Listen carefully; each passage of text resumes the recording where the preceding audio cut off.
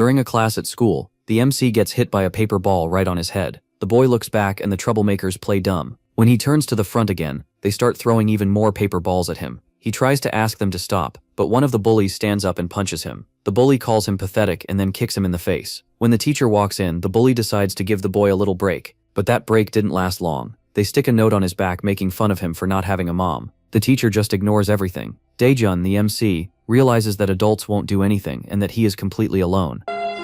Class ends. Daejun is at home staring at himself in the mirror. Right at that moment, he decided to stop being a punching bag and become the white Mike Tyson. Daejun starts doing every single day push-ups to build muscle, reading self-defense books, running to build stamina, and even watching fights on TV to learn how to throw hands. 1 week later, his weight went up and he was not the same anymore. Before he struggled to do a single push-up, but now he does one-arm push-ups while reading. Looks like he injected something straight into his arms. When he came back to school, everyone was shocked. Nobody recognized him from how much he had changed. Inside the convenience store, Daejun had completely changed his look. Now he's rocking glasses and a wannabe beard that's basically just some fuzz. In an alley, the leader of the bully group is messing with some kid. When he meets up with his girlfriend and heads to the store where Daejun is working, the bully asks for 2 beers. Daejun thinks they might be students and asks to see their IDs. The bowl-cut kid gets annoyed and just slams the money on the counter and grabs the drinks. The MC tells him to put it back. The Thing from the Fantastic Four gets so mad that he grabs the MC by the collar and asks if he wants to get beat up. The store owner is just like a security camera, watching everything. The bully drags Daejun outside and asks if he wants to get it now or later.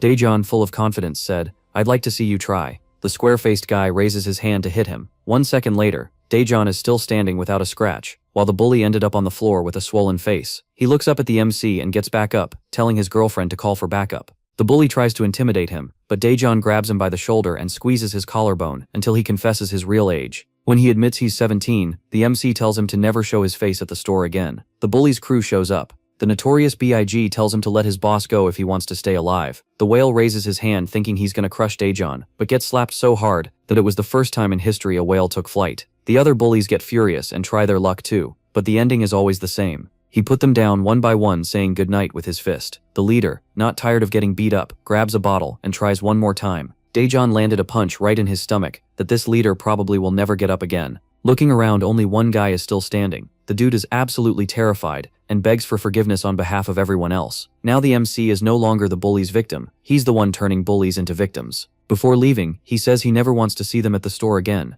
The day was almost over. Daejun remembered he missed class because of those bullies. At the entrance of a building, there's a woman who asks to talk to him for a few minutes and hands him a card that reads, Golden Dragon Education Foundation. The woman explains the organization's project, which is finding a strong guy to take down all the bullies and put an end to the fights. For that, she needs his skills to fight and shut down every conflict. She wants to end the war by making more war. Okay, that makes total sense. Since he wants to get stronger, he accepts. Later at the new school, Daejun is happy to be studying again. In the school hallway, everyone was admiring the new student. Meanwhile, a student is used as a horse and brought to Hojong, and they talk about the new transfer. On the first day of class, the MC meets Min-soo. The big guy, Hong, decides to pull a prank, walks up to the boy and lands a surprise hit on his head, leaving the new kid stunned. The bully tells Min-soo to go buy bread for him, but the boy asks to go only at break time. Another bully was just laughing at the whole thing. The big guy tells the other kids to close their eyes. With a punch, Hojong calls Min-soo an idiot. Seeing that he remembered the meeting with the woman, where there's a rule to never cross the line into violence, and to not get exposed because it's a secret project. But the MC can't stand watching the big guy hit everyone anymore.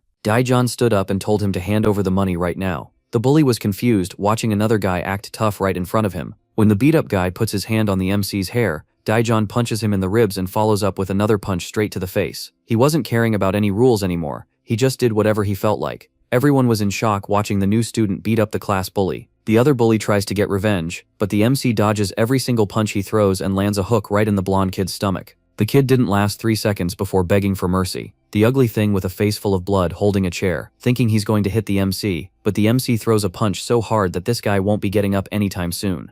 Daejun says the class leader is really weak, but the bully laughs and says that's not the real leader. Oh shit, I'm sorry. It's Minho, the leader of the room, who asked who the protagonist is and if he is trying to take over the leadership of the place. Then Daejun asks if he is the boss of this room walking. The leader of the room asked how the 2 bullies lost to a single person. Curious, the protagonist stares at him with a blank look.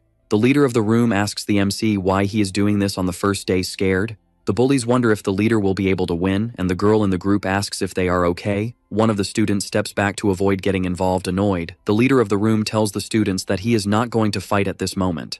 The protagonist looks suspiciously, questioning if he really isn't going to fight, analyzing the leader's legs, seeing that they are spread apart and pointed at him. His shoulders are also ready to move while the leader stares at the protagonist. He thinks he is subtle but can attack at any moment. That bully thinks the newcomer is strong, but that he won't defeat the room leader Minho. Then he asks one of the students for popcorn. The student wonders why he chose him. Irritated, the bully questions if he has gone crazy. Then the bully walks away, saying that there will be meat for lunch. The leader of the room then realizes that the room is no longer afraid of the bully. Hojong calmly, the leader says they should introduce themselves and says his name is Minho and asks for the protagonist's name, Daejeon. Then says his name. At that instant, Minho lunges forward, bringing his hand close to the protagonist's face to deceive him, and preparing to kick him, aiming precisely at the protagonist's vulnerable parts. He then realizes it will be a low blow right in the middle of the legs, and that this is a blow with unbearable pain, being a blow that cannot escape criticism. Soon, no man should use this type of blow.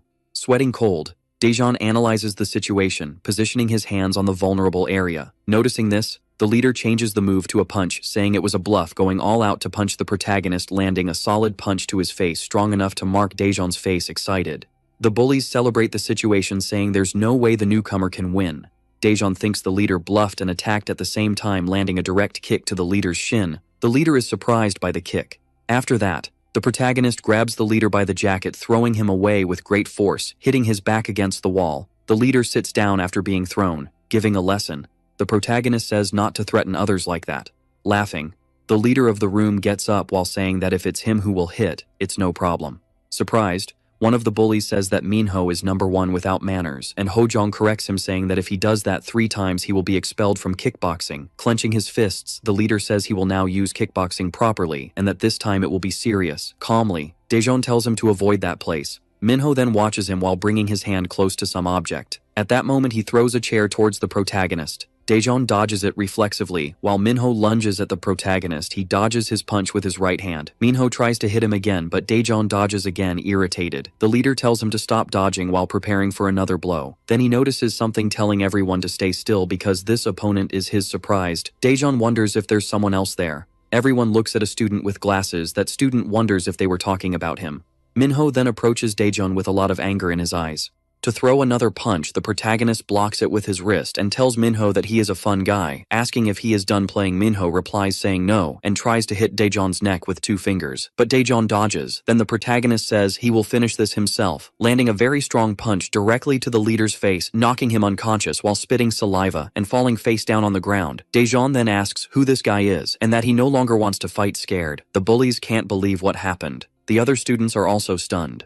Daejeon kicks Minho, telling him to get up. He walks, saying for the bullies to take Minho to the infirmary, and that now they work for him. Completely in shock, the two agree but think they are screwed now. In the teacher's lounge, that woman is observing a classroom while thinking that Daejeon doesn't look like a transfer student, but now she has a long meeting to deal with. She looks at her phone while thinking about how anxious she is to see what he will do walking down the hallway. She thinks that maybe it's time to move on to the second part of the plan, while a schoolgirl watches her, thinking that she is the planning director of the foundation. At that moment, her colleague arrives and tells Ji-in to go to the classroom, but Ji-in is pondering why that director is at the school now. In the protagonist's classroom, Daejeon is giving a moral lesson to the bullies, saying that school is for learning, and that enough of this bullying stuff. The 3 lower their heads, and the blonde says they are not bullies, while Hojong tells them to stop because everyone is watching with a scary face.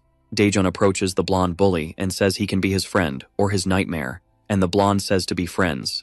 Daejeon glares at Hojong while calling him breadface, telling him not to eat anymore, and the guy asks why. Irritated, the protagonist just tells him not to eat any more bread, and Hojong complies with the order, now facing the other students. Daejeon says that if any of them bother someone in this room or bother others, they should let him know with a mischievous look. Daejeon says he will set them straight. Surprised, one of the students thinks the protagonist is scary and kind at the same time, and wonders if things will get better in the classroom.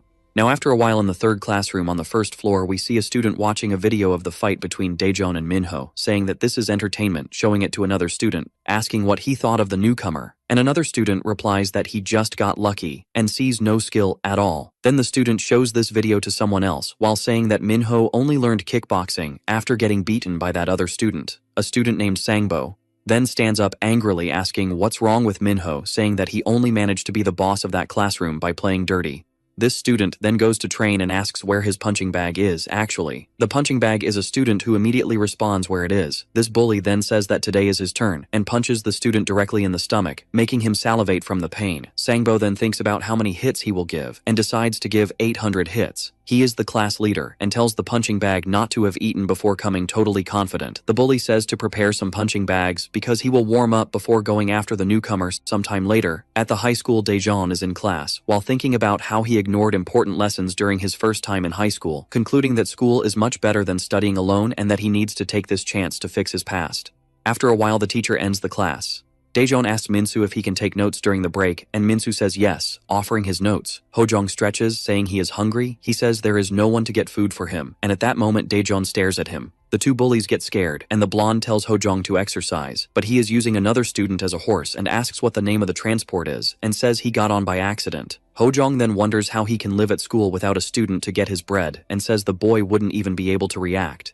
Then the group gathers around Minho, talking about him going outside because he doesn't seem well, and the woman says that taking him outside won't change anything. She calls the boys miserable. Then she approaches the protagonist, saying that he is amazing when he fights and invites him for both to learn jujitsu. The three are shocked by this situation, saying that she is flirting with Daejeon. And they remember when Hojong invited her to learn jujitsu, but was cursed at. Daejeon asks the girl if there is any dojo nearby. Excited, the girl says there is a dojo, but she can find another if he wants. The confused protagonist looks to the right, then turns to the other side and looks to the left while the girl asks what's wrong with him. She then realizes he is looking at the board, understanding that he wants to take the notes from the board. The girl wonders if she is being a bother, scratching his head. Daejeon says he didn't hear her, and asks what she said, very disappointed. She says it was nothing, and that he should study hard and become a great person. The three look at her without reaction, and the girl says they are pathetic and should study too. At that moment, Minho realizes that the newcomer has become the class leader by defeating him, and that because of this, he will have to face Myungjung from class 2 and Sangbo from class 3. And because of this, he might lose his position as leader of class 1, even though Minho himself has already defeated both. The girl then says that Minho didn't beat them with skills. Minho then concludes that if the two defeat Daejeon, the class will be under the command of the other leaders. Hojong panics and says those two are the worst. At that moment, someone enters the room. Minho goes on high alert. Who arrives is Kim Myungjung, the leader of class 2, and he asks if Minho is okay, because he got beaten up. The girl is surprised because they were just talking about the leaders, and the blonde says he feels like hitting that leader.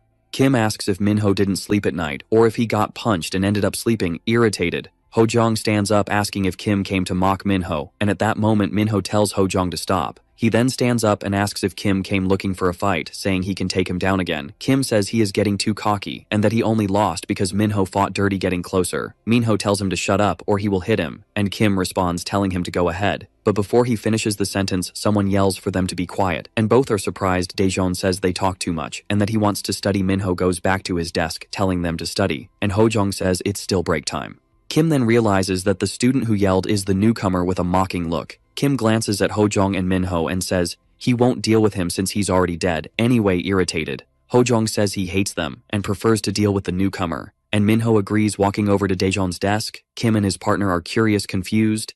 Kim asks if this is really the newcomer, and his partner says yes, but that he looks different from the video. Getting closer to the protagonist, Kim questions if he is some kind of criminal, and his partner says he just looks like a nerd wearing those glasses. Kim gets very close to Daejeon's face and asks him to repeat what he said earlier when he yelled with a serious look. Daejeon analyzes the situation in silence, very irritated. Kim asks him to repeat and says that before he was complaining about the noise, but now he seems to have gone deaf. Looking at his partner, Kim says the newcomer is so scared he isn't saying anything, and asks if he didn't think he was tough bringing his hand closer to Daejeon's desk. Kim says that when someone speaks, he needs to listen by pure reflex. The protagonist grabs Kim's hand tightly, very scared. Kim asks him to stay calm and in a lot of pain. He asks him to stop. The other students just watch the situation in shock while squeezing Kim's hand. The protagonist says he needs to finish his notes and that Kim should come back later if he doesn't want to be left without a hand sweating cold. Kim says he understands after letting go of his hand. The protagonist tells him to go before he changes his mind. Kim goes to his partner and tells them to leave. He repeats, telling them to get out. Suddenly, Kim turns to the protagonist, ready to punch him because he doesn't care about his notes. Quickly, Daejeon grabs the arm of the leader of class 2 and prepares to retaliate, punching Kim in the face with the palm of his hand, who immediately loses consciousness, falling down while his partner asks if he's dead and checks his pulse, realizing he is still alive. Daejeon then questions if Kim is the leader of class 2 and says they are very impatient because he was going to go after Kim soon with an evil look. Daejeon tells them to take him when he wakes up, and that if he bumps into them again, it will be death while Kim's partner leaves. The students in the class are impressed with Daejeon, and the protagonist thinks it was very convenient to accidentally defeat the leader of Class 2.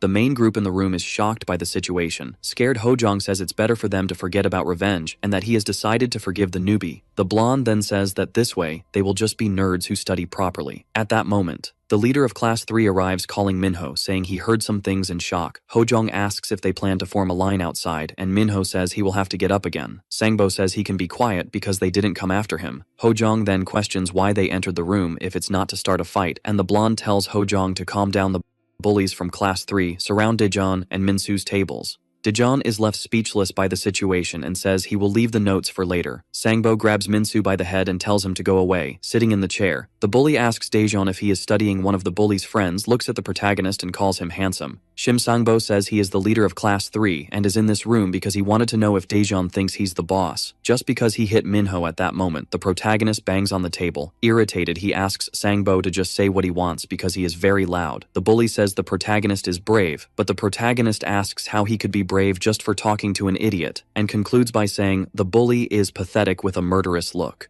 Sangbo says the protagonist is amusing. He stares at Daejeon and says he will see him outside, saying it's better he prepares because he's not weak. Like Minho leaving the room, the bully calls his friends to go away. Confused, the protagonist wonders why all the students have been like this since the first day, and that he just wanted to study. Normally the girl analyzing the situation says Sangbo is very strong and that Daejeon got into trouble, but the blonde is shocked by his classmates' concern.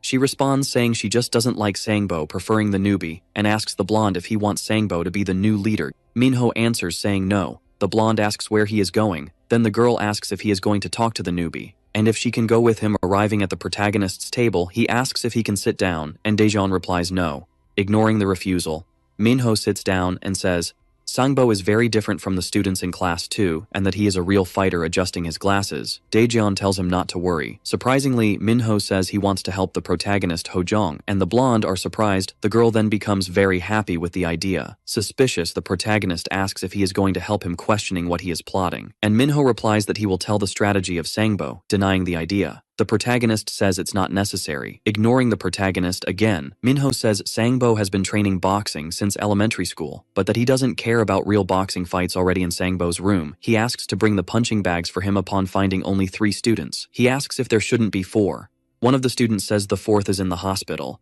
Irritated, Sangbo questions if it's his fault, and the student replies that the 4th fell somewhere with an air of superiority. Sangbo says it wouldn't be his fault, because he is training these students, but that he is not to blame for everyone being weak. Stretching, he says the 3 will need to try harder, and that now they will start.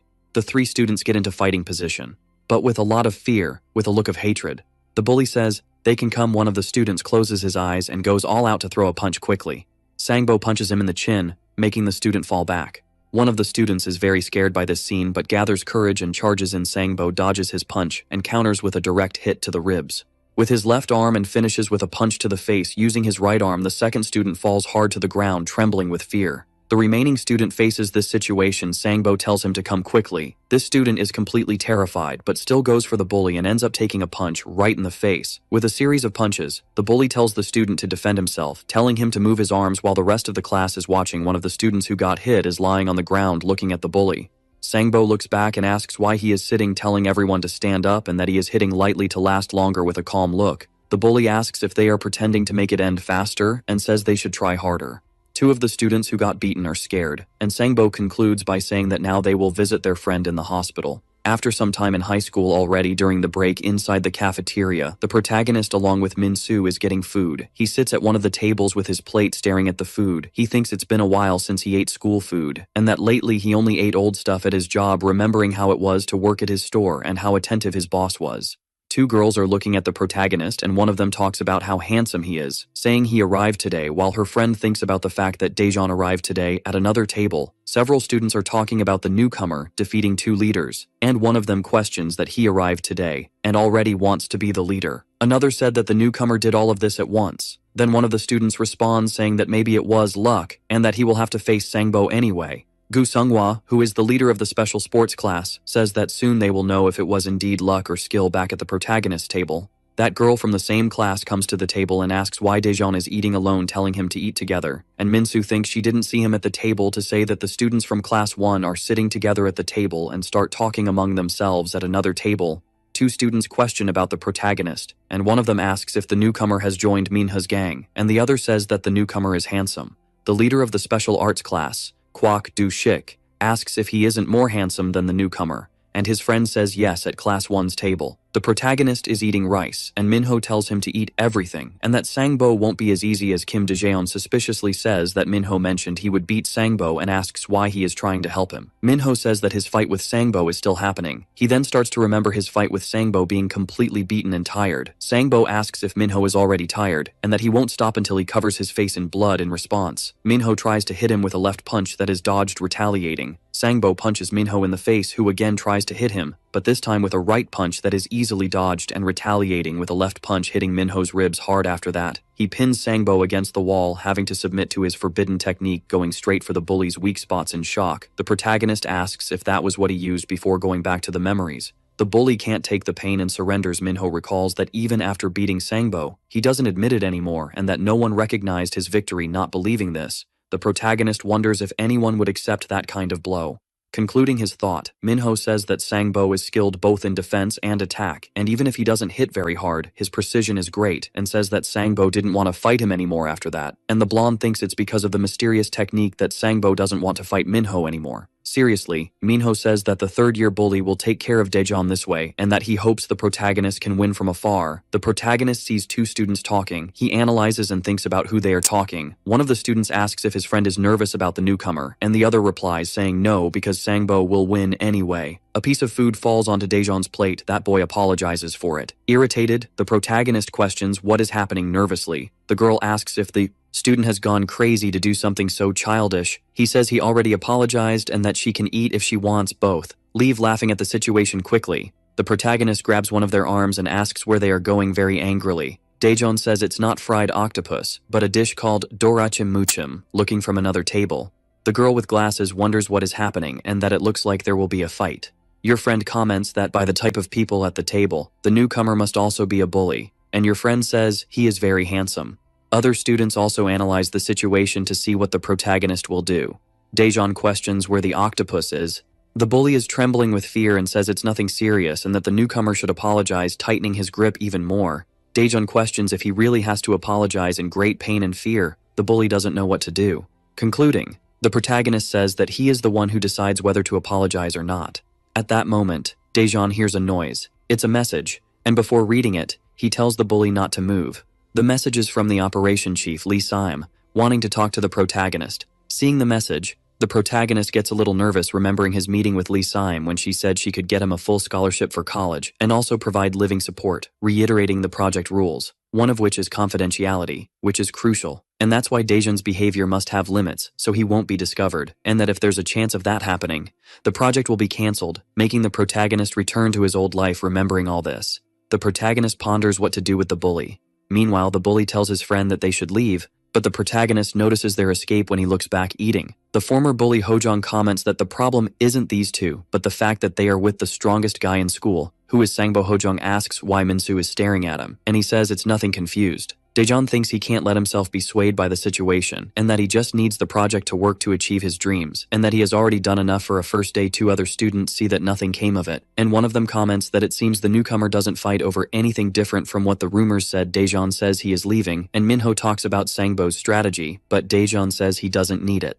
The blonde says the protagonist seems to have changed a bit after seeing the phone, and Minho says he is hard to predict outside the cafeteria. The protagonist is thinking about the fact that he stood out a lot on this first day and doesn't know what Lee Saim will think about it. While he was thinking about the situation, Daejeon sees that bully from before he turns around to get out of this situation, but the protagonist grabs him by the scruff of the neck, and the bully says he is making a big mistake, and that as a newcomer, the protagonist probably doesn't know. But there are rules in the school, and one of them is not to mess with students from other classes unless the protagonist defeats Sangbo, this being a tradition of the school for generations. And if it's not followed, the protagonist can become a target. And during the conversation, two people approach, and Daejeon tells them to talk somewhere else. The bully says he doesn't want to, so the protagonist asks if he wants to get beaten right there, and the bully says they should go now in another part of the school, taking a punch to the gut. That bully starts spitting saliva and howling in pain, falling to the ground. He says the newcomer will regret it, but is ignored. The protagonist tells the bully to call his leader, saying that according to the rules, if he just defeats Sangbo, the bully will be able to take a beating without problems, and he confirms that yes, but the bully, lying on the ground, says that now it's not possible because Sangbo is hitting the punching bags. Daejeon wonders if those punching bags are actually students, and the bully says yes and asks if the protagonist has ever used that in class. The protagonist then says he won't let this go. After a while in classroom 3, thinking that this must be classroom 3, the protagonist is determined. Then he looks inside the room, startled by a student who was thrown straight at the door. Curious, Sangbo asks who is behind the door. His classmate says he will take a look, and then opens the door instantly. The protagonist tells him to get out of the way. Sangbo says he had warned that he would see the newcomer after class, analyzing the situation. The protagonist concludes that the bully only chooses people with no physical resistance to be his punching bags. Irritated, Sangbo asks what Daejeon is doing in his room and tells the fallen students on the floor to leave tremendous fear. One of the students is paralyzed, and the bully says that he is the only one left, grabbing him by the neck. He questions if the student wants to cause trouble for him, saying that he hurt him. The injured student simply says he fell on the way home and that it was his own fault, laughing at the situation. The bully says they are all weak. Irritated, the protagonist looks to the side, seeing all the students in the classroom quiet. He realizes why they do nothing. He tells himself that he understands from personal experience all of this, remembering when he was beaten at school, and that the bullies never stopped hitting for anything since the adults pretended not to see anything. There was nothing to be done. But then someone appears to solve this problem. A student even stronger than the bully who was hitting the protagonist, saying that anyone who messes with Daejeon would be dead. Seeing all this, the protagonist felt saved, being the greatest certainty he had in life, that only one bully could stop another bully for good, and that at that exact moment, Daejeon would be that person, concluding that everyone needs to know this, aspiring to be the bully who will be on top, commanding all the others. After this motivation, the protagonist tells Sangbo not to pretend to be so strong since he hits such weak people, and tells him to beat someone stronger. Sangbo then asks if that someone stronger would be the newcomer. Daejeon, in turn, asks if he can use Sangbo's classmate as a punching bag. Completely irritated, the classmate questions what he is talking about very confidently. The protagonist asserts that he would make a good punching bag for being heavy and looking good to hit. Then the bully's classmate charges at him quickly. Daejeon immobilizes the blow with his left hand and uses his right hand to grab the bully, going to punch him in the collarbone, but it was just a bluff to catch the bully off guard, finishing him off with a right hook, leaving that bully unconscious on the floor. The students are in shock at the situation, with his hands in his pockets. The protagonist confirms that he is indeed good at hitting and asks Sangbo what he wants. Completely irritated, Sangbo hears the protagonist asking how many punches he wants to take at that moment. Sangbo is impressed by the fact that the protagonist can throw his classmate into the lockers just with the force of his punch, and that the size and weight of his classmate being much larger means that the newcomer is not ordinary. Then he asks if the newcomer only knows how to provoke and orders the students to push the desks forward. They then start to push. Meanwhile, the protagonist analyzes this decision and realizes that it was probably made because Sangbo is a boxer and therefore needs as much space as possible for a fight outside the cafeteria. That bully is in pain, asking for help.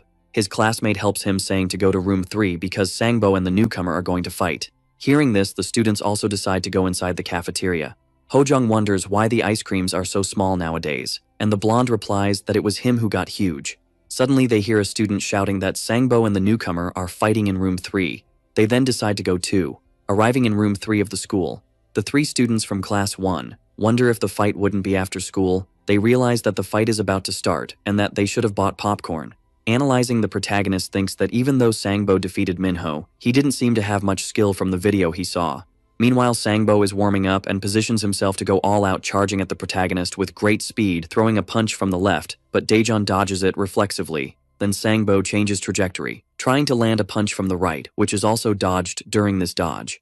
The protagonist thinks that he is faster than a professional boxer, and that every time he gets close, Sangbo quickly distances himself. He continues following the protagonist to stay close. Then Sangbo tries another punch from the right, but the protagonist ducks to evade, finding an opening after this attack from the opponent. Sangbo realizes that Daejeon is going to try a cross punch, and then he jumps instantly, going back with the aim of dodging. Recognizing that the newcomer knows how to identify an opening, but that it won't work anyway, the protagonist then realizes that Sangbo can identify how his shoulder moves, and that he is not an ordinary guy, having a natural sense and systematic training in addition to being good at using his feet, and besides that, he is fast, moving swiftly towards the protagonist, throwing several punches in succession, but the protagonist dodges them all. Minho, observing the fight, thinks that he too got trapped by these punches, and that he sees no chance to counterattack, wondering what Daejeon will do.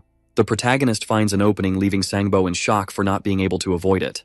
Then Daejeon lands a right cross hitting the upper part of the arm after absorbing the punch. The bully steps back due to the impact and wonders if this punch was from a normal guy since even blocking it, he still took damage. Hojong and the blonde are surprised by this counterattack. Daejeon then thinks that Sangbo has abnormal speed and that his ability to judge situations is also quick. The bully then realizes he managed to recognize the protagonist's reach because of this punch. He then thinks of a strategy to feint a punch and then land a cross, since the protagonist will step back and throw a punch. First, the protagonist notices something while watching the movement quickly. Sangbo gains momentum and charges at the protagonist with full speed facing Daejeon. He prepares, and Sangbo realizes it's time dodging Daejeon's first punch. Sangbo then feels pleased that his read was correct at the same time. The protagonist is preparing to throw a kick, hitting the lower thigh of the bully, making him feel pain and unable to believe the possibility of the kick. Quickly, he loses control and tries to throw a punch with his left arm, but Daejeon dodges after dodging. He analyzes his next move, delivering another kick with great force to his leg. The other students say that Sangbo was so focused on punches that he completely forgot about kicks, and that this will hinder Sangbo's movement looking from above. The newcomer tells the bully to get up, irritated. Sangbo stands up and curses him, saying he should have some manners, ignoring him. Daejeon kicks him again in the same spot, telling him to get up quickly, surprised. His classmates are in shock, and Minho says he should have kicked him in the face with a piercing look. The protagonist questions if Sangbo's leg hurts, and that if it does, he should lie down trembling and irritated. The bully tells him not to act like he has already won the fight again. The protagonist prepares for a kick and thanks him for the compliment at that moment. Sangbo prepares to defend that area already affected by 3 consecutive kicks, but the protagonist steps firmly on the ground and throws a punch with his right as it was a bluff. The bully barely manages to block using his left arm after that. He realizes another punch is coming, but the protagonist's hand stops there, treating it as another bluff, sweeping the bully's legs, leaving all the students in class 3 in shock. Perplexed, his classmates realize it's Minho's method. Other students mention that it was 4 kicks just to the same leg and question if he will be able to move. Sangbo is kneeling on the ground, unable to move on the ceiling of the room. There is a camera that is filming the entire fight and being projected directly onto a screen where a man appreciates this fight and thinks it's good because these boys know how to fight confident. The protagonist asks what Sangbo is doing and tells him to get up and face him. Irritated and with his hand on his leg, the bully analyzes what to do. He knows his leg can no longer take it. The students watch the fight completely perplexed. Sangbo feels utterly humiliated. One of the students says he should get up if he's a boxer, and the other responds asking if he can still fight like that, and that it's hard to see because of the pants, but it's a fact that the bully's leg is completely messed up, with the feet being a major problem in boxing fights. Even fighters fearing punches, they avoid blows by controlling distance to be able to throw multiple punches using footwork. And making an analogy, he says that if the punch is a bullet, the feet are the weapon that fires those bullets. So the better the weapon, the better the shot will be. It would be as if Sangbo had an AK-47, but without his leg that allows him to execute punches. Meanwhile, the bully's leg is trembling in pain, but even so, he prepares, saying it's not over yet, bothered by his persistence. The protagonist stares at the bully and asks if he wants to keep taking hits quickly. The protagonist throws a powerful punch towards the bully's torso, which he blocks with his arms, throwing him back with force. Irritated, he thinks about how much this hurts even while blocking the blows, and that he can't use his legs to dodge at that moment. Another kick is thrown by Daejeon and Sangbo blocks again, feeling a lot of pain after the block. The other students continue analyzing the fight and say that soon the protagonist will break the bully's defense after the block. Sangbo hits his back against something and, looking back, realizes it's a wall. The protagonist approaches again and Sangbo thinks he needs to escape this wall. Somehow he barely manages to dodge the protagonist's punch. He tries to retaliate, but the protagonist dodges and lands a straight punch to Sangbo's ribs, who realizes something is wrong with his breathing. Next, Daejeon throws a left punch that is blocked with a right, that is also blocked at this moment. Sangbo is feeling a lot of pain.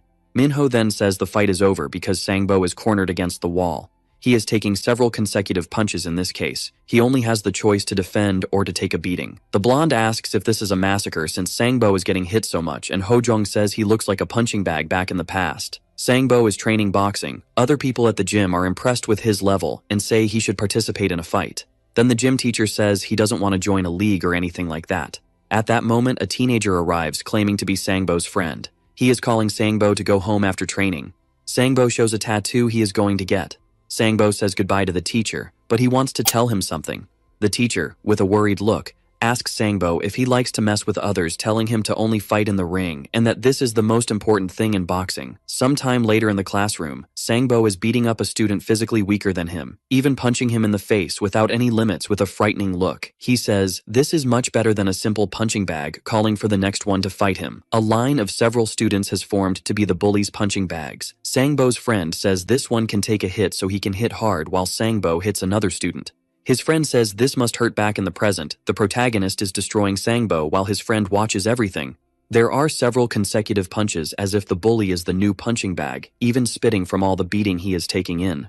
Shock, his friend questions how Sangbo became a punching bag, and in his eyes, the protagonist is indeed punching a punching bag, throwing a punch from the left, then a powerful kick making the punching bag swing back and forth continuously. But in reality, it's Sangbo who is enduring all this as the protagonist's punching bag, and after a strong right punch, the chain of the punching bag breaks, symbolizing the bully Sangbo's downfall, who is already unconscious after the blow, falling to the ground like a punching bag after being wrecked, completely exhausted, knowing he can't win and that he will never be able to. He sees the protagonist walking slowly towards him, and with a frightening look, Daejeon says he has 10 seconds to go back to being the punching bag, which leaves the bully completely scared in the classroom of Class 3.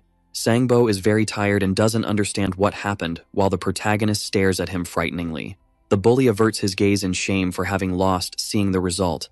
The students in his class can't believe it. The others who got beaten also remain unresponsive to this outcome. His friend, scared, knows the reason Sangbo doesn't participate in a boxing competition in the past. He asked Sangbo why, who replied saying it was annoying. His friend also knows why the bully chose not to go after Minho, even claiming he would win. And the reason he is so obsessed with this instrumentalization of physically weak students who become punching bags. The reason for all this is that Sangbo wants to seem stronger than everyone outside of school, but deep down, he is also afraid of getting beaten, intervening in the fight. Sangbo's friend says that's enough and that they admit defeat. Then the protagonist stops the fight. Looking at the bully, he says he wants to hear it from his mouth. With a lot of shame and biting his lips, he admits that he lost, making the students surprised by the fact that the bully who oppresses everyone is being humiliated like this as he leaves the protagonist. Mocks the bully, saying he isn't even good enough to be a punching bag or a boxer. Impressed, the students say that the newcomer is really very strong. Meanwhile, a student asked his classmate if they are no longer going to be punching bags, and he replies that he doesn't know, but that the newcomer would only be another bully if that happened. Hojong is in shock, while Minho wonders how strong Daejeon is. One of the students asks his leader what he thinks of the newcomer, and he responds that he is a strong guy, but he still doesn't know his real abilities, and that's why they need to observe more. As he leaves, the protagonist is stopped by a student. The student asks if Daejeon was scared to see Sangbo and ran away. After hearing a shout, the student gets scared, and wonders if that is Sangbo's voice. Going to the entrance of the classroom, he realizes that Sangbo has lost. At that moment, the newcomer asks if he has anything else to say. The student then replies that he doesn't and is leaving. He bumps into someone at the entrance. That person is Minho, who, along with his two friends, tells him to get out of the way. Promptly, the student accepts this. Irritated, he thinks that Minho is just taking advantage of the newcomer's strength. The student goes to Sangbo, who is lying on the ground, and asks if he wants to be taken to the infirmary. Irritated, Sangbo just glares at the student in response. Scared, he understands how angry Sangbo is, and tells all the students to leave the classroom. Almost exploding with rage, Sangbo says it will never end this way. After some time in the meeting room, the fight is being shown on the projector. One of the project men comments that Daejeon is a very focused person. Lee is present at the meeting. Talking to Lee, the man comments that her ideas touched his heart, and because of that, he can work on this project, saying that the rules are outdated and need to end. Irritated, Lee yells at him, asking what that person did in the past, and that without those rules, things get out of control. The president questions why she has been so loud in recent days. Sam Lee then falls silent, and he tells her not to worry so much, saying that they can put Daejeon inside the school, and asks what the power of a man who has nothing is. Making an analogy, he says that the newcomer is just a cat chasing hard to catch mice, and that on the other hand, the cat is in our hands. Back at the high school, the news of Sangbo's defeat is already spreading.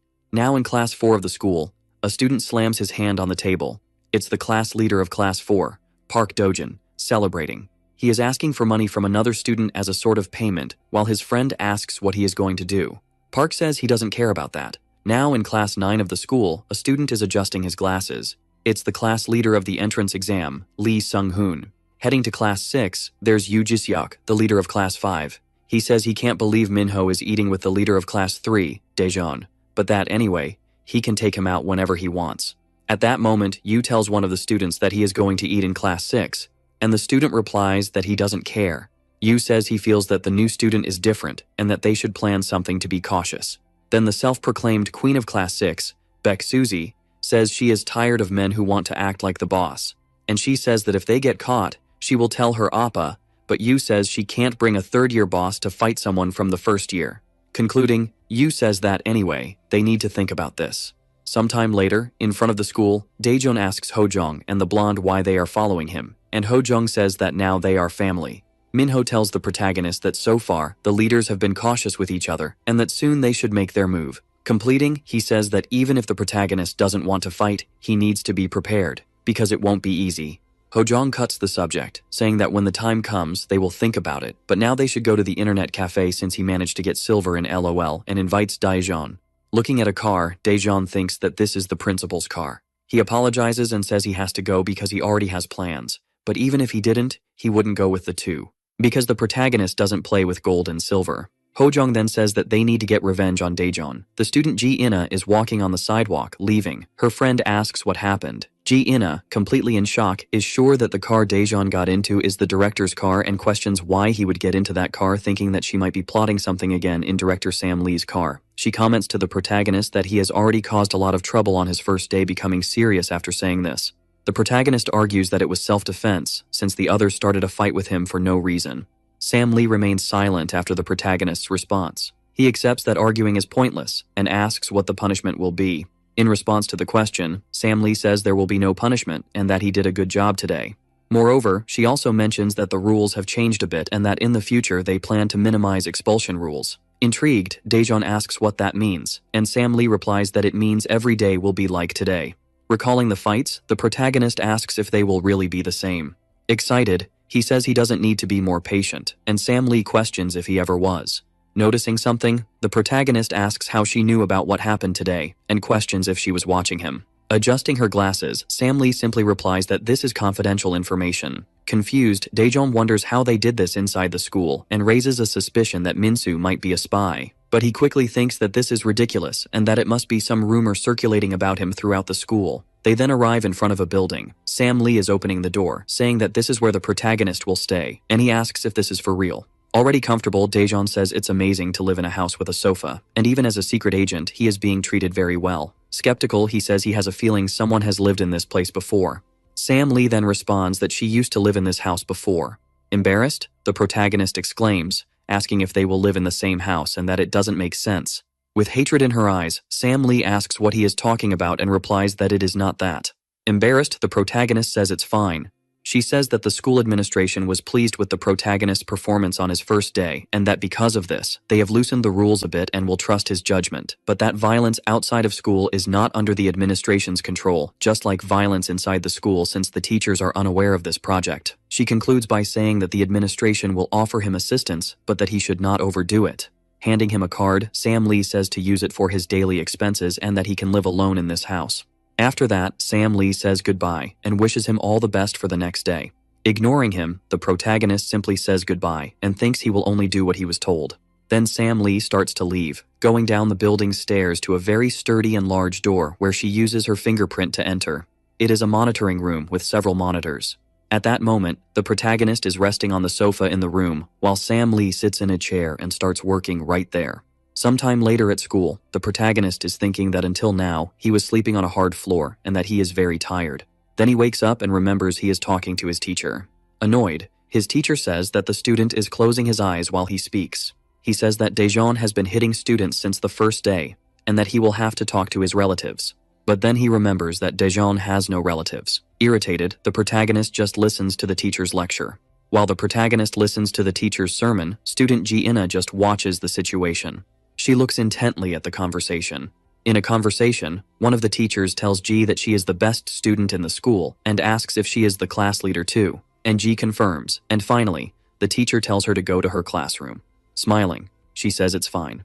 Going to her classroom, Ji looks at the conversation Daejeon is having with his teacher. From what she heard, the newcomer got into a fight right after he transferred, so she questions if that is the only thing he has been doing since he arrived at school. Sometime later in Classroom 6, Yu takes pictures of Bayek and asks why she is covering her face, and she replies that it's so he only takes pictures of her body. Someone calls Yu from behind. Two students ask if he heard about what happened to Sangbo. Yu says he did hear but hasn't been able to talk to him and tells them both to leave Sangbo alone. Then they ask what he will do about the transferred student Daejeon, saying that Sangbo was like that, and that all the first-year students ended up becoming like Sangbo too. And before he could finish speaking, someone interrupts him. This is Kim Myung-jun, the leader of Class 6, Desperate. The student says he didn't say that Kim or Ji-seok will lose the fight. The leader of Class 6 then calls the student to his desk sweating. The student says he isn't saying the class will lose and that they might end up fighting at that moment. Kim punches the student in the face, making him bleed from the pain while trying to process what happened again. He calls him closer. Fearful. The student approaches, taking an even stronger punch to the middle of his face, now completely battered. He can't keep both eyes open calmly. The class leader tells him to watch what he says. Frightened, the student who got hit apologizes, throwing his phone. Kim calls them idiots and tells them to get out, stepping away. The students obey his order after leaving the room. The student who got hit says he wants to get out of this hell soon, and his friend asks if the best option isn't to transfer schools looking from afar. One of the leaders says Kim has great charisma. The leader of Class 6 replies saying he just wanted to hit the two idiots. Ji-seok says they can't just ignore what was said and asks if they should move slowly. Kim asks if he knows that automatic combat is the new trend in today's games, crossing his arms. The student replies that he knows, and that he doesn't play any game without that option while playing. Kim says he knows why this option is so popular, because the reason is that they don't have to use their hands on a sunny day at school. The protagonist is adjusting his glasses while looking sideways, wondering why his classmate is wearing his glasses from one day to the next. Suspicious, he asks his classmate if he isn't using a camera in his glasses. Not understanding what's going on, Minsu asks what he means by that, changing the subject. Daejeon tells him to forget it and asks why he's suddenly wearing glasses. Then he replies that he used to wear them a lot, distracted. His classmate looks at another student who resembles a character named Kube from a manga. Hojong is talking to this student, telling him to go to the cafeteria, taking off his glasses. He says he was also afraid of getting hit and started wearing glasses since then, telling the protagonist that he won't need to do that anymore since he's there. And without paying attention, he calls Hojong a bastard, surprised while eating his bread. He wonders what he did, sweating cold. He calls the blonde to play something and he declines. Irritated, he stands up and tells Hojong not to eat any more bread, bending as much as his body allows. He says he's sorry, and the blonde wonders what's wrong with him and if the bread is poisoned. The nerd who only got beaten up adjusts his glasses at that moment. Then Daejeon looks at him nervously and confused at the same time, saying that he adjusted his glasses in a totally suspicious way, and he says he hasn't worn glasses in a long time. Awkwardly, the newcomer says he's been a bit sensitive these days, and in his thoughts, he confesses that he suspects someone is watching him outside the classroom. Another student appears, seeing from outside. He notices Daejeon studying and wonders if it's really him. The girl outside the classroom also notices that the newcomer is in this room, and they both end up thinking that he is more normal than they imagined. Walking down the hallway while observing the classroom, the girl accidentally bumps into this student, who immediately gets irritated and tells her to get lost. Scared, the girl leaves while thinking that the guy is a mafioso or something to act like that, turning to the window. He finds Daejeon watching him, turning to continue walking. He wonders since when he was being stared at now.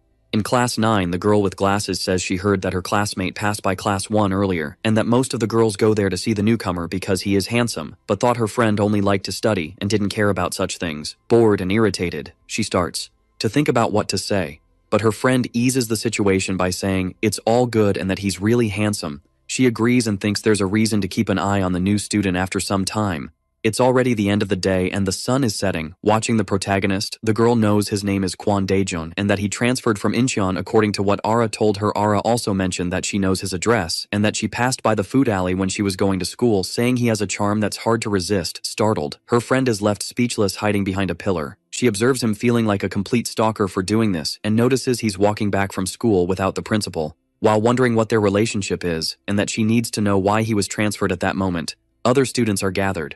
The student observing Daejeon questions the class leader about whether they have to do an assignment for no reason. Kim confirms, saying they just need to do what he said, and that the four of them can handle it. One of the students says he doesn't mind helping him, but that Minho is with Pam, and they aren't even leaders to confront the leader of class 1-3. Irritated, Kim asks what the problem is and questions if he can't show all his potential in Class 6 because of himself and Ji-seok, and asks if he would have beaten half of his class if he were in another class, questioning if the student cares about the rules that the leaders of each class share, and says that he and Ji-seok will dominate all the newcomers soon anyway, concluding that he will take care of things, and that they should just finish all of this at once, asking to be called when everything is over. After Kim leaves, one of the classmates says he's amazing, and that he seemed just like a normal student when he saw him in Class 6. And the other student says it's good they take this chance to boost their status, coming from afar. They notice the protagonist approaching while sipping his iced tea. He sees the newcomer walking near them. He throws the cup on the ground and says they should follow him, suspicious. Daejeon seems to realize he's being followed. Then he turns the corner, continues walking straight, pretending nothing is happening, while the group follows him. He keeps walking normally down the street, startled. The stalker wonders what's happening and why this group is following the newcomer. She steps out of her hiding place to see what's going on. The previous student notices the movement, looks at the girl he bumped into, and asks what she's doing. The girl decides to pretend she's on a call, suspecting something. The student tells his friend to go ahead and that he'll join them soon, confronting the girl. He says she's been following him for a while, and she replies that it's wrong and that she's just going the same way. Then he remembers bumping into her at school, questioning again why she's following him. Suddenly he has a realization and claims she likes him, complimenting her, saying she's cute, and asks again why she's being followed and asks if she wants to see him working, and the girl doesn't know what that means, confidently. The student puts his arms around the stalker and says he's going to rent a room and play with her later, asking if she wants to come along at that moment. The girl pushes him away, telling him to take his hands off her, completely irritated. He curses at her, claiming she followed him because she likes him. He approaches the girl. His friends hear the shouting and wonder what that was. This catches Daejeon's attention, who realizes the group has given up on following him, with his hands over his eyes. The student asks what she did, holding a pepper spray. He says no one told him to put his dirty hands on her. The group arrives, and the student says the girl is crazy and sprayed pepper spray directly in his eyes. One of the students tells her to put that down before he hits her. Startled, she claims it was him who started it. That same student says he hits girls, and she says she'll use the spray again if they get any closer from a distance. The protagonist asks what they're doing while staring at them, crying. The girl is surprised to see the newcomer annoyed. The bully tells him to go away. Meanwhile, the injured student tries to open his eyes to see what is happening. The bully says that Kwon Daejeon is here, and his colleague mentions that it was he who attracted this crazy guy. Then the protagonist asks if they had been following him for a while, and they deny it. Pointing to another place, he says he needs to do something and invites the bullies. One of them promptly accepts the request. Still scared, the girl wonders if he did this just to save her. After a while, they arrive at an alley. The bullies notice that there are two people in the area, and that they are from Bonggun School. This is Lee Jung-man, a first-year student from Bonggun Technical School. And this is Cha Jin-woo from the same class, who says he hasn't seen any girls from Guryung School for a while. Lee Jung says they are nerds and tells them to scram. One of the bullies asks if he knows Kim Myung-jun and that he needs to do what was asked. Then the two students confirm that they do know him, while Daejeon calmly observes the situation. The technical school student says that this time he will find out, but if they are using Kim's name falsely, they will pay. Irritated, the bully thinks about the bad luck he had and wonders why they encountered each other like this. Something catches Cha Jin-woo's attention. He asks if that girl works with them, and the bully replies that she doesn't, while Daejeon suspiciously stares at them. After a while, in a regular commercial building, Jaseok asks what Kim is doing there since he was supposed to take care of the newbie, and he replies that he sent Yang Jin-mo and other students to handle it. Suspicious, Jaseok questions whether Yang could really handle the situation, and Kim says he is strong, and that even if he weren't strong, he wouldn't be able to go to school after the second year caught him, and that even being in the second year, they fight on equal terms with third-year students, and that he knows he shouldn't mess with them. At the same time, the group of bullies corners the protagonist in the alley. Anxious, the girl asks if she can go home now. The bully tells her to be quiet and just watch. Curious, the newbie wonders why she has been following him since school and what he should do about it. Telling them to let the girl go, the bully asks who he thinks he is, taking off his jacket and questioning whether the protagonist doesn't know the situation he is in, asking if he didn't know he was there to take a beating, and he replies that he didn't know that. Trying to understand what is happening, the transfer student knows they mentioned Kim Myung-jun's name before, and if he keeps sending these guys, he will end up getting beaten. Smoking a cigarette, the bully approaches, and Daejeon says that if he blows that in his face, the bully will be a dead man. Preparing to blow the smoke, the newbie tells him not to do that, just to act tough. Holding his face tightly by the mouth, he starts to push the bully away, surprising everyone around him, giving the bully a sweep after that, and getting ready to strike. Fallen on the ground, the bully realizes something is coming. Then Daejeon lands a punch squarely in his face, making him spit due to the impact of the punch. The girl is left speechless. The group of bullies is in shock, saying he is very strong. Getting up, Daejeon says that the bully didn't want to listen to him, and comments that soon they will be like his friend. One of the students says that if they don't catch the newbie, Kim will end up with them, and his colleague says he knows nothing and that they should go for it, and they all rush to attack at once. Near the protagonist, the three lock in, saying that one of them should go. With a look of disdain, the newbie asks if he should attack first, positioning himself to attack all at once. He ends up pretending to attack one student, and strikes the other beside him with a punch to the face. One of the bullies curses him and charges at him, but Daejeon easily dodges the attack and goes for the other student, who is completely startled by this, taking a very strong punch right in the middle of his face, knocking him out cold right there. The other bully becomes worried and asks if he can still fight, saying that now they should go together. Before any movement, the protagonist delivers a direct kick to the chest, pressing his body against the bars. From a distance, one of the bullies curses the newbie, preparing to throw a punch, but he is quickly taken down, receiving a direct punch to the ribs, spitting saliva from the pain. He grips his arm tightly, throwing him down hard, making the motion to knee him in the face, and at that moment the bully starts sweating from fear. Calmly, Daejeon says that this time it was close and that he almost killed him already. At the internet cafe, Kim ended up dying in his game, saying he died even with the auto combat, and Ji-seok says he shouldn't go to the internet cafe to play on his phone, and that auto combat has its limits. At that moment he receives a call. Kim answers asking why they took so long, becoming surprised and scared upon receiving the news that all his friends were defeated. One of the bullies gets scared and suspects something is coming. He starts running into a dark place, desperate while running. He looks back and notices something approaching. It's a giant hand, and he starts screaming in despair, running even faster while crying as the hand chases him. Seeing a light at the end of the tunnel, the bully starts to feel relieved, saying that as soon as he gets out he will be dead. But before he finishes the sentence, the hand catches up to him, applying pressure. Due to its strength, he is very close to the exit, managing to escape. He jumps and smirks at the situation, joyfully saying that he is alive with a deadly aura. The protagonist appears preparing to deliver the final blow in shock. The bully realizes it is the transfer student. The fist heads towards him, fallen on the ground.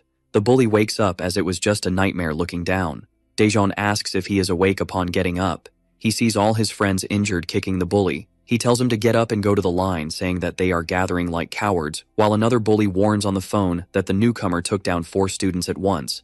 Cha Jin-woo asks if there is someone like that at Golden Dragon School, and his friend says no, and that he is a transfer student from another city. Kim, scared, thanks for being warned. Meanwhile, the protagonist asks the bully about who the mastermind is. Then he asks if it was Kim Myung-jun, since the bully mentioned his name earlier, and realizes he is screwed if Kim finds out about this slip-up, telling the newcomer that he is mistaken, but his collarbone is pressed hard. While the protagonist questions if he is a clown scared, the bully confirms that it was Kim who sent them, but begs him not to say anything to him from afar. The girl observes the newcomer and wonders if he is a gangster or something like that. Looking at the girl, he asks what she is doing there, and the bully says she followed him, saying she likes him. Very irritated, she screams that she doesn't like him, saying she hates him, and throwing heavy insults at his appearance. With his self-esteem plummeting, he apologizes and says she was following him in a suspicious way. This ends up catching Daejeon's attention, not knowing what to do in this situation. The girl says he is watching too many movies and that he is mistaken, saying she doesn't like to get involved in this kind of violence, and walks away suspicious.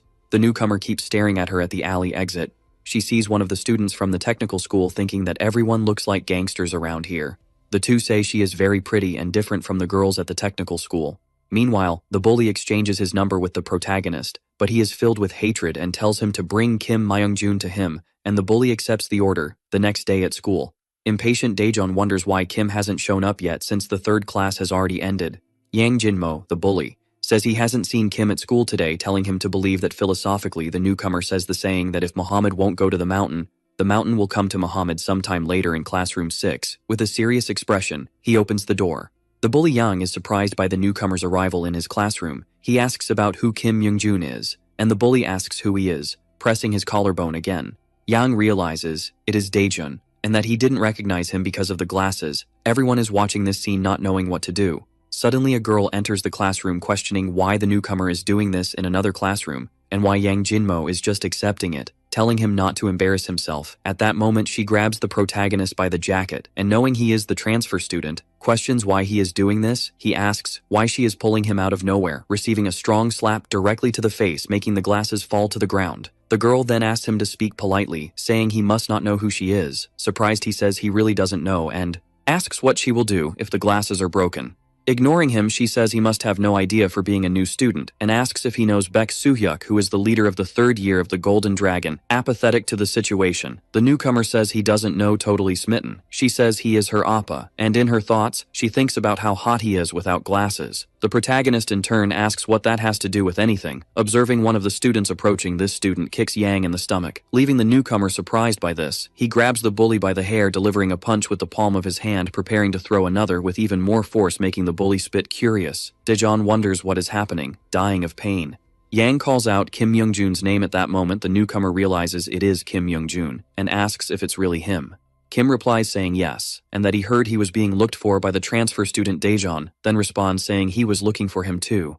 At that moment, all the students become frightened, making the newcomer realize he is being watched by the classroom. Remembering when his mission chief said he could do whatever he wanted with a mocking air, Kim says he shouldn't have any reason to look for him and asks what he wants. Then he starts to say what he wants and quickly moves to throw a punch, startling Kim with the speed of his movement. But suddenly the punch is blocked. The one blocking is Jiseok, who intervenes in the fight, questioning the protagonist why he started fighting out of nowhere. Confused, he asks who he is at that moment. He replies saying he is Yu Jiseok from class 5, and that even though this is a problem from another class, things cannot be resolved recklessly. Then he tries to take Daejeon to the ground, but hears a crack and gets startled, realizing his arm is locked while trembling. He understands he cannot take down the newcomer nor move him an inch. Mockingly, he praises Jiseok's strength at the waist and asks if he is trying to take him down, taking his arm away. Yu changes the subject, saying that no matter how chaotic this school is, he should know what is happening. Kim hugs Yang, saying that maybe this happened because of the confusion from the previous day, quickly changing his aura. He pulls the bully's hair, saying he has to explain himself, sweating profusely. He starts to speak, being interrupted by a left punch right to the face, leaving Daejeon surprised by this attitude, kicking the bully. Kim says this situation makes him feel like crap, defending himself.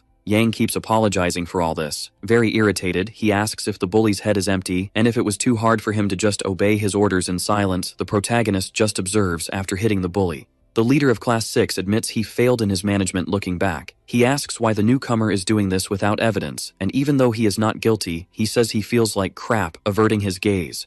Daejeon starts to state the evidence but realizes there is no evidence at all. Irritated, Kim tells the bully to stop pretending to be suffering, and Jiseok tells him to calm down, telling the newcomer that he made a false accusation, and that since they don't care about the agreement between classes, he shouldn't either. The bell starts to ring. Thoughtful, the protagonist accepts that there is nothing to be done at this moment, saying he will leave. Now proud, Kim says Jiseok handled the situation well, and he admits he was a bit nervous, commenting that the newcomer is indeed very strong and that it would be better not to fight him with his phone in hand. Kim says there is only one way for this to be done. Sometime later in Class 1, the teacher is giving a lesson. Daejeon is thoughtful, telling himself that he knows Kim is guilty, but his authority ended up being undermined at that moment without him realizing, remembering when Kim hit Yang Jinmo and Jiseok, defending his friend, knowing that if he hits someone who doesn't care about the school ranking, he will be the bad guy in the story, and that the only victim was a bully, which made a possible investigation as the bully chief quite difficult at that moment. His teacher says that in wars, a justification is an essential point. Paying attention, he fixes the idea of using a justification, understanding that he needs a justification to do something in the back of the school. At the same time, the 5 students end up getting beaten. Yang is the last to get hit, taking 2 slaps instead of 1. Like the rest, Kim, annoyed, curses them out, questioning how they can't hit just one guy.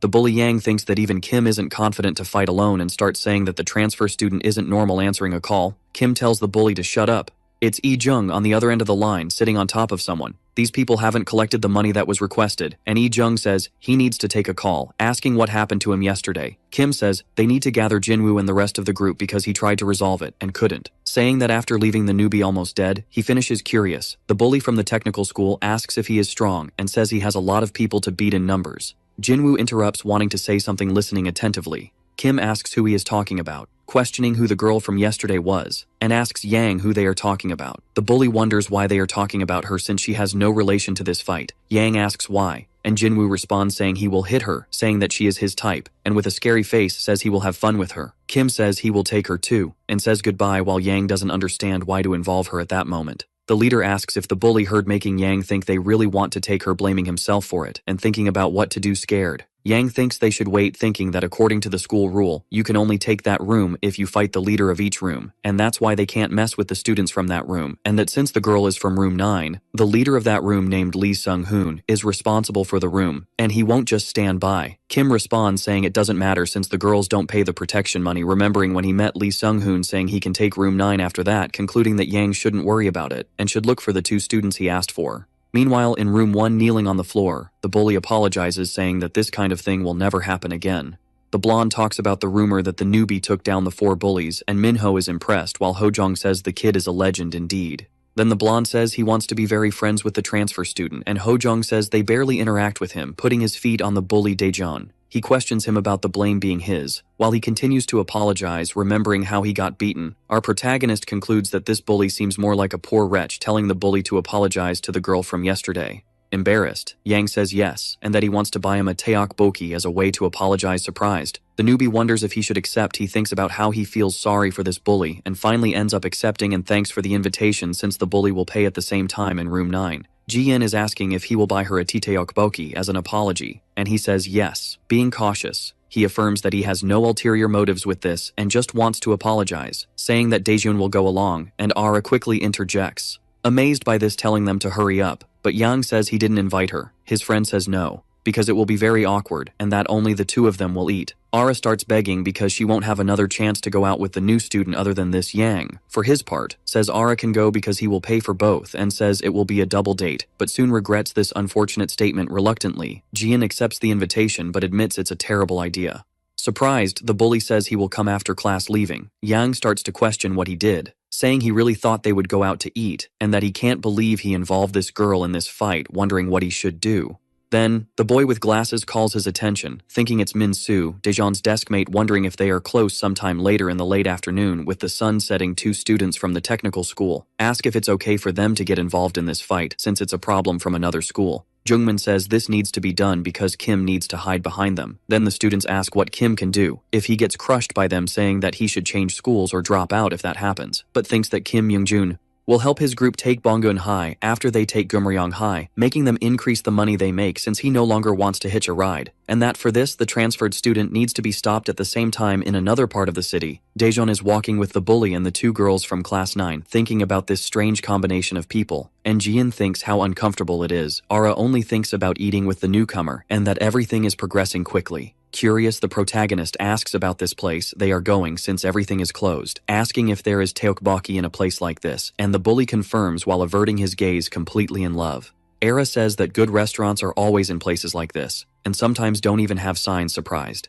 the bully says she knows well, and she replies saying she knows all the good restaurants but that she didn't know there was a good restaurant in this neighborhood, and Jian says she didn't know either. At that moment, the newcomer asks the bully the name of the restaurant, which makes him nervous, suspicious. He asks why he is so nervous, and that it seems like he is plotting something.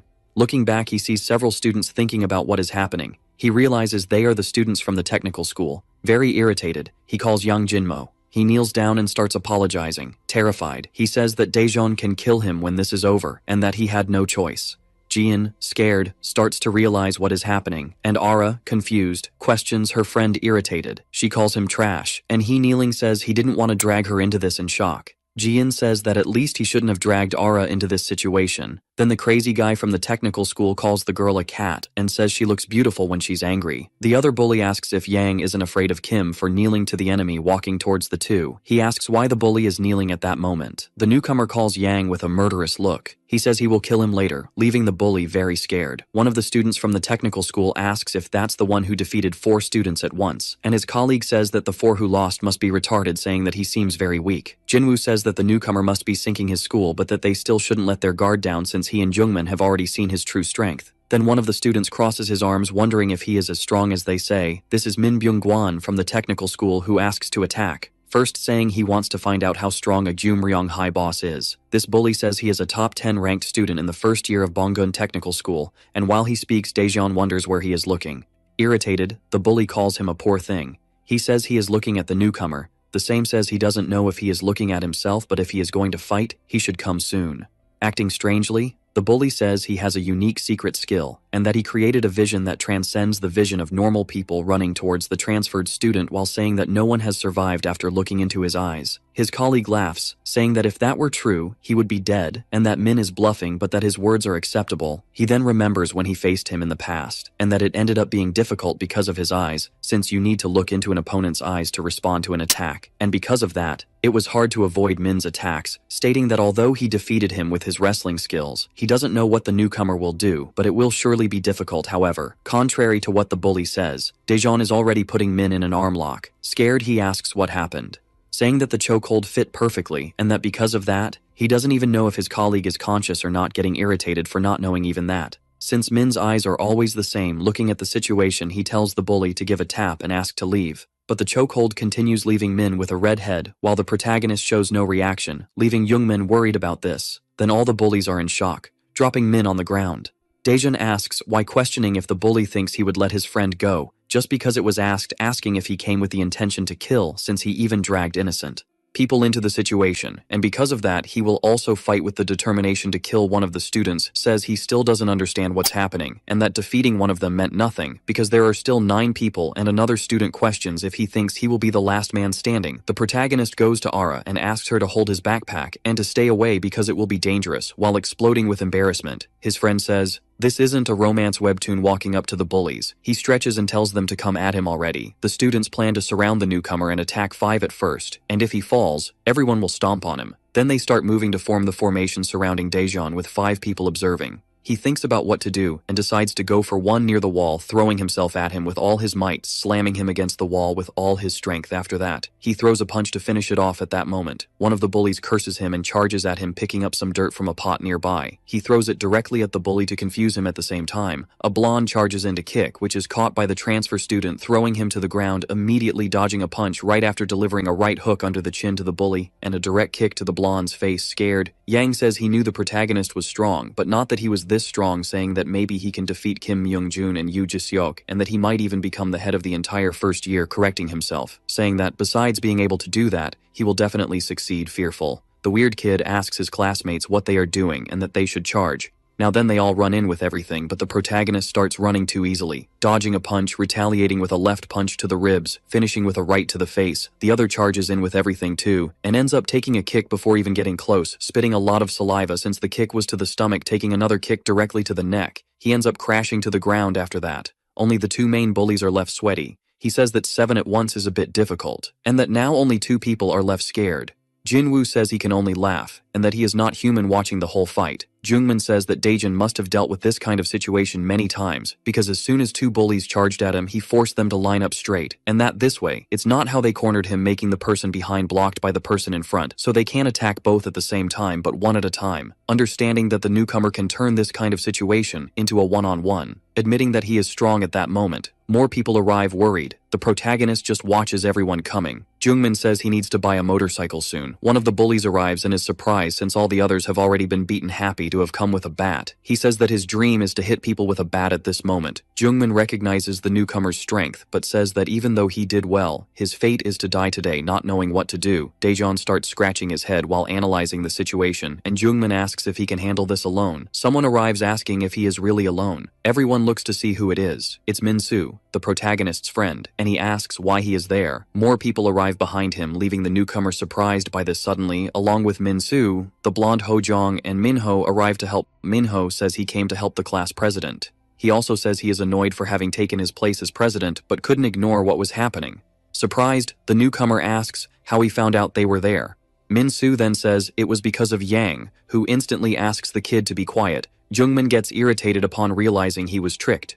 Yang says he was talking to himself when he passed by the bully, and that he has good ears. Very angry, he curses him, saying it's because of him that this is happening, and says that Kim Young-jun will kill him anyway, and that he will kill Kwon Daejun first. Nervous Yang says he doesn't even like Kim because he makes him do all kinds of cowardly things without any fear. He says he's not the type to accept everything quietly, and that he won't be Kim's subordinate anymore. Calling the technical school students idiots, Min-ho then asks if he's on his side, and that this is good because it means one more for them. But there are about 7 to 8 people on the other side, and questions who their leader would be. It would probably be one of those 2, and that Daejun can fight both of them, and the group will help him with the rest of the people. Min-soo says he won't fight, and that he will just stay there watching. Jungmin discovers that Min-ho is a former leader, looking at Ho-jong. They think he is a mercenary adult before looking at the protagonist. He thanks Min-ho for being willing to help in this confrontation, but says he doesn't trust them to handle this since each one would need to take down 1 or 2 of those students, and one of them even has a weapon at that moment. Min-ho says not to worry because he's a dirty fighter, dropping his bag on the ground. He tells them to get ready. One puts his phone in his pocket. Ho-jong opens a kind of folder. Min-ho takes something from his bag. It's a fighting baton while the blonde grabs a brass knuckles. Ho-jong is holding a key, and Min-ho says they are a bit different outside of school. Surprised, Daejun wonders if they have crap in their heads and doesn't understand why they only have weapons in their backpacks. One of the bullies says the redhead is the legendary master of all weapons, and his friend asks if he's talking about some game. Then the blonde says it looks like they were talking about Minho, and he catches the boy's attention with the baseball bat, asking if he knows how to use a bat, and the bully replies that all he needs to do is hit someone in the head. Confident of victory, he challenges the bully, saying he will teach him a lesson. Irritated, the bully says he won't be responsible for blowing his head off mockingly. Minho tells him to try then, so he charges at him, saying he will kill him at that moment. Minho realizes he is right-handed, and that when a beginner uses a bat, he lifts it to the right and brings it down diagonally, throwing chalk dust in the student's face at the same time. He prepares for a strike, landing a solid punch to the stomach, leaving the bully stunned by what just happened, followed by a strong kick to the forbidden parts, making him kneel on the ground, delivering a kick to the face to finish the shocked students. Don't understand how dirty Minho can fight after the fight. He picks up one of the bats and says he's good at using them. Holding his baton and the bully's bat, he says now it's time for the rest of the extras focused on the fight. The nerd asks if it's a double-edged sword nervously. One of the students says he's crazy for using weapons and kicking others in the groin, and that he's disgusting enthusiastically. Minho says he will go to the student if he doesn't come in response. The bully charges at him while thinking he needs to protect his face and groin. However, Minho dodges his punch, retaliating with a whack to the lower thigh at that moment. The nerd also charges in quickly. Hojong throws a punch to his face, leaving the nerd irritated due to the interruption with a murderous look. Hojong pulls out his key, seeing all this. One of the students says they are crazy and need to grab anything off the ground. One of them picks up a bottle, asking if it's not too dangerous, and his friend replies saying, "It's not the time to think about that."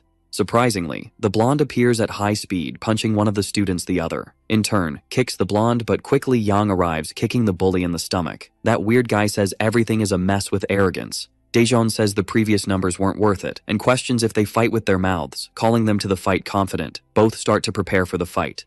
Jungmin says it doesn't matter how many fights he has won. He will never lose a one-on-one fight, saying he will fight first. And if it doesn't work, his friend should help him, thinking that since the punches are fast, he can't risk staying too long in a punch exchange, positioning himself to start the fight quickly, heading towards the protagonist, who ends up grabbing him. Leaving the bully completely confused, Daejeon pushes his strike, pressing his head at that moment. His colleague goes to help, but the rookie dodges the kick, realizing he barely dodged. At this moment, Jungmin grabs his body by the torso, leaving the protagonist surprised with hatred in his eyes. The bully says, "It's over for him now since he was caught by a wrestler from behind," surprised. The protagonist wonders if he said wrestler, pulling the rookie with great force. He says he will kill him, but he starts to walk even while being held, and the bully says he can't escape, grabbing one of his arms tightly, lifting his body. He says he will end this, now executing the back suplex move. This technique consists of grabbing the opponent and throwing them backward, and depending on how the opponent falls to the ground, it can lead to death. The bully is succeeding with the move, but the protagonist holds onto the wall, straining to avoid falling to the ground at this moment.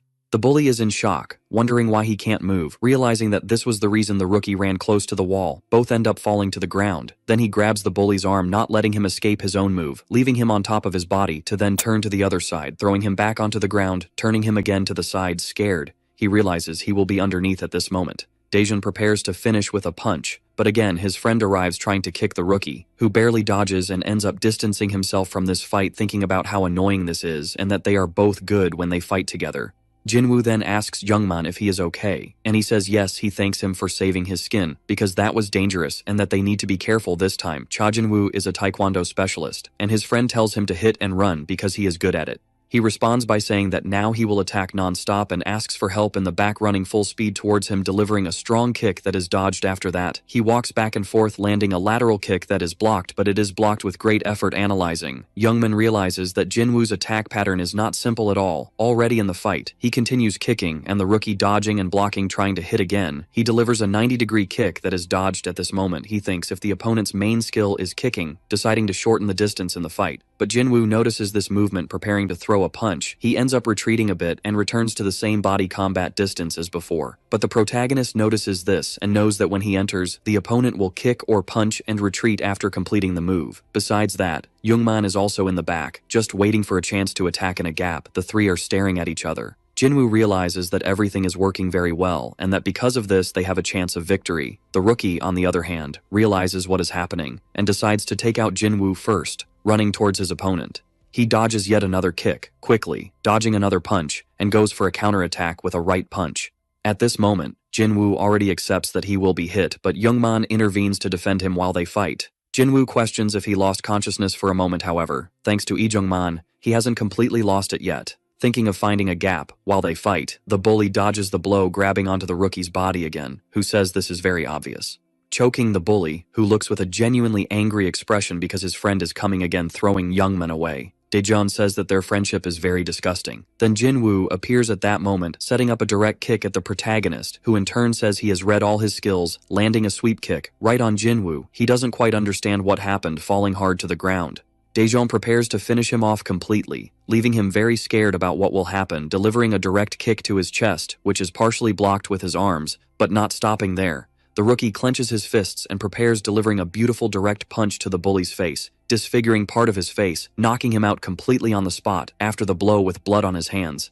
He clenched his fists, saying that the last one standing should come here right now. Jinwoo is lying on the ground, unconscious. Minsu is impressed with Daejeon's strength. Ara says he seems like a protagonist from a famous webtoon, and her friend asks which protagonist those are. Relieved, the rookie asks where the other guy is, wondering if he is still standing, walking slowly towards his opponent. He tells them to end this once and for all, and asks why Youngman isn't crawling away alone, positioned for a fight he thinks he won't be able to win, but decides to fight and charges forward, going towards the protagonist to grab him, but ends up face to face with his fist.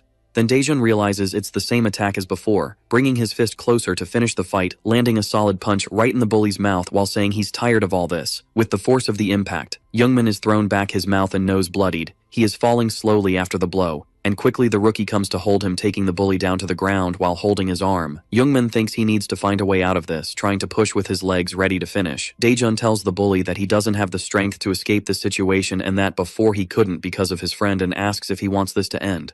Now angrily, the bully tells the protagonist to screw off, but he lands a powerful left punch to his face, knocking him unconscious instantly. It was a punch with a lot of impact. The girl even looks startled. Even after this punch, the rookie goes for another hit, but the fallen bully on the ground tells him to stop and admits he lost. He asks again for him to stop, saying he was wrong and that he will never touch him again with a murderous aura. He curses Youngman, landing another punch on him and putting him in a chokehold while he begs him to stop. But the protagonist says he will die today, asking what that guy can do for him. Now he questions the bully, saying that the reason he entered the school was to disrupt the hierarchy, asking who he thinks will have the golden dragon in his hands, if it's Kim Myungjun or the person who is choking him right now already in the group fight. Yang punches the nerd in the face, making him fall to the ground. After that, they say they are done there, threatening Youngman. He simply tells them to leave and they disappear in silence. Youngman accepts without complaining about anything and wonders if this is really happening. Minho goes to the rookie and asks if he's done and questions if he's going to let the guy go. Daejeon says he will never let them mess with the golden dragon again, while Minho comments that Kim is calling students from other schools and suggests they go after him with a bat and end it all. But the rookie says there's another way to do this and that he's very tired, thanking them for coming, and that it's only because of that he's alive. The three feel embarrassed and blush. He also thanks Minsu, who says he didn't do anything special. Looking back, he asks Yang Jinmo if he's not forgetting something, remembering the protagonist's words. Earlier he asks if it's about the fact that he has to die, crying, saying he hasn't even had a relationship yet. Daejeon turns to the girls and asks if they got hurt, and Ara asks if the fight is over. He confirms that yes, which relieves her. Approaching the girl with glasses, he asks if she's okay, and she thinks he's holding her waist. She is completely mesmerized by his presence, and he asks why her face is so red, and if she's okay, and Ara replies that she is fine, uncomfortable. The rookie apologizes for all this. Ara says it's Yang Jinmo's fault, and that it's not his fault, while her friend says that his existence is wrong, leaving everyone in shock. She says he makes the bullies look like toys by hitting him too, and that he bothers the people around him, involving them in his problems, saying that they are all cut from the same cloth. Gina adds that he solves things in a childish and cheap way, and suggests he just go to a quiet place and die. Then the two leave. Hojong confesses that she is right, but that he is hurt, while the blonde says there's no way to argue against that. At that moment, the protagonist says nothing. Yang also stays quiet while Ara looks back. Sometime later, Ara asks Gina if she's okay. Gina apologizes, saying she let herself be carried away by the words, but that it's something she hates, thinking to herself that she doesn't care about the transfer student anymore, and that at least he doesn't seem like someone who will get involved in her plans. Then Gina says she's going to another place. Ara realizes she's going to see Jawoon, and she confirms, saying she missed him today. Then Ara says goodbye to her friend. Worried, Araya is thinking that her friend must be more sensitive today. Because of her younger brother walking down the sidewalk, she thinks it was worth the day, even though she didn't eat tteokbokki. And that Jinmo seemed to feel very bad about what he did back with the group. Daejeon puts his hand on Yang's shoulder, asking how he wants to die, if it will be by drowning, and that he will pay 10,000 won for that. In shock, Yang says he wants at least to apologize to them before he dies. He says he needs to apologize to them really, and that he is very bad but that there are others even worse than him. Sometime later at the hospital inside a room, there is a 15-year-old patient. It is Gina's brother who is bedridden. He is breathing through machines while Gina looks at her brother. She wonders if the bullies don't feel bad for doing all this to others, and that it doesn't justify it, because they hit each other having fun, wondering if they think this is a game. Transitioning to Kim, complaining about dying in his mobile game, saying he died again in automatic combat, and questions why this function exists if he will always lose like this, saying he will uninstall this bad game. Then he notices something approaching it is Yang Jinmo, and some classmates. Kim asks where Jungman went and where he came from, asking him to take his hands out of his pockets. Meanwhile, Gina wonders if everyone does the same thing in the same way. If they don't realize this isn't a game. Yang starts walking towards Kim, staring him down and making Kim angry. He clenches his fists in front of him, and Kim notices something happening quickly, dodging his punch, moving sideways, saying he is a bastard. Landing a punch in his ribs at that moment, one of the students runs towards Kim too, throwing a flying kick that is also dodged. Another one appears out of nowhere to attack as well, and lands a punch on Kim's face. One of the other students also shows up, kicking Kim under the chin. Yang punches the leader of Class 6 as well, all beaten up. He thinks about how messed up this group is while everyone is going to beat up Kim with hatred. Gina questions whether to put herself in someone else's shoes, that when you pay for your mistakes, if you will regret and reflect on them. Thinking about this, she reflects on the philosophy of an eye for an eye, a tooth for a tooth, and whether it would be right to seek revenge. Kim is desperate with all this. He starts running from the place. The group starts chasing him, pursuing him down the street at night. Kim keeps running. Looking back then, he bumps into a fixed sign on the ground. Yang approaches to deliver another blow, but Kim is faster and lands a solid punch, retaliating. Yang kicks him in the ribs, throwing him far away onto the sidewalk. One of the students says they will hit lightly, and Yang says he will pay for his karma, questioning Kim if it was nice for him to dominate for all this time. While another student says he looks cute when he's scared, Yang says he can't do anything alone and feels stupid, but now they will never see each other again at the hospital. Gina reflects on the world not being rational this way, and because of that, she will make them pay in a simple way, promising that she will take care of the guys who left him like this. Then she asks him to wake up the next day at school. A student is telling another that he heard Kim got beaten by Yang the day before. Showing a video of their fight, a hand appears at the door. It is the proud, powerful group of Yang. Another student asks what happened next, and another wonders if the boss changed, resting his feet on the table. Yang Jinmo has become the boss and asks if Kim Myung-jun didn't come today. One student asks about the deliveries and if they should continue doing as always. Yang asks his colleague what he should do, and he replies saying to have a race and choose the fastest as the new delivery person. Someone enters the room with their hands in their pockets, drawing Yang's attention. It is Daejeon from Class 1. He takes his hand out of his pocket, all shy. He asks what brings him to his room. At that moment, the newcomer congratulates him on becoming the boss and says he must be having a lot of fun, a little nervous. He thanks but says he doesn't enjoy it at all. Interrupting him, the protagonist tells Yang to decide whether to fight him as the boss or to take a beating and get it over with. Yang asks him to hit gently. He says it will be gentle, preparing to throw a punch, landing a strong punch right on Yang's face. The punch was so strong it left a mark on his face as he falls. Yang thinks that now he feels much lighter, feeling as if he is flying from being so light, but getting scared, thinking that there's no way to fly like this from a punch, seeing his own body from the window looking back. Daejeon says that since they are a gang, they should take a beating too, and one of the students denies it, saying they disbanded the group 3 seconds ago, placing a hand on his shoulder. He accepts what was said and warns them to live a controlled life. From now on, all three respond emphatically that they will. One of them says that his dream now is to be a crushed can, while the other asks if he wants to compete to see who will crush their own life, and that they are screwed.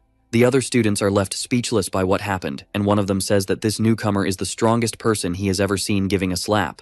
One of the students tries to wake Jinmo, who is passed out on the classroom floor. Kwon Daejeon has become the boss of classroom 1, 2, 3, and 6 at Gumryong High School, where he studies. 4 classrooms were conquered in the first week after he transferred. His 3 friends start celebrating the fact that Daejeon has conquered 4 classrooms and begin to shower him with compliments. Irritated, the protagonist hits the 3 of them in the face with a book and tells them to stop making noise.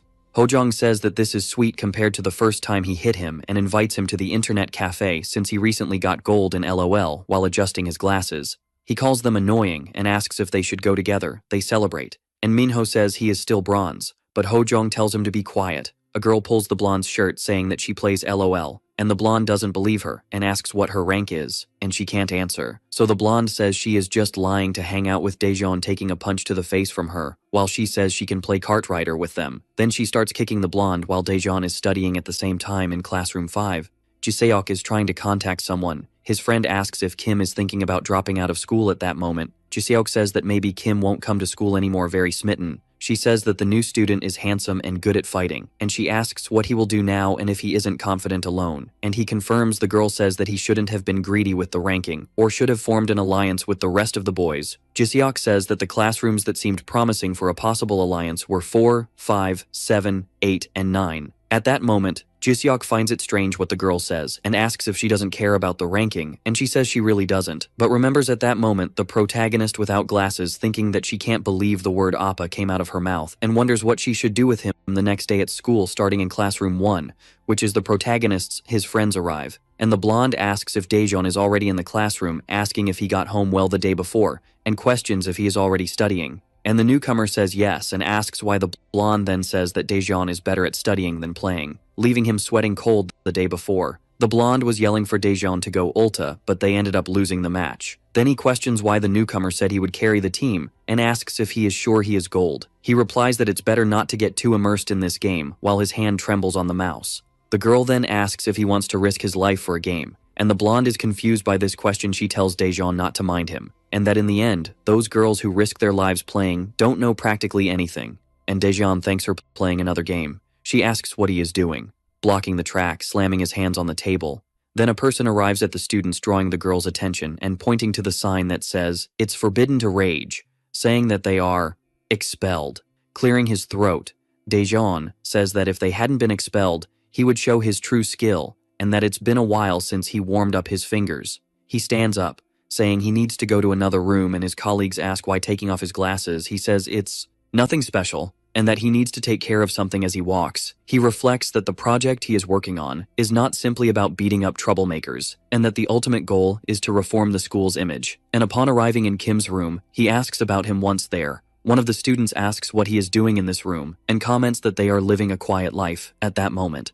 Daejeon asks how the boy's hand is doing. He says not to worry, because his hands have healed to the point he can wave his fingers. At that moment, the newcomer throws a direct punch between his hands. The student is startled, and the protagonist reiterates that he was supposed to stay quiet as he leaves. He tells him to live like this now, and that if he complains, he will lose his hand. Now he is in room 3, keeping control of the bullies so they don't get out of hand upon arriving. He notices that Shim Sangbo's gang never shows up at school, and that the room is much better now. At that moment, he thinks that the next room is room 6. We see several students talking and messing around. Suddenly, someone slams their hand on the table hard. Yang says that everything is too noisy and tells them to be quiet to study. One of the students doesn't believe Yang will start studying and asks if he hit his head in his thoughts. Yang knows that Gina is the top one in school, and that to be worthy of her he needs to be 2. The girl then calls him this is Queen Baek Suzy, who tells him to study quietly. Embarrassed, he apologizes. His classmate asks why he is being so bold, and that regardless of what they do, they will have to live a controlled life. Baek Suzy is getting stressed and recalls again about her encounter with the protagonist. She then calls Yang, telling him to come quickly. He quickly stands up, apologizing. Suzy asks if he remembers that day, and Yang asks which one. Then she reminds him, and asks if he knows she didn't call Daejeon Appa, and he says he knows that while she explains this, Yang is focused on studying. She then calls him again, questioning if he is not paying attention to what she is saying, and he says he is listening carefully, angry. Suzy says she will let it slide this time, and someone asks where Yang Jinmo is. It's the protagonist who called him at that moment. Suzy feels insecure and embarrassed at the same time. From afar, she sees Daejeon explaining some things to Yang. Then the protagonist says goodbye, returning to the conversation. Yang apologizes and says he serves Daejeon and asks what she is saying, and she tells him to take off his glasses, obeying. He takes off his glasses, furious. Suzy starts hitting him with a hairbrush again. He apologizes for leaving her talking alone after the hits. She realizes she is sweating and says that because of him she is sweating and her makeup is smudging, and because of that she won't be able to hit him anymore. Yang asks if she is forgiving him, and she calls some students. The 3 promptly attend to her. She orders them to step on Yang Minmo. They start grabbing him by the head, apologizing while stepping on him while she puts on makeup. Suzy wonders what she should do about Kwon Daejeon and questions how he dares to act like a boss in her presence. She tells them to stop and asks them to go to room 5 to call Jiseok upon arriving in the room. Jiseok asks why he was called and that he is surprised Yang is dead, and Suzy replies that his crime irritated her. Then she asks if he knows what she said that day. Jiseok asks if she is talking about the ring and that he thought of that too, asking why she wants to do this, and she replies saying it would be done for him to suffer. He says that if that is her intention she can tell her appa, but Suzy says she can't do that because if she does he might actually end up dying, and that this is very difficult, imagining herself on a throne as queen and using Daejeon as a footstool while he thanks her for this role. Annoyed, she says he should refer to her as Mrs. Suzy. Jiseok is shocked by this, and Suzy says she just wants to see him crawling back to her and asks for his help. At this moment, Jiseok thinks of all the heads of rooms 4, 7, 8, and 9 and that he has an alliance with most of them, thinking that there is no other way and that, besides forming an alliance, he needs to ensure the expulsion of Kwon Daejeon from this school. In a golf sports center, an adult man is practicing golf in an indoor environment. His colleague says that President Kim's posture is good as always and asks how the ball's trajectory can be so perfect, asking if he will debut as a golf clothing model, and at that moment, the president tells CEO Lee that he is provoking him for being too old for that. The president asks if the boy next to Lee is a rookie, and he says yes, but that the rookie is very smart. Lee says he looks like a model and that he is talented too. Then director Lee joins the conversation, saying that she is there to give him a report detailing the progress of the project. He starts reading the report and says it is interesting, concluding that Kwon Daejeon is truly amazing, asking the director to schedule a drink with Principal Bong please, and she asks if it would be at the usual place, and he replies, where else would it be, which irritates her. Continuing the golf game, the president tells her to inform Daejeon to try even harder because after this, he will take care of everything. The director says understood and is dismissed. His friend says it seems like he has been having a lot of fun lately, saying he is bored and that they need to do something together. After a while, at the end of the afternoon during a sunset, this is a commercial establishment. There is a meeting of several class leaders taking place. Yoo Jae-seok, who is the leader of Class 5, asks if everyone is present. Kwak Do-shik, leader of Class 8, asks if they need to take attendance since only 5 of them are there. Gu Seunghwa, leader of Room 7, says he doesn't feel well being with all of them like this. Park Dojin, leader of Class 4, is watching the video where Kim is getting beaten. Lee Sung-hoon, leader of Class 9, asks if it is about the new student, and if he wants to know the leader's opinions on what is being done. Jiseok says that is exactly it, and also wants to know their opinions on an alliance. Seunghwa says he doesn't like this idea, and the reason is that he is not interested in the ranking, but even so, he has no intention of losing to anyone. At that moment, the leader of Class 8 says they are not on good terms to form an alliance and that he doesn't even know why they are doing this, asking if Yoo is afraid of the new student, which he probably is since his friend Kim lost his position. Irritated, Jiseok says he will hold back his anger this time but tells her to be careful with what she says, and provoking the leader of Class 8, he asks what he will do if he doesn't hold back this anger. Gu Seunghwa asks why they don't resolve this now, and that it has been a while since they have been at odds.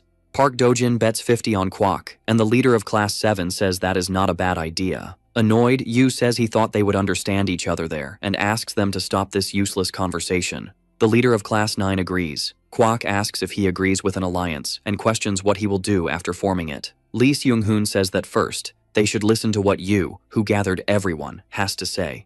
Surprised, Yoo didn't imagine Lee would agree, and that he heard rumors about this leader but had never seen him in person. From what he knows, he is the head of the nerds, and that being considered the weakest, he thought the alliance would benefit him. Irritated, Kwak asks why Yoo is still not speaking. He begins to explain that the new student named Kwon Daejeon is dominating the other rooms at a concerning pace, and that they need to fix this because it is already considered a tense situation. Then Seunghwa, leader of Class 7, says this is pathetic and that it is natural for a strong man to be on top. Standing up, he says he is leaving, and that this is a waste of his time. One of the leaders is looking at the Bitcoin chart in the meantime and asks who will be the boss and how the money will work. Park says he doesn't want to share the money and leaves too. Stretching, Kwak says he is leaving as well and that this was a waste of time, saying he doesn't know if Yoo thought this would work, but he should have thought about it beforehand. He tells Kwak to stop now and that he said he would only hold back his anger once. Confident, the leader of Class 8 calls him to fight, saying he will kill him and that it will be a perfect warm-up before his dance training. Lee asks both of them to calm down and that it's not the time to do this. Irritated Kwok says there's no one around and that Yu thinks he's tough just because he can't control his own anger. Adjusting his glasses, Lee tells them to postpone this fight for a while and asks if they don't want to hear what he has to say at the same time in room 4. Park bangs on the table, hard saying he hit wrong and that it's another student's turn to hit. One of his classmates asks how the meeting went, and Park says it was just about the new student and that they are just idiots. The leader then looks at his book and asks if the student turned him. Then the student says yes. Taking the money, he asks if it's 40,000, and the student says yes and apologizes, but Park asks why he's apologizing and calls him for another round again. Park loses this game, and the student manages to win. He says the student is really good today. Irritated, he says he just needs to give 40,000 won. Scared, the student says no, and that he doesn't need to give anything, holding back his anger. Park says he needs to give the money since he's the winner, giving the crumpled money to the boy and asking for another round. Tired, the student ends up accepting again on his turn. He didn't turn. Surprised, he wonders what's happening and thinks his touch isn't working today. The student says, if Park's touch is bad, they'll leave it for next time. Irritated, Park just stares at the situation, slapping the student across the face with his glove, making him fall hard to the ground.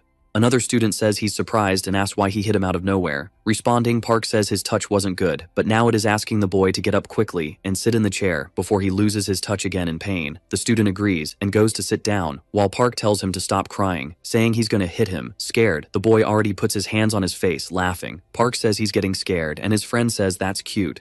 Changing the mood, the bully questions why he hasn't sat down yet. With a marked cheek, Kim decides to obey. Shaking all over, the guy puts his hand over the coins, but before hitting, he asks if he could back out.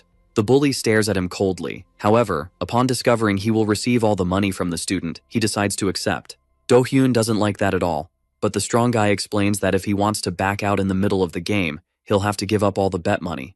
After taking what he wants, Dojin states he will play with the young man again the next day, so he must bring more money. Furious, the student realizes he has already lost more than 2,500 rays and decides to make a call. In room 1-5, Suzy says she heard that Jiseok and the others met the night before. Before asking the girl next to the guy to step out for a moment, the young woman agrees and leaves the room while thinking that Bayek thinks too highly of himself. Alone with the bully, Soo-hyuk's sister questions whether he will be flirting with other girls.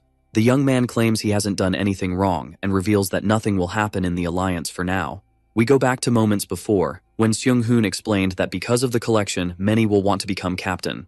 And since Gumryong's gang collects money differently, the strong guys will gather around the young man. That's why, even though everyone in that room has different motivations, it's necessary to first discover the intentions of the newcomer, as he is sure a conflict will occur soon. After hearing the story, the girl with straight hair asks if her allies won't do anything, then stating that, in that case, she will have to act on her own. During the night, near a playground, Dojin meets with his friends to talk about investments. Upon hearing that the blondie withdrew the money, the bully concludes he was the only one who got screwed. To help his friend, one of the young men states that if he invests like him, he will definitely recover the money. Park says he doesn't have much money and asks how much a food delivery person earns. Changing the subject, the other bully comments on the collection day, but finds out that the strong guy doesn't intend to give him anything. The blonde guy warns that he will need to leave, but if his ally manages to get money, just call. Smiling, the group leader reveals that he is thinking of taking half the money before collection day, starting with the transferred student. Since the young man has already taken 4.5 portions, the guy in the blue blazer says he just had an idea and suggests they make a bet on the bully's fight with the rookie. The chubby guy says that would be interesting and asks if he could bet on Kwan. Ending the conversation, Dojin says he feels like training. However, suddenly a trio appears looking for him.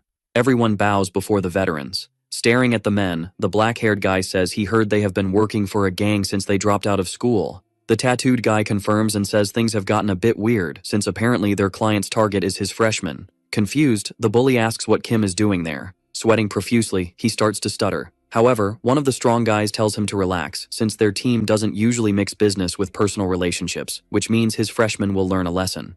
Taking off his jacket, Park asks if the trio is collecting money from other students to beat up those who bully them. The chubby guy says yes and claims this is a new business. The bully bursts out laughing and says it's very funny to see the man acting tough just because he's in a gang. Frightened, the guy in the blue blazer questions if his friend is going crazy. A bit irritated, the guy in gray clothes says his freshman has become quite rude, even knowing he is dealing with Yuk Ja-hyung from Beohmo Construction.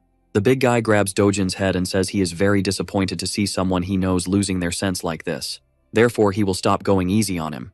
The bully receives a punch right in the face, but instead of dodging, he decides to throw his own face into the man's fist. Smiling, Park says that the man's hand is much softer. before delivering a punch with all his strength. A few seconds later, he attacks the strong guy again and asks how deep he needs to hit for his fist to sink in. Yuk bends over in pain, but the bully doesn't care and states that hitting a pile of fat is horrible. After receiving another blow, the leader of the gang trio falls to the ground. Smiling in a terrifying way, Dojin promises that he will put the man in his place. Then everyone is shocked to see Ja-young on the ground. Frightened, Park's friends ask if he has gone crazy for acting that way. Staring at the duo, the bully asks if they heard the part where the veteran said he would kill him for money, which means Do-hyun has a lot of cash that should have been his from the start. The veteran's allies claim that the guy is indeed a bastard. However, the guy in the black hoodie realizes too late that the bully has approached. Delivering a blow with all his strength, Dojin shows that he really doesn't care about risking his life for a few bucks, since having money is what makes him feel good.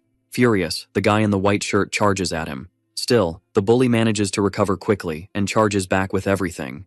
Yuk's ally receives a knee to the face. Fearing the worst, the big guy in the black hoodie grabs the young man from behind. Worried, Park's friend says he will help him. Shouting, he claims he doesn't need it while jumping in the air. The big guy can't hold the young man and ends up receiving a nice elbow to the face. Seeing that everyone is on the ground, the boy who hired the trio panics. Smiling, the bully says it's better for him to hand over all the cash he has if he doesn't want to die. Terrified, Do-hyun starts to run. Determined not to lose his precious treasure, Dojin decides to start a chase. Suddenly, Ja-young appears with a baseball bat, forcing the bully to use both arms to protect himself from the attack. Furious, the veteran says the young man messed with the wrong person, but ends up being knocked down by one of his friends. Taking advantage of the situation, the dark-haired guy throws a punch at his opponent's face, knocking him down again. Turning around, he realizes that the boy has disappeared along with the cash and says that if he doesn't show up at school again, things will get complicated. When questioned about the trio of gangsters, Park says that no one needs to worry, as the big guys are nothing but liars. The next day, the protagonist says there's nothing better than school lunch, so Min-soo should enjoy it. Ba-young appears and says he would like to talk a bit with our boy, but alone. When asked what the topic would be, Minho gets straight to the point and asks if the guy plans to dominate all the first-year classes. Intrigued, Daejeon questions why he wants to know about that. Joining the conversation, Hojong says that's what everyone is thinking. The protagonist asks if they have 2 lives, as he warned he would kill everyone if they stopped him to talk about something useless. Taking the lead, the red-haired guy says that our boy is the head of 4 classes and will receive the operation cost soon. Not understanding anything, Daejeon asks what the hell operation cost means, and if it's the money the president receives to buy things for the class and snacks for the students. Myung-jung appears and says the guy really has a naive side, explaining next that operation cost is just a facade, since that money serves to protect one class from the others and goes straight into the leader's pocket. Our boy remembers the rules that the guy from Sangbo's class mentioned. Continuing, the blonde guy says that the heads of each class will rank each other to maintain order. However, when the amount of money is doubled, in the case of someone controlling more than one class, everyone wants to be the head of Jumryong, which means there's a big target on Kwan's back. Kim thanks the blonde for the explanation, but asks why he is there. He then says he would like them to take care of their part in exchange for help. Irritated, the protagonist hits the young man and says it's about time everyone understood that this money-collecting business won't work anymore. Byung says the guy can't do that, since part of the first-year collection goes to the second year and so on. Agreeing, the red-haired guy says that not doing the collection is the same as turning the whole school against oneself. Our boy analyzes the situation, but, remembering that his job is to end all this, he decides to just leave. Suddenly, Jinmo appears and says someone wants to see the protagonist. Tired, Kwan says he will kill the guy if the topic is useless. Outside, he questions if the guy in the black shirt is luring him into a trap, before seeing Suzy sitting on a bench. Seeing that our boy got nervous, the young woman turns and asks him to let Jinmo go, while she is still being nice. As our boy doesn't obey, the girl asks if he is deaf, then asserting that she is the only one who can hit the guy in the black shirt. The protagonist says he has no idea what's going on there, but according to school rules, Class 6 is under his command. Grabbing the brown-haired guy's arm, Baek says he is above that rule, so it's better for our boy not to dare to act like a leader in his presence. Still holding the young man's arm, Daejeon asks what kind of nonsense conversation that is. Irritated, the girl says he is really an arrogant idiot. A little distance away, a guy in a hoodie says he is very disappointed with 3 boys, but he will save them all from the sin of greed. Standing up, Won Ja-ok, the head of the second year, promises he will beat the young men until they are on the brink of death. Ju Gong-myung, the vice leader, says that's why the trio should have made the payment on time. Smiling, Park asks if the bald guy always beats people personally, then questioning how much the duo can collect. Making the number 3 with his hand, the guy with glasses explains that everything is divided among the group, which makes the tough guy in the black shirt even more excited. The duo starts talking about the boss's behavior, who is not the most patient person. Finding it funny, the vice leader says the trio of tough guys from last night invented a gang to make money. Finishing the job, Juan says it's not easy to walk the hard path of practicing Buddhism. When asked about the path he wants to take, Dojin says he intends to make the entire first year submit to him. But first, it's necessary to deal with the transfer student. And turning around, the bald guy says that's a good idea, then asserting that the trio of boys has until the next day to shave their heads and come see him. The tough guy says he had an idea, and the leader suggests they talk while walking to the store. We see our boy and Susie competing for Jinmo again. In the middle of the two, the guy wonders if it's really that important. Irritated, the girl asks why the first-year leader is so stubborn. However, the protagonist seems more interested in why the guy in the black shirt is making that weird face. Quickly, the young woman understands the reason and releases his arm, before slapping the guy in the face and throwing him away. Standing tall, the strong guy says he understands it's time to leave. As he runs and shouts, he shows he's more than happy with what happened there. Turning around, Bike states he has a reason for calling the protagonist over. Then, she grabs him by the jacket and pushes him against a pole.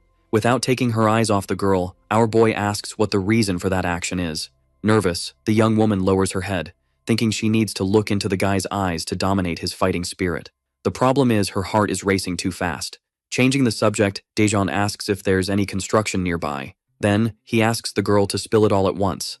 After calling the young man Appa, Susie tries to make an excuse and says that last time she wasn't referring to him. The protagonist says he knows that and asks if that was all she wanted to say. The young woman tells him to shut up and claims that it's important for her, since just one word from her brother can mobilize the entire school. As the guy seemed unaware of this, she decided to take it easy at first, but she won't do that anymore. The protagonist breaks free and complains that his clothes are all wrinkled, while holding both of the girl's hands with one arm.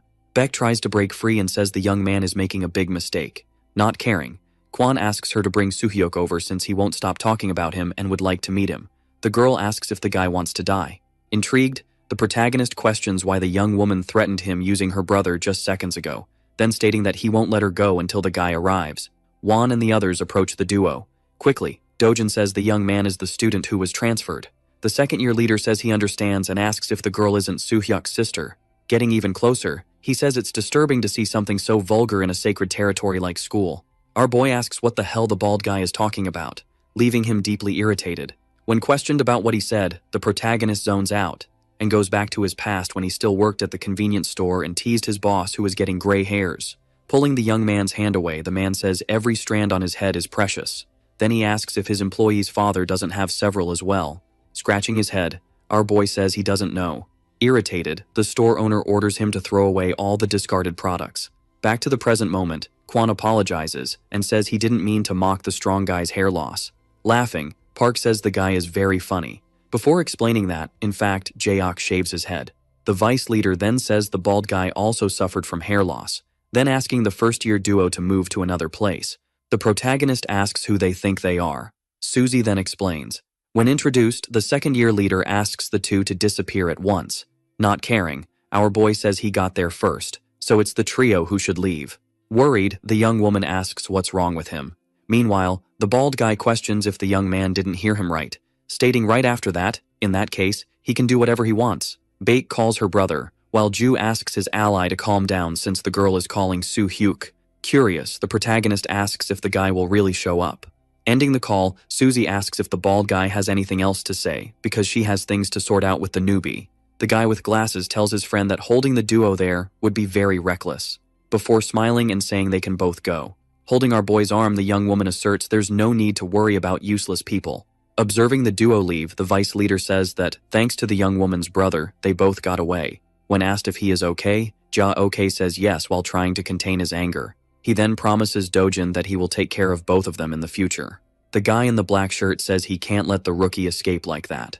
Worried, Gong Myung says it's better to let the young man go. However, the bully doesn't listen and charges at him. Daejeon quickly notices the movement and grabs Susie by the waist, all to get her out of Park's way. Seemingly possessed, the young man prepares to deliver another blow. Using his agility, our boy manages to dodge more than once.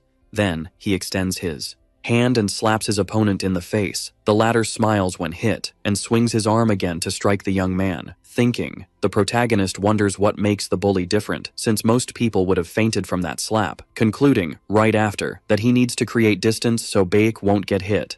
The vice leader appears and says that if the girl gets hit, things will get ugly. While defending himself once more, Kwon manages to grab Dojin's arm. However, he changes his strategy and delivers a kick. Noticing that the young man dodged again, he asks why he isn't counterattacking.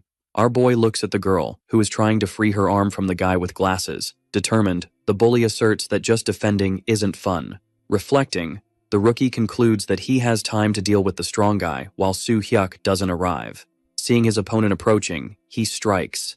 Covering his head with his arms, Park says that the young man is indeed quite fast. Daejeon gains momentum and attacks once more, showing that, besides being fast, he is also strong. When hit by a kick, the bully falls back hard. Recovering, he says that attack was brutal. Intrigued, our boy asks if he is okay since his arm has a bandage. Looking at the injury, Dojin says that it's nothing. Realizing next that the bruise is worse. Taking off his jacket, the protagonist states that it's better for the guy to get better soon, because he will take a few more hits from that moment on. Pretending to cover her eyes, Beck asks why the young man is taking off his clothes. Our boy says he will only take off his blazer. The girl then questions how he dares to undress in such a crowded place. Kwon looks to the side and notices he is being watched by a group of students. Some girls start talking about how handsome the guy is. Smiling, the guy in the black shirt announces that he intends to stop there, since what really matters will happen next time. Then, he leaves, pushing the group of girls that was watching. Before leaving, Ju states that they will meet again very soon. Adjusting his clothes, the protagonist says he hopes the guy will also participate next time, since it's quite annoying to have to beat them separately. Furious, the vice leader asks how the young man dares to speak to him that way. However, Jia-ok appears and says it's better for them to just retreat for now. The young man turns and says that thanks to his friend, he managed to control his emotions. The two start talking about pity, leaving our boy completely confused. Susie approaches and asks if the young man didn't hear that the duo is from the second year. Not caring, the protagonist says he isn't afraid of the duo. Impatient, the girl says she doesn't know if he isn't afraid or is just overly confident. Then, she asks the rookie to be more careful and thanks him for what he did earlier. When questioned about the strength he used to pull the young woman, Kwon apologizes and says he thought he wouldn't hurt her that way. Curious, he asks about Soo Hyuk, but the girl reveals she lied and questions what the young man intends to do if he encounters her brother, having almost died at the hands of the monk. Our boy prepares to say something, but realizes it wouldn't be the best choice. With her arms crossed, Susie says the rookie will die if that encounter happens. Therefore, it would be better for him to focus on resolving the problem with the first-year guys. Watching the young woman leave, the protagonist wonders if she came there just to threaten him. Meanwhile, Beck can only think about how reckless the young man is while trying to understand why the hell she was so worried. We are taken to room 1-4, where Park is asking about Doyeon, intrigued. Your friend asks what happened to the bully's arm, but he says he just needs a few more days to recover. Then, he changes the subject and says he really enjoyed meeting the new student, but now he needs to focus on collecting as much money as possible. When called, the class president rushes over. Sitting down, the bully asks him to get Do-hyun's address and collect the money that week. Worried, Dojin's friend says he can't change things like that, without permission. Not caring, the strong guy says you can't make a profit without investment. The class president then asks if the guy knows that he can't do things however he wants. Smiling, the bully suggests they play rock, paper, scissors. He loses the first round and asks to go again. Seeing that the bully won, the boy says that still, you can't decide things that way. Then discovering that he was playing a flick game. With nothing to do, he brings his forehead close to the big guy's hand. Confused, Park's friend asks why he is bending his own finger like that. Upon receiving the flick, the class president flies backward. The scene leaves everyone impressed. Excited, the bully says it's time for another round. Far away, Kwon feels frustrated for not being able to meet Soo Hyuk, and concludes that everything would be easier if he had defeated the second-year monk. Then, he starts thinking about how Dojin managed to withstand his slap and says he has an extraordinary physique, which means he needs to shake off the rust to hit the bully hard. During the night, Kim tries to call someone, but no one answers, which makes him irritated. Frightened, he wonders if there is anyone else to help him. Quickly, the young man remembers the new student, and the conversation he overheard about him putting several bullies in their place. Thinking, he analyzes the possibility of offering money to Daejeon. But to his surprise, Park appears out of nowhere, and violently grabs his face with his hand. At the same time, he smiles and says it's time for the boy to get what he deserves. Do-hyun asks the bully to wait a minute, making him stop pushing him back. Staring at the boy, the strong guy asks if this isn't fun and why he is crying, then asserting that it's time for another round. The next day, in room 1-1, Minho explains to his friends the principle of every weapon. Excited, the blonde boy asks if he can use the bat slowly, denying. The red-haired boy says there is an order to everything. On the other side of the room, Jinmo celebrates having won the English vocabulary quiz. The short-haired girl says she gave a hint to the protagonist, but he says he didn't notice. Thinking, Minsu concludes that the guy hasn't been putting much effort into his studies. Our boy asks the dark-haired guy to stop being so full of himself. Intrigued, No asks why Yang came over just to do a quiz with Daejeon, and if that means they should study too. Suddenly, Park enters the room. Astonished, Hojong questions if he is there to fight. Approaching, the bully says he is there to talk to the newbie. Then, he asks the dark-haired guy to give up his seat. Even knowing he could never win, Jinmo decides not to back down to avoid being labeled a loser. Standing up, he asks the strong guy why he would leave his chair. Laughing, Byung says the boy is brave. Finding the situation funny, the bully raises his hand. Realizing he raised his hands to defend himself, Yang claims he isn't scared, just has very good reflexes. Smiling, the guy in the black shirt says he actually wants to play rock, paper, scissors with him. The two play around and the dark-haired boy ends up losing. Turning around, he says that in that case, he will get out of the strong guy's way. However, Park puts his hand on his shoulder, before delivering a slap right in the middle of his face, while saying that those who lose need to receive a punishment. Seeing Jinmo being thrown to the other side of the room, the blonde boy says that surely, that hurt even his psyche. Noticing that Dojin sat down, our boy says he doesn't have time to fight now. However, his opponent reveals that he is there, because he would like to receive some conditions before the battle. Elsewhere, Seonghwa explains to Ju that he managed to get the abandoned auditorium. The guy with glasses then asks him to stop pretending he is sitting in an invisible chair. Before asking about the new student's skills, the guy in the hoodie says Kwon ran over Sangbo, which means he has talent, even though he doesn't have a clear stance or keep his guard up. The vice leader then asks about Dojin smiling. The sports class leader says he is an interesting person, as he bulldozes everything with his physical strength, in addition to having a lot of flexibility, which allows him to instinctively avoid most of the damage, but makes him dependent on his physique. Intrigued, the young man with glasses asks if he should bet on Park's victory. The guy in the hoodie says he's not sure, but he doesn't think it's possible for someone who defeated all the academy members to lose. Back in room 1-1, the guy in the black shirt tries to understand how he lost in rock, paper, scissors. Curious, he asks if Daejeon had private lessons or something like that. Looking at his hand, the protagonist concludes that, even though it's been a long time, his body still remembers how to play. The bully says it's time for another round. However, the rookie says it's better if they just pretend the tough guy won, then stating that he will accept any condition. After thinking for a bit, Park asks the young man to show up at the agreed place that Friday. The protagonist says he will do that and asks him to take care of his arm. Minho approaches and asks if our boy really needs to accept that offer, since it's very suspicious that the bully wants to fight in front of the second years.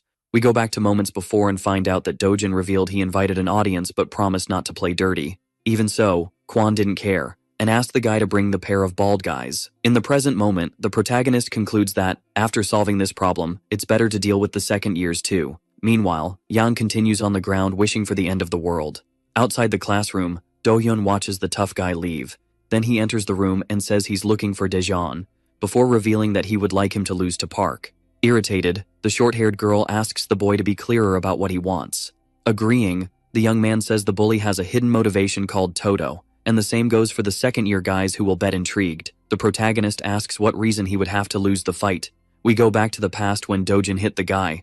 Smiling, the tough guy asks how much money he has, then stating that he will take everything, including the cash he gave to the veterans. However, upon arriving at the location, Park gets annoyed when he realizes he won't be able to enter. Thus, he says he will borrow some money in Kim's name, but if he wins the fight with the new student, he will pay it all back. So, it's better for the boy to hurry and call the loan shark. In the present moment, the guy says that if our boy wins, he won't get his money. Smiling, the short-haired girl asks if Do-hyun wants to die. Minho holds the young woman and asks for Hojong's help. Curious, Daejeon asks what he will get in return and if the boy is good at English. With confirmation, he says he will do what was asked, but the young man must meet him after school because he needs help with the English quiz. The girl approaches and says she can teach our boy. However, he ignores her and tells Kim that they will start that very day. Later, the young man with short hair asks why the protagonist doesn't bet since he's confident he will beat Park. Interrupting his reading, our boy says he doesn't have any money. Turning around, Do-hyun says it was in that place that he and the bully borrowed money, making Kwon realize he was being lured all along. He asks if the young man would like him to borrow money. Upon hearing he won't get beaten, the guy says yes. Taking Daehan Il-su's card, the rookie states he will go in alone. Elsewhere, Dojin says he has already gotten the money he needed and would like to invest a bit in cryptocurrencies.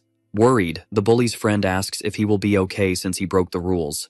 Without stopping his exercise, the tough guy says that with high risk comes high reward, which means he needs to keep climbing higher. Far from there, a man receives the protagonist and asks if he is there to borrow money, and why the hell there are so many students looking for the same thing. Inside the office, the loan shark asks how much the guy needs. When asked about his age, our boy says he is 20 years old. Irritated, the man asks if he is joking with him. Realizing that the situation has become complicated, the protagonist says he left his clothes on the line and needs to go home. The man then says he needs to use his brain more to come up with excuses. Daejeon says he will come back next time. However, the loan shark grabs his arm and asks what kind of gang the young man is from. Our boy breaks free and strikes the man, causing him to start screaming. He then says he will let him go but would like to leave in peace. Furious, the loan shark grabs the ashtray and charges at him. But, besides being stopped, he also ends up getting hit on the head. Noticing that the man has fainted, the protagonist says he overdid it, but at least now he can check the records. Looking at the wall, he sees a photo of Lee, the school principal. However, the other loan sharks start to arrive. Our boy decides to hurry and leave the office, but he ends up bumping into the other men. The big guy looks at Hyun Nim slumped in the chair and concludes that he must be sleeping. Taking advantage of the situation, the protagonist says he has finished his business and will leave. Outside, he hears the men trying to wake up his ally before he starts running to avoid being caught. Later, Kwon concludes that he shouldn't have gone to that place, then deciding to focus on the fight against Dojin. Seeing that it will rain on Friday, our boy isn't very happy. The day of the battle quickly arrives. When asked about his arm, Park says he is fine, which means there is no one capable of hurting him. Noticing that everyone has arrived, he says it's time to go in. Inside the auditorium, Seonghwa says the bully arrived too early since they are still in the middle of preparations. Turning around, the strong guy asks what Do-hyun thinks about sparring instead of a coin game, before revealing that he is just joking. Seeing that the second-year gang has arrived, the sports class leader says that now everything is complete. Looking at a young blonde, the bald man says that his hair is full of anguish and has been dyed. The guy in the blue sweatshirt approaches and says he prepared a table on the platform for them. Checking, Jae-ok asks about the new student and states that he doesn't want his patients tested. Outside, our boy says his allies don't need to follow him.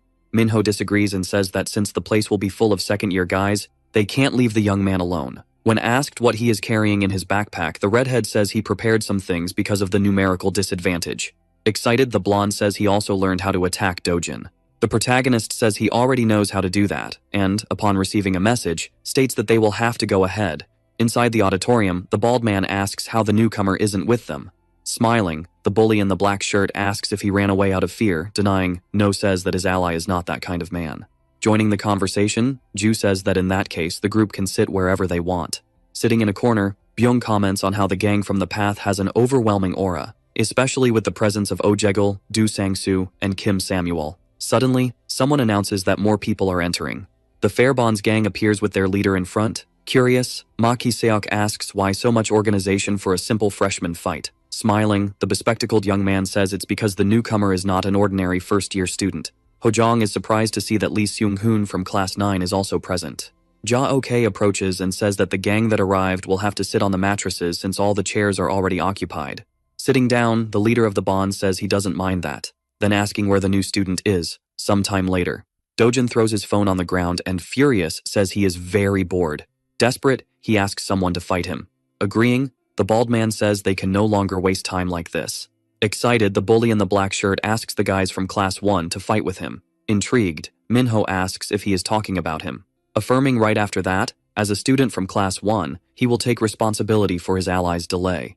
Seonghwa says that this is not a good idea since the fighters in the main fight must be in their best condition. Shouting, Park says he fights better when he is angry. Without caring, the guy in the blue hoodie says he will organize a fight between two members of the special sports room. Suddenly, someone enters through the door and asks if they are very late. However, to everyone's surprise, it is Myung-jung, and not our boy. The bully is not happy at all to hear that the guy doubts his ability to win. Nervous, the blondie tells the newcomer to shut up and sit down. However, he asks who he should give his betting money to.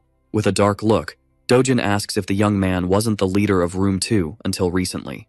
Confirming, Kim says there was a time when he was known as the White Spirit. Furious, the dark-haired bully charges and throws a punch. Then he runs and grabs the blonde guy's head to throw him forward. The former leader of Room 2 tells him to wait, but he ends up being brutally attacked once again. When asked if the strong guy can do that, smiling, Minsu says he doesn't know, but he's sure the veterans will be satisfied. Out of control, Park continues the assaults. Far from there, we see someone holding photos of Cab Ryong. Photos he took after defeating a group of loan sharks. Back in the auditorium, the bully says he needs to warm up more, so his next opponent will be Minho. Our boy finally appears and asks if he couldn't hold on while waiting. Everyone is happy to see the guy. Kwon apologizes for being late, while his opponent says he decided to warm up a bit. When asked if Myungjung was his friend, the protagonist says he's not sure. Then, he takes off his jacket and throws a punch at Dojin's friends. Thus, our boy stands in front of his opponent and states that he is also warmed up now, which means the bully will feel more than just a taste of his strength. Gu gets excited to see that the fight will finally begin. Without getting up, Jaeok asks someone to get rid of the guys who are passed out on the floor.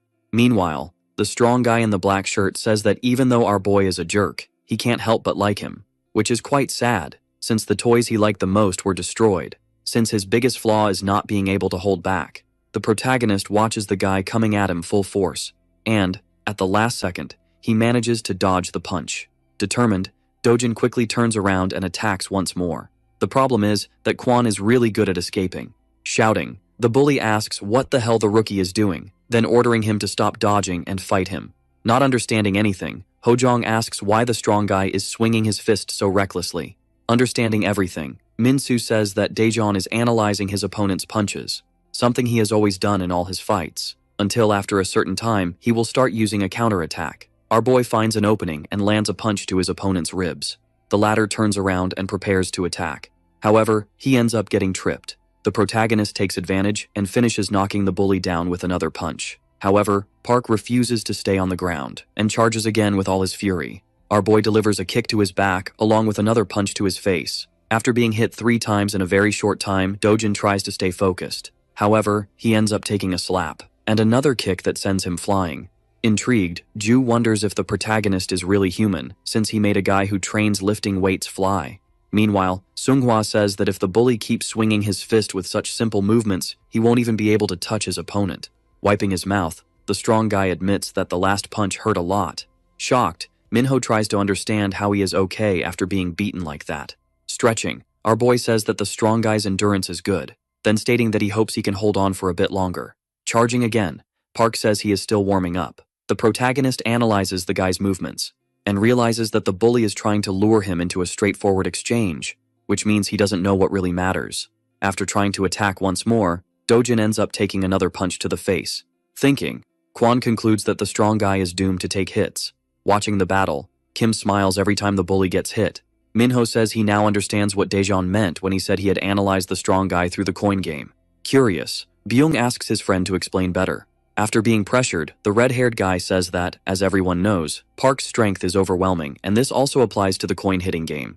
Since, if a person hits too hard, all 4 coins will float in the air. That's why waves form in the notebooks, and this means that the bully's physical strength will only help him to a certain extent. Because the coin game is also a battle of skill, as the strong guy isn't good at these games, he only uses his instincts to hit blindly, which reflects in the fight, as he just swings his fist using brute force, unlike his opponent, who knows exactly where the coins are and hits in the best possible place to lift them accurately. We go back to our boy's past, when he learned that, in the coin game, you shouldn't hit just any way. With his hand on the back of his neck, the little protagonist tells Heejin that he understands. Continuing, the boy says that the kid needs to hit the right spot and with the right force.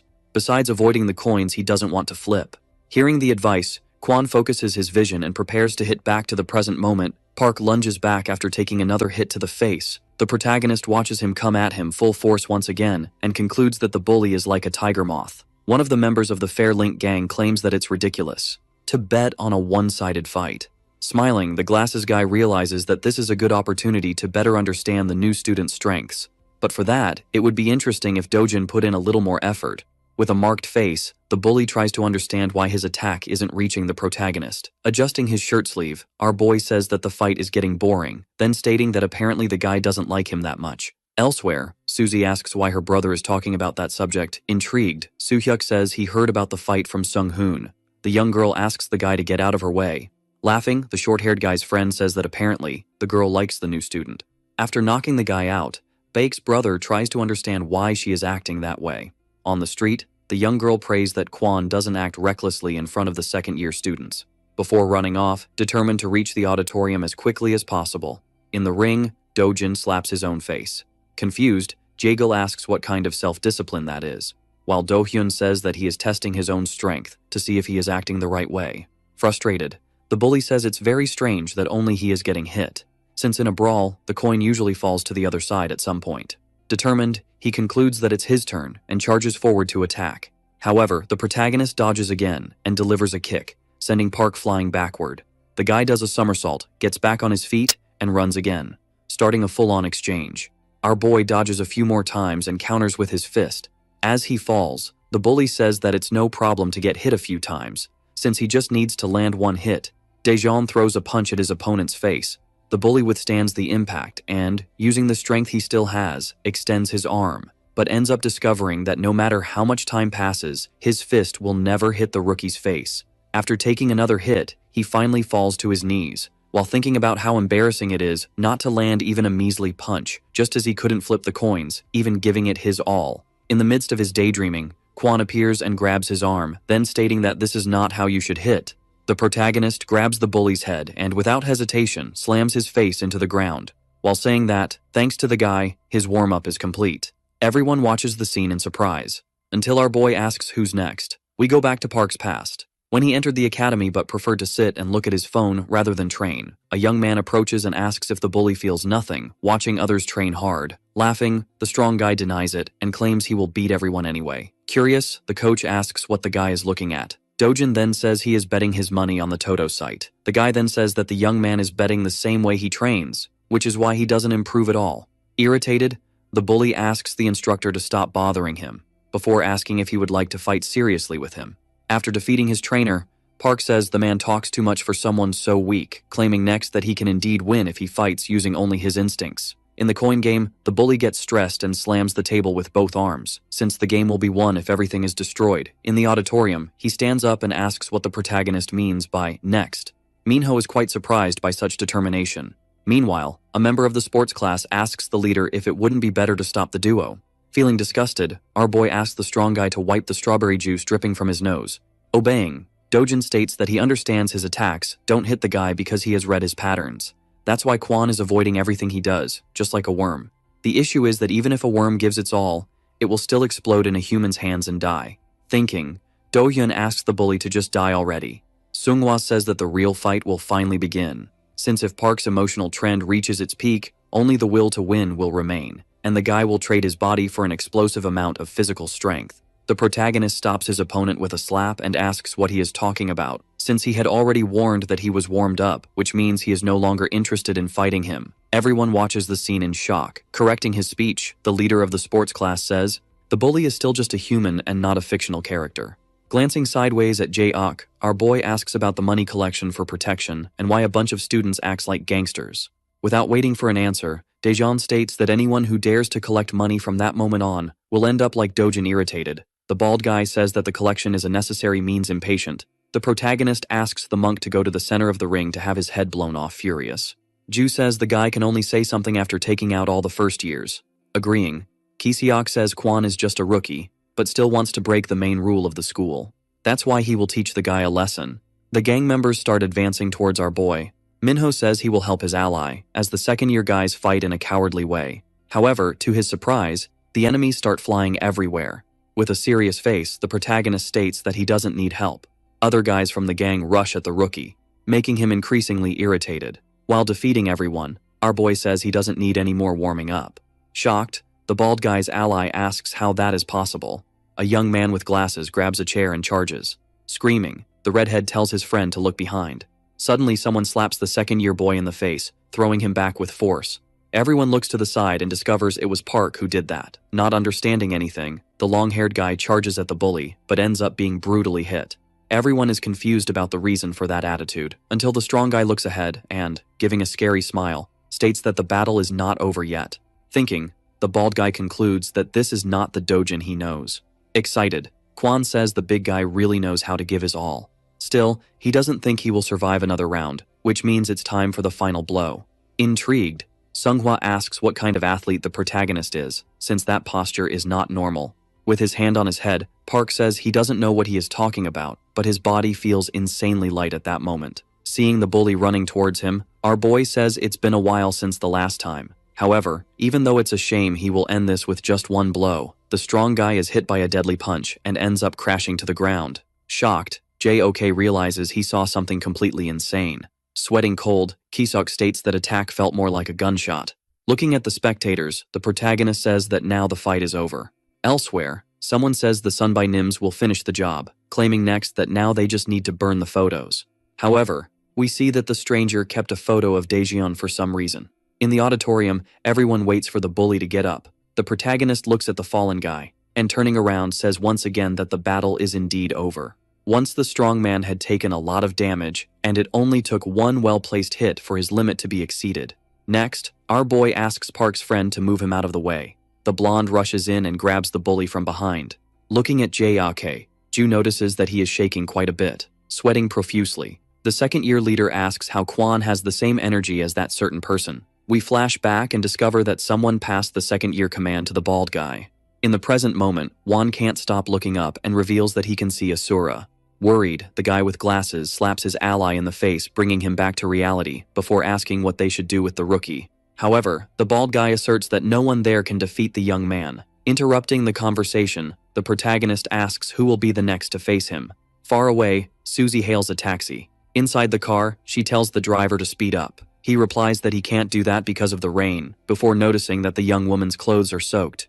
Irritated, the girl tells the man to step on it and shut up while trying to hold back her worry. In the auditorium, the protagonist defeats more guys from the Fairlinks gang and questions whether he should choose who his next opponent will be, since no one else has volunteered.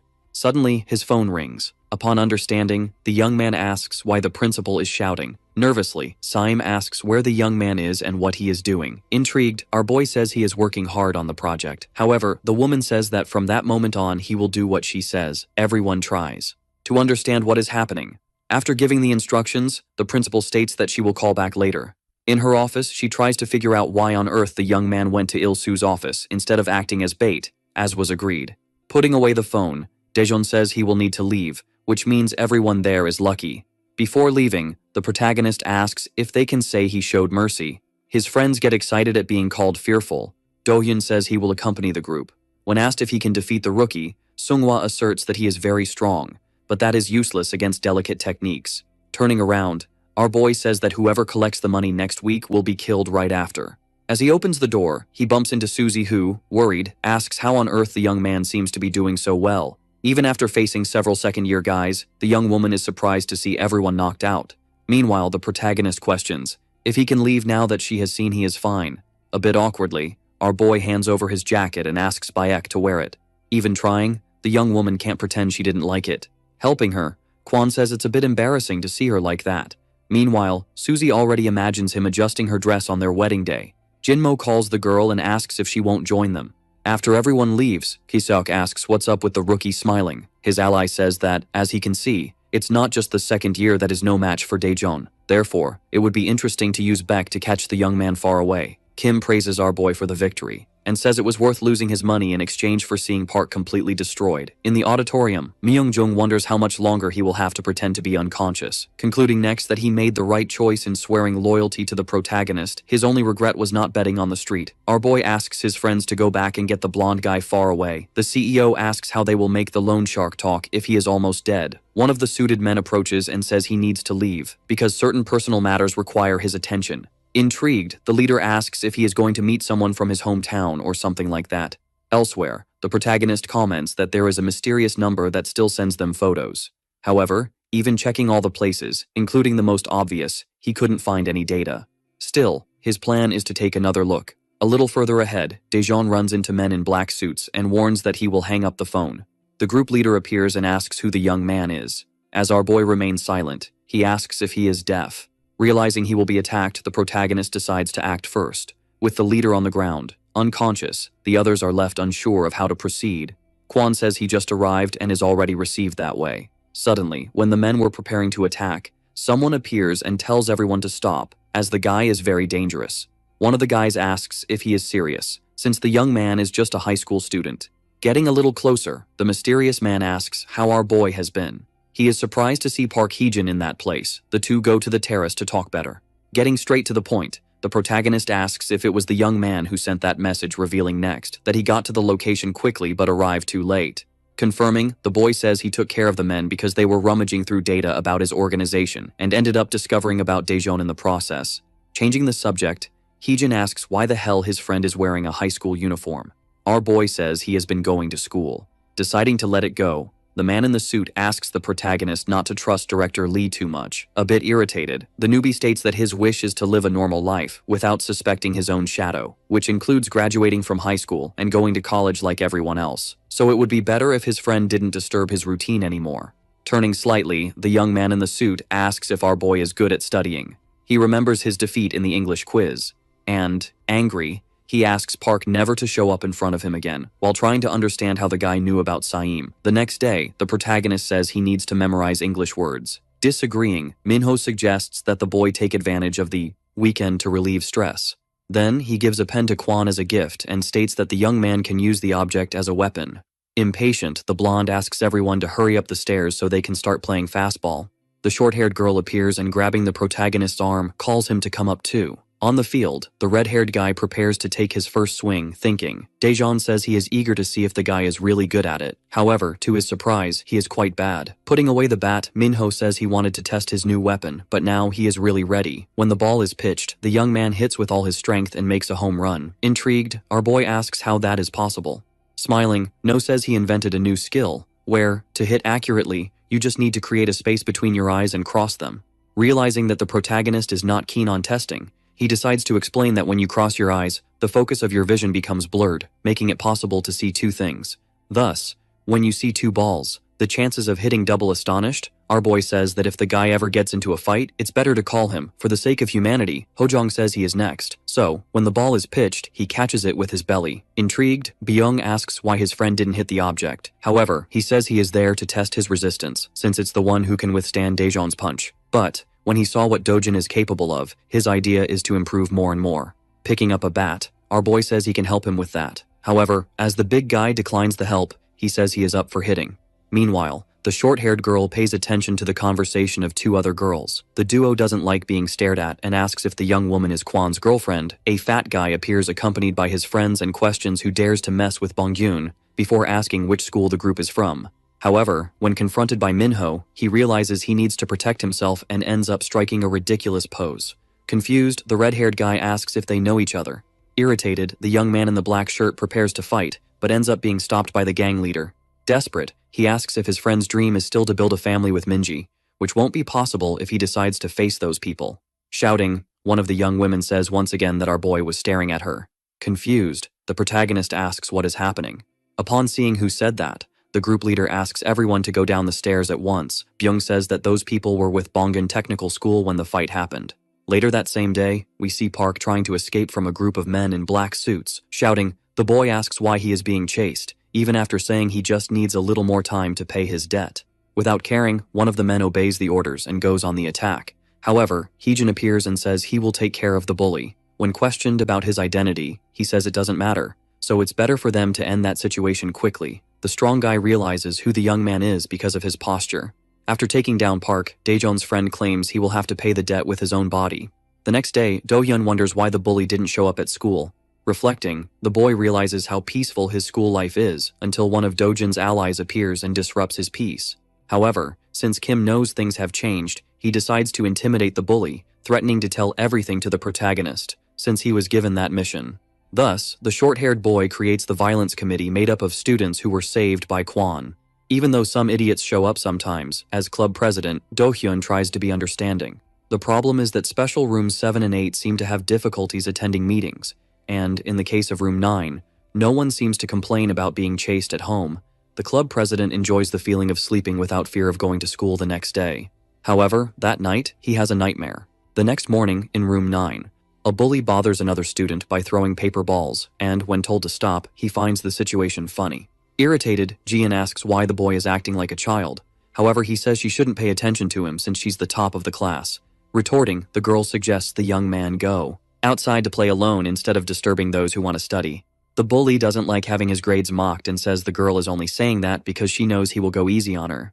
The boy with glasses appears and asks the cocky strong guy to follow him. Far from there, the member of the Fair Links gang beats up the bully and tells him to think less of himself from that moment on, since the school's image is being ruined by idiots like them. After the beating, the boy answers a call and asks if the meeting is really happening at that moment. Elsewhere, Dushik comments on how Kwon managed to take down Dojin and threatened everyone as a bonus. Surprised, Jiseok says he can't even imagine the scene. Laughing, the bespectacled young man says the newcomer may be strong, but he turned the whole school against himself. Impatient, the hoodie-wearing boy says they still need to find a way to collect the money. Provoking, the arts class leader asks if his ally is really afraid of the new student taking the lead. The other bully claims he has taken care of everything. Since the protagonist broke the only rule he shouldn't have, now he has only self-destruction left. At school, our boy asks his assistant to keep an eye on rooms 7 and 8. Excited, the club president says that thanks to the newcomer, many students have started to find it fun to go to school. Beck appears and asks for permission, then states that he is there to return Daejeon's jacket. We see that the girl spent days smelling the piece of clothing, to the point of staining it with makeup and having to wash it. When questioned about this by Guri, the young woman asks if she still likes her brother. Embarrassed, the short-haired girl asks her to stop talking about the boy Minho approaches, and asks if it's true that our boy is going to beat everyone who collects the money. Hearing about how dangerous the third-year students are, the protagonist concludes he is on the right track, since he needs to do exactly what Saim and Cabriong want. A few days later, in room 1-8, Cha Yunwoo says he will get a nose job when he gets the money. He asks why his followers aren't increasing, and the class president says maybe he needs more publicity. Dushik appears, interrupting the conversation. When called, the class president quickly approaches and asks if they are really going to do the collection. A bit irritated, the arts class leader asks if the young man is hesitant because he heard rumors about the new student, then stating that this matter doesn't involve their class. When questioned if he doubts the bully as a leader, the president denies and says he would never do that, but ends up getting doused with cola. The girls feel sorry for the boy. Before leaving, the wavy-haired guy asks the young man to clean up and collect all the money by the next day. Suddenly, a message from Jihu arrives, talking about the deposit, which leaves Dushik irritated. In room 1-5, Susie's brother reflects on how none of them can defeat Daejeon. He wonders what he will do if the guy comes after him. A girl appears and shows a jacket, claiming it would look great on the young man. Soo Hyuk agrees and asks the student to send the link. In room 1-9, the vice president says he didn't know Sung-hoon was collecting the protection money, so he didn't help. Smiling, the guy says it's all good since their room won't be doing the collection. In the library, Kim says he's glad the president of room 1-8 showed up. Then, the guy says the next target is Dushik. Excited, the young man with thin eyebrows claims that Cha also deserves a lesson. Far away, the leader of the art class says he made the money deposit, but the new student is causing a lot of headaches. The guy with glasses appears and asks who his ally is talking to. Hanging up the phone, the young man asks what he wants, and if, by any chance, they are dating or something like that. Changing the subject, Seung-hoon asks about the collection and says he finished his part. When asked about Kwon, he says he has a clear plan, so his ally doesn't need to worry. In room 1-1, the protagonist's assistant goes over the information he gathered. Intrigued, our boy asks if it's true that Dushik is collecting money, and with confirmation, he states that he will blow the guy's head off as promised. In room 1-8, Yeonwoo says that if he manages to become an idol, his goal will be the billboard. Laughing, the class president tries to hide his desire to beat the guy up, and decides to throw out some compliments to disguise it. Meanwhile, the duo of girls continues recording TikTokers. The blonde guy asks why the duo isn't complimenting him, and the young man with thin eyebrows claims they must be holding back. The girl with short hair comments that apparently Cha really thinks he's good looking. The class president accidentally lets slip that he thinks all parts of the blonde guy's face are ugly. However, he doesn't even consider that possibility. Daejeon appears and asks for Dushik. Quickly, the girls approach and say the guy isn't in the room. Our boy then says that, in that case, he will come back later. Desperate, the class president silently prays for the protagonist to beat up Yeonwoo before leaving. When asked what he thinks of TikTok, Kwon says he doesn't really like it. However, the girl asks him to help her with a filming. Pulling his arm away, our boy says he doesn't have time for that. Determined to take action, the young man with thin eyebrows shouts that he thinks the blonde guy is very ugly. The duo of girls asks if the guy has finally gone completely crazy. Cha remains silent for a few seconds, but soon bursts into laughter, while saying that it was very funny. Continuing, the class president asks why the young man keeps coming after him to boost his self-esteem. Standing up, the bully asserts that that's enough now, because even if all of this is a joke, the young man has crossed the line. Smiling, the boy who threw the insults says he feels much better now that he was honest. Furious, the blonde guy goes for the attack. On the ground, the class president waits anxiously to be saved by the newbie. However, he realizes that the latter is just watching. Seeing one of the girls with her phone, the protagonist notices that she is recording, which complicates his entry. Even so, he decides to do something. Being patient, our boy holds Yunwoo and says that this isn't necessary. The girls mock how the blonde guy looks like a squid next to the newbie. Furious, Cha steps back and asks why Kwon is interfering, then asking how many followers he has. Not caring, the protagonist says he prefers to talk about the young man's fearless personality, and questions whether he isn't good at controlling his anger in front of women. Realizing he is immobilized, the bully orders Daejeon to let go of his hands. Speaking softly, the protagonist asserts that it's better for him to just sit down and prepare for the next class. Even knowing he can't win, Yeonwoo decides to resort to words, forcing our boy to act. Due to the impact, a bit of spit lands on the short-haired girl's clothes, leaving her disgusted. Taking advantage of the fallen phone, the protagonist punches the bully in the face, causing the young man to fall to the ground, unconscious. Dushik arrives and asks what the rookie is doing there. With a frightening expression, Kwon says the guy didn't go to the auditorium last week, when asked if he was the one who did that to the blonde guy and the class president. Our boy says they can consider that yes. Joining the conversation, the short-haired girl says it was Cha who started it. The arts class leader then asks what the problem is. Being direct, the protagonist says he would like to talk to him outside thinking. The wavy-haired guy concludes that Seung-hoon lied when he said he had resolved everything. Meanwhile, Kim is surprised to see the leader of Class 9. Smiling, the guy says he heard that this is where Daejeon's supporters gather and claims he would like to join the group. Intrigued, the club president asks why a guy like him would want that. Without losing his smile, the bespectacled young man asks what the boy knows about him. Back in room 1-8, our boy says that if the young man hands over what he collected, he will leave, since he doesn't want to ruin the face of someone who wants to become a celebrity. Not caring, Dushik says he knows the rookie likes to hit people, revealing next that even if he wanted to, he can't give the money he collected. Upon hearing that the guy used all the cash, the blonde stands up and asks how he will do his nose filling now. The arts class leader thanks for the offer and asks Kwon to leave. With a smirk, our boy says he has until the next day to change his mind. The girls are relieved to see that the two won't fight. However, the wavy-haired guy shows that the conversation isn't over yet. Furious, he lunges at the protagonist using his leg. Even so, our boy manages to escape in time. Still with his leg extended, the arts class leader asks why everyone thinks he will lose.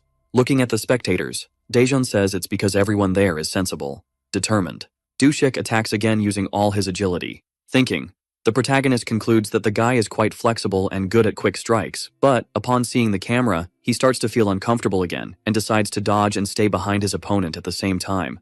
The girl with the phone quickly realizes that, no matter the angle, she can't film both at the same time. Meanwhile, the wavy-haired guy reflects on how annoying it is that his opponent just dodges. Shouting, Yeonwoo encourages his ally. However, suddenly, our boy appears, and, using only one hand, pushes the blonde. He ends up hitting the short-haired girl, who in turn drops her phone. The arts class leader asks if the protagonist really thinks he has time to get distracted. Showing that he does, our boy grabs the young man by the waist and, delivering a brutal punch, claims he will avoid the guy's face. After attacking once more and leaving his opponent on his knees, Kwon says it's better for Dushik to return the collection by the next day. But if that doesn't happen, the young man's face will become his personal punching bag. Everyone is in complete shock at the scene, and the president of Class 8 is convinced that the rookie is a god with his hands in his pockets. The protagonist says it's time to go to room 5. There, Jisok declines the brown-haired girl's invitation. Then, he asks what she thinks of his new jacket. The girl says the guy looks very handsome and asks him to come by to see her friends later. While the leader of room 5 takes pictures, the news that his ally was attacked arrives, a bit nervous. The girl says that the one responsible for the attack is coming after him. Nervous, the guy also realizes he was tricked by Sung-hoon. Meanwhile, in the club, Kim explains his goals. Out of nowhere, the bespectacled guy says that in that case, it's better for him to lead the group. The short-haired young man tries to contest, but, after being shot down with a glare, he decides to pass the crown laughing. The new president says he will do his best because he wants Daejeon to clean up the mess quickly. In room 5, Jisok says he needs to leave to sort something out. However, Kwon appears and says the class isn't over yet. Afraid the girl will see him get beaten up, the leader of Class 5 asks them to talk outside. Sometime later, our boy asks where the destination is. Going ahead, the brown-haired guy says it's better to resolve the situation without anyone around. At the same time, he analyzes when the best moment to attack by surprise will be dying of fear. He wonders if it wouldn't be better to be a coward and use a weapon.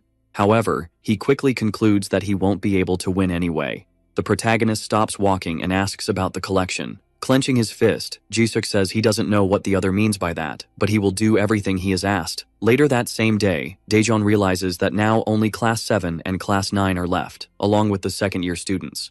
However, his biggest problem is figuring out who he should actually fight, and if he decides to ask, it's just a matter of people lying. In room 9, a girl asks Lee to lock the door when he leaves. Suddenly, the leader of the arts class appears furious and asks what the hell the guy with glasses thinks he is doing. Seung-hoon questions whether the young man really needs to act that way. Jisuk also enters the room.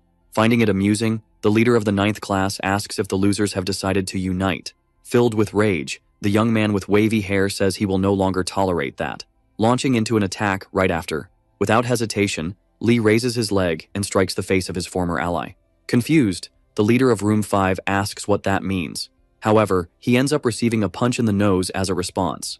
Smiling, the young man with glasses says that the guy shouldn't waste time. That's why he's been getting robbed around furious. Jiseok decides to join the fight, but his opponent is faster and immobilizes him with an arm lock before hitting his face with a knee. Noticing that the guy is about to fall out of the room, Seung-hoon uses his speed and pulls him back inside. Meanwhile, in the gym, the leader of the sports class watches some students fighting until some of his allies start to lose control. Even so, he remains seated, not caring. Taking notes, Gu says that apparently one of the guys knows how to use the strength of his shoulder, but since he is still not used to fighting, he can't control himself. Therefore, he will end. The training for that day, we return to room 9 where Dushik is unconscious and Jiseok has a fractured nose.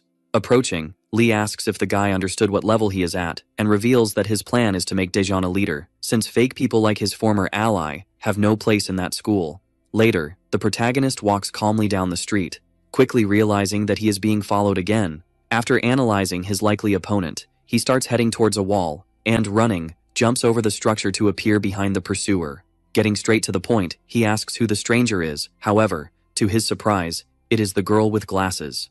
A bit awkward, the girl says that, actually, she was following the guy who was chasing him, but at some point, he disappeared. When asked why she didn't stop following him, the girl says she didn't get a chance to thank our boy for saving her.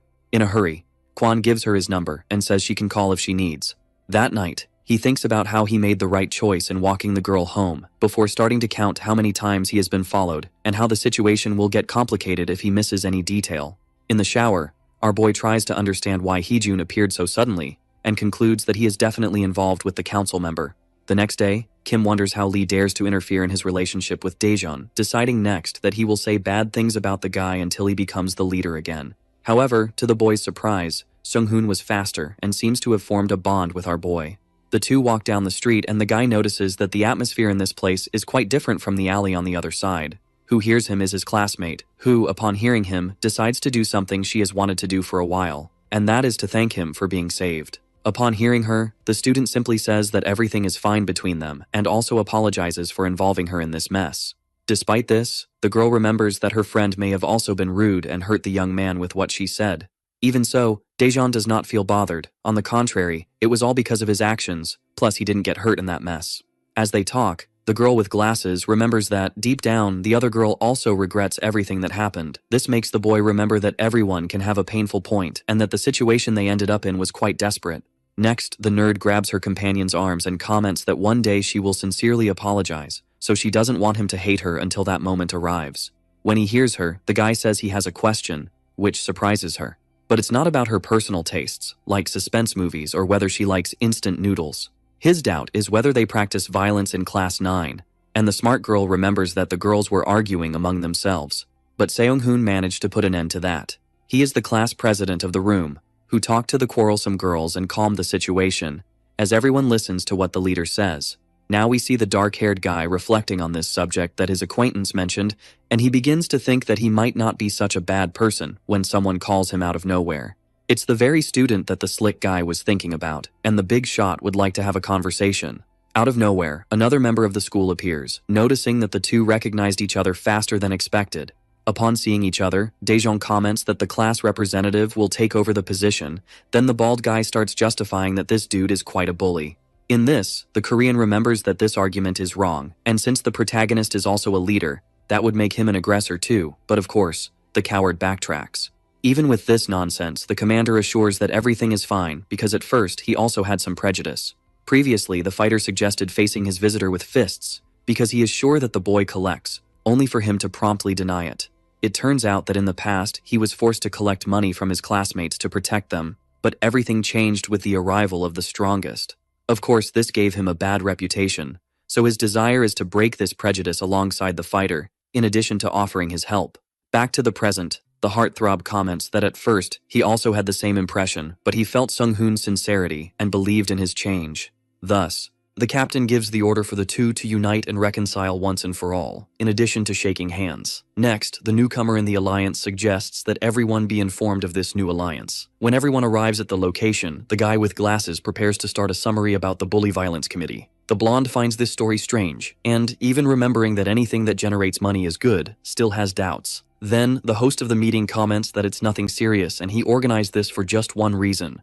Two of the aggressors look at him seriously upon hearing him say that he will hunt down all the slackers there. Moreover, other cowards are also shocked to hear that the idea is to take the lives of all the oppressors. As he says all these serious things, the young man seems to feel awkward and apologizes for saying this out of nowhere. When the redhead questions why the Class 9 leader is in charge of this, the dark-haired guy says he tasked him with ending the school's collection rules. This will be the perfect chance to help. After all, the money collection was done by the class president, and participating in the council made him connect with various classes. This made him basically an expert on this subject, and he knows about all those who take money from others, and with Daejeon's help, he will be the one to define the targets. Those gathered there seem to find this idea a bit strange, and the other guy questions what his relationship is with the second year. Then, to justify himself, the hunter comments that he just came out of an executive meeting with the teachers and other important people. Since the protagonist doesn't have much time, he demands to know about the plan right away, and his new ally comments that there is only one way to end the oppression.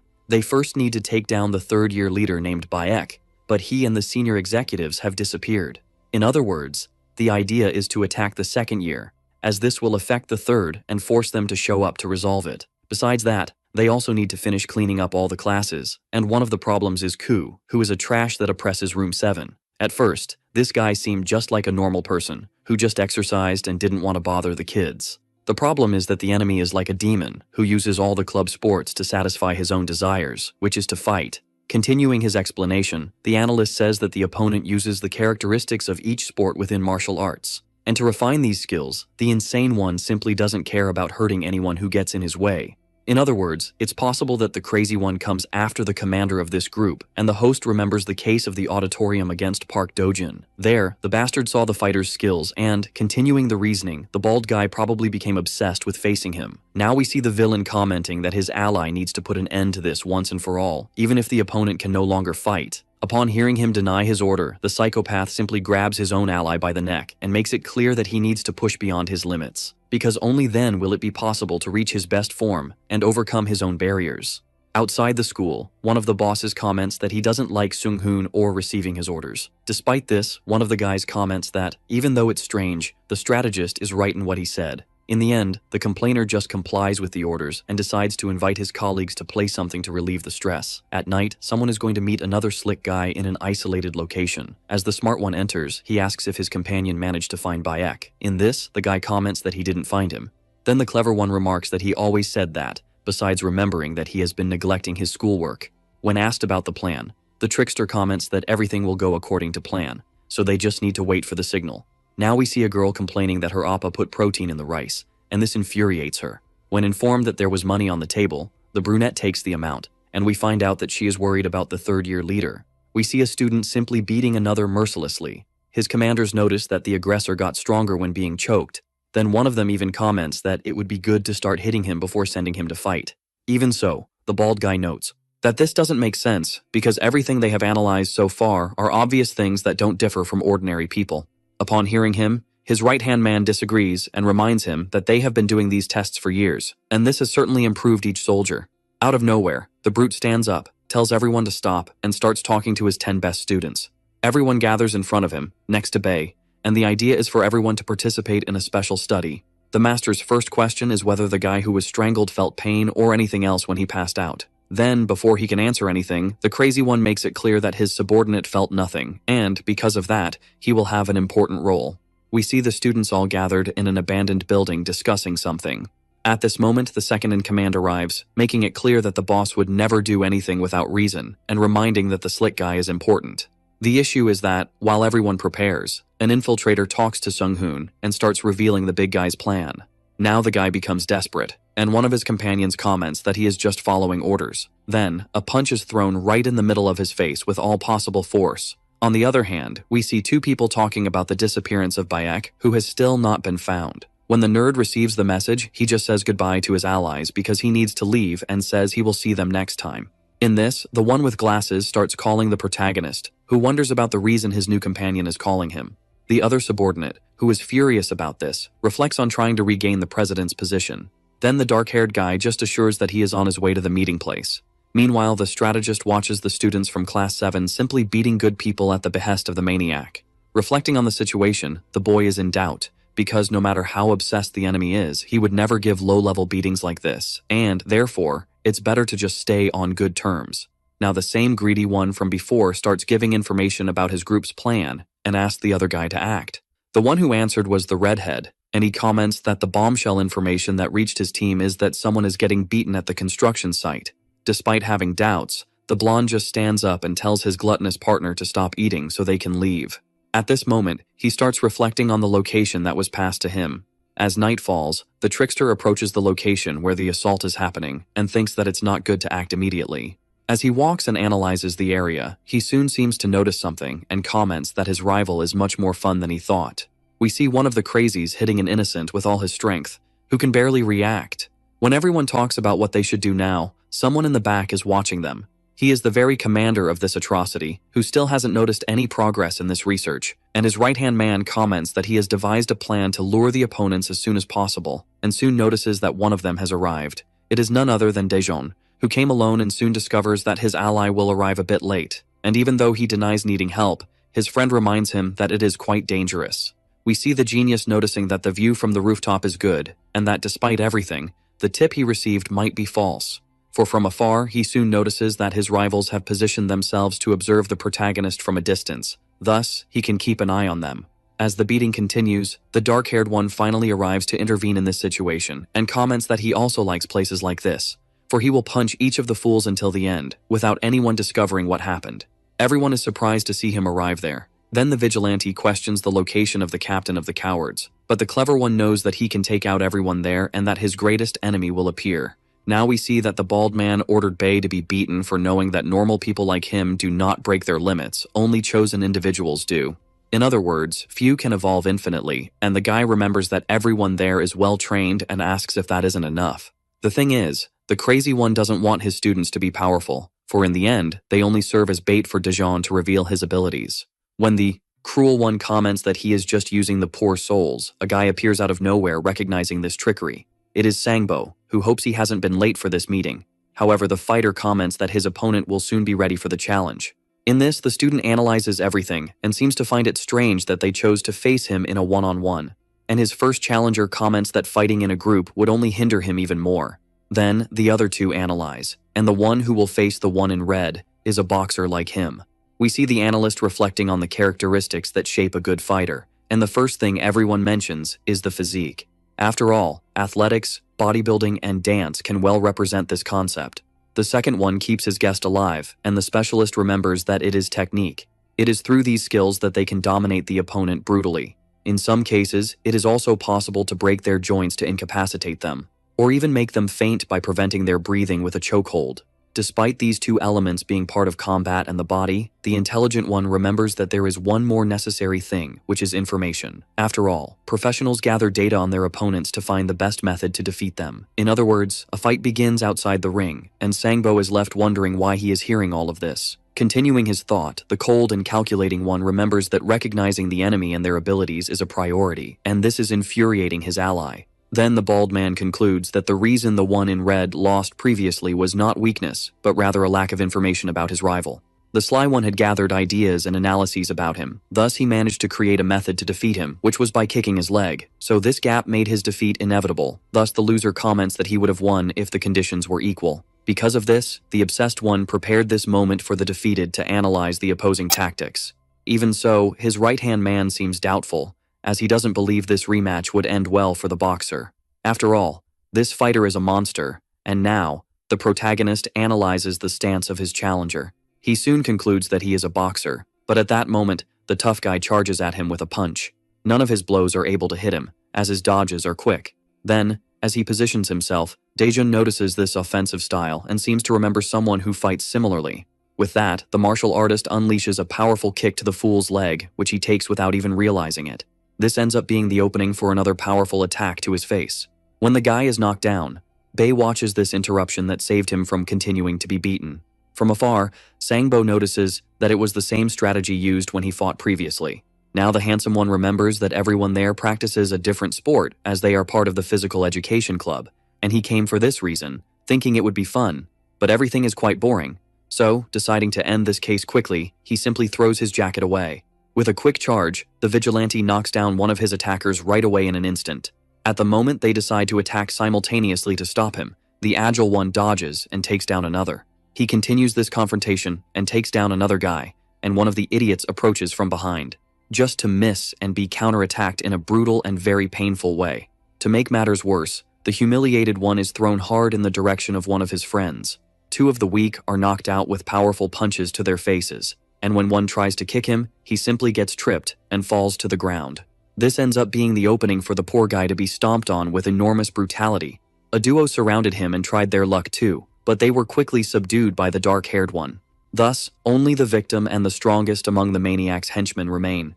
He recognizes the strength of the invader, who had a reputation for being truly strong. Now Daejun himself hopes that the one who remains is interesting, as the rest are nothing but trash. From afar, Sangbo seems shocked, as he wonders if his rival is very powerful, or if the rest are weak, and the bald man catches his attention. They comment that the last one to enter the fight was from a gym, and rumors praised his abilities. The fact is that in the whole club, he is the best after the commander of this club of violence and oppression. Starting this clash, the brute charges in at high speed. This speed is recognized by the vigilante, who does the same and also advances with a crushing punch. That's enough to knock him out and leave his nose dripping a lot of ketchup. Once again, the strongest is disappointed and realizes that even this boss is useless. The allies run, and one of them is slow because he ate too much at lunch, but the blonde seems desperate. It turns out that his suspicion is that Seung-hoon seems to have planned all this, just to set the protagonist up in a trap. They soon notice the construction site, but another thing catches the suspicious one's attention as he spots the observers. The redhead confirms it, so everyone decides to go up there to confront them. Before the wrongdoer can say anything, the one in red just tells him to be quiet, because he already knows what to do, and the two become worried. Reflecting on the situation, the trickster knows that all those challengers were nothing, plus now, he learned how to deal with his style. Until he is approached by the trio that came to check the situation, and they quickly confront him before he can leave.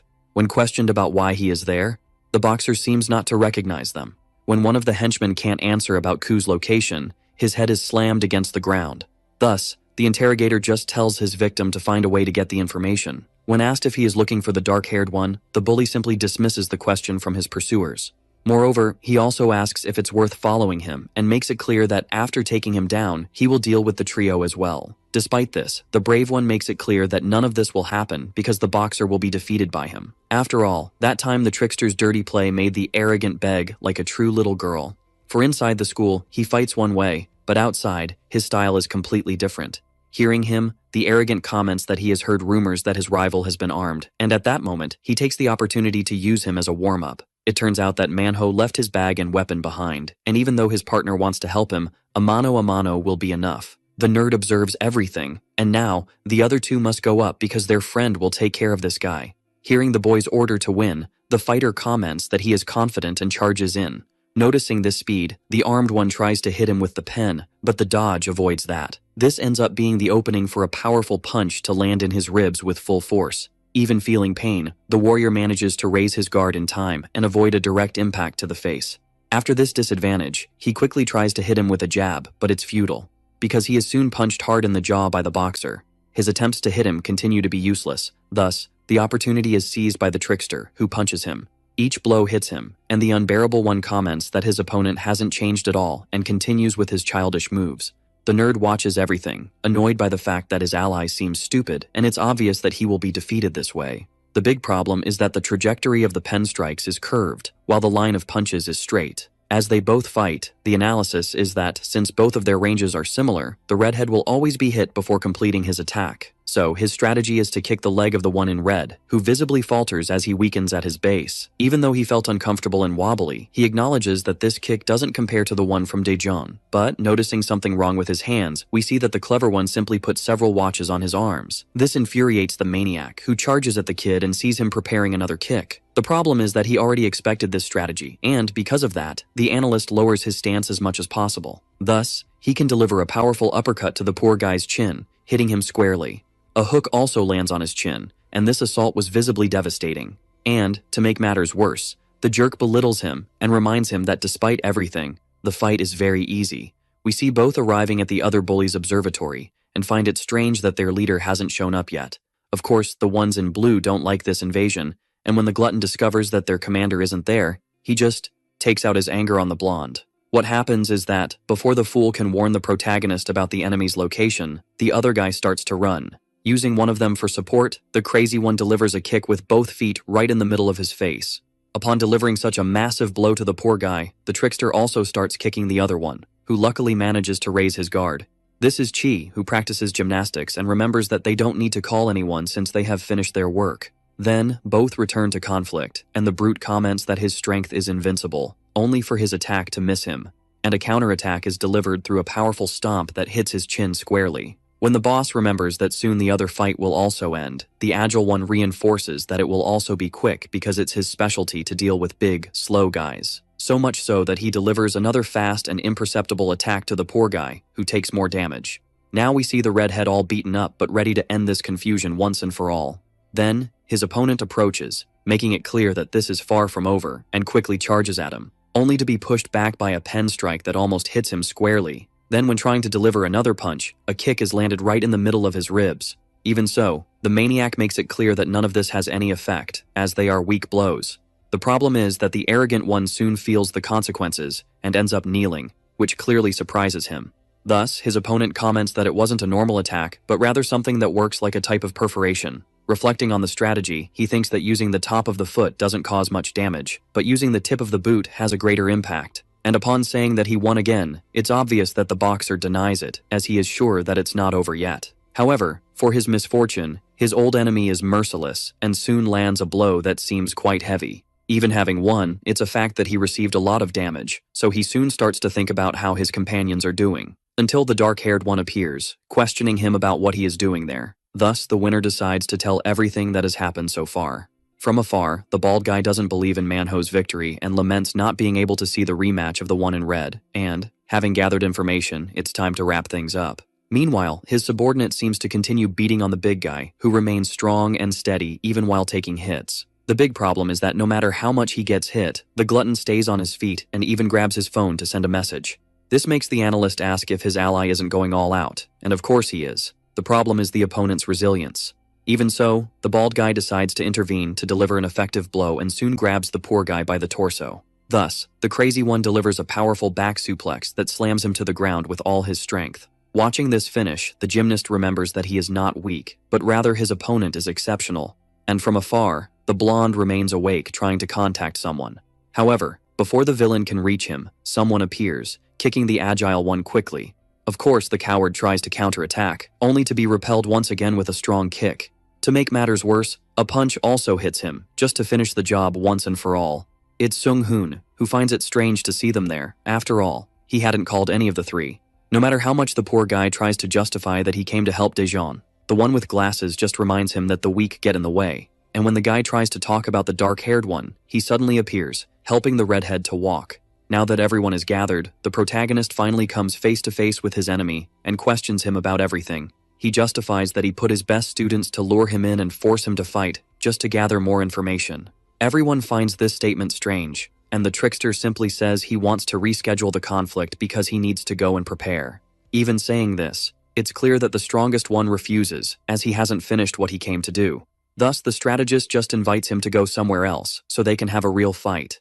On the other hand, we see some people counting money inside a base, and Gongmyung appears approaching Jaok, who continues working out, and despite the increased protection fee for the 3rd year, no one has found Bayek. So what's left is to leave the message with the errand boy, and the idea is for the troglodyte to see the bully in person. The problem is that access is practically impossible from this year onward. As they reflect on what to do with the money, one of the henchmen just thinks about spending it on barbecue.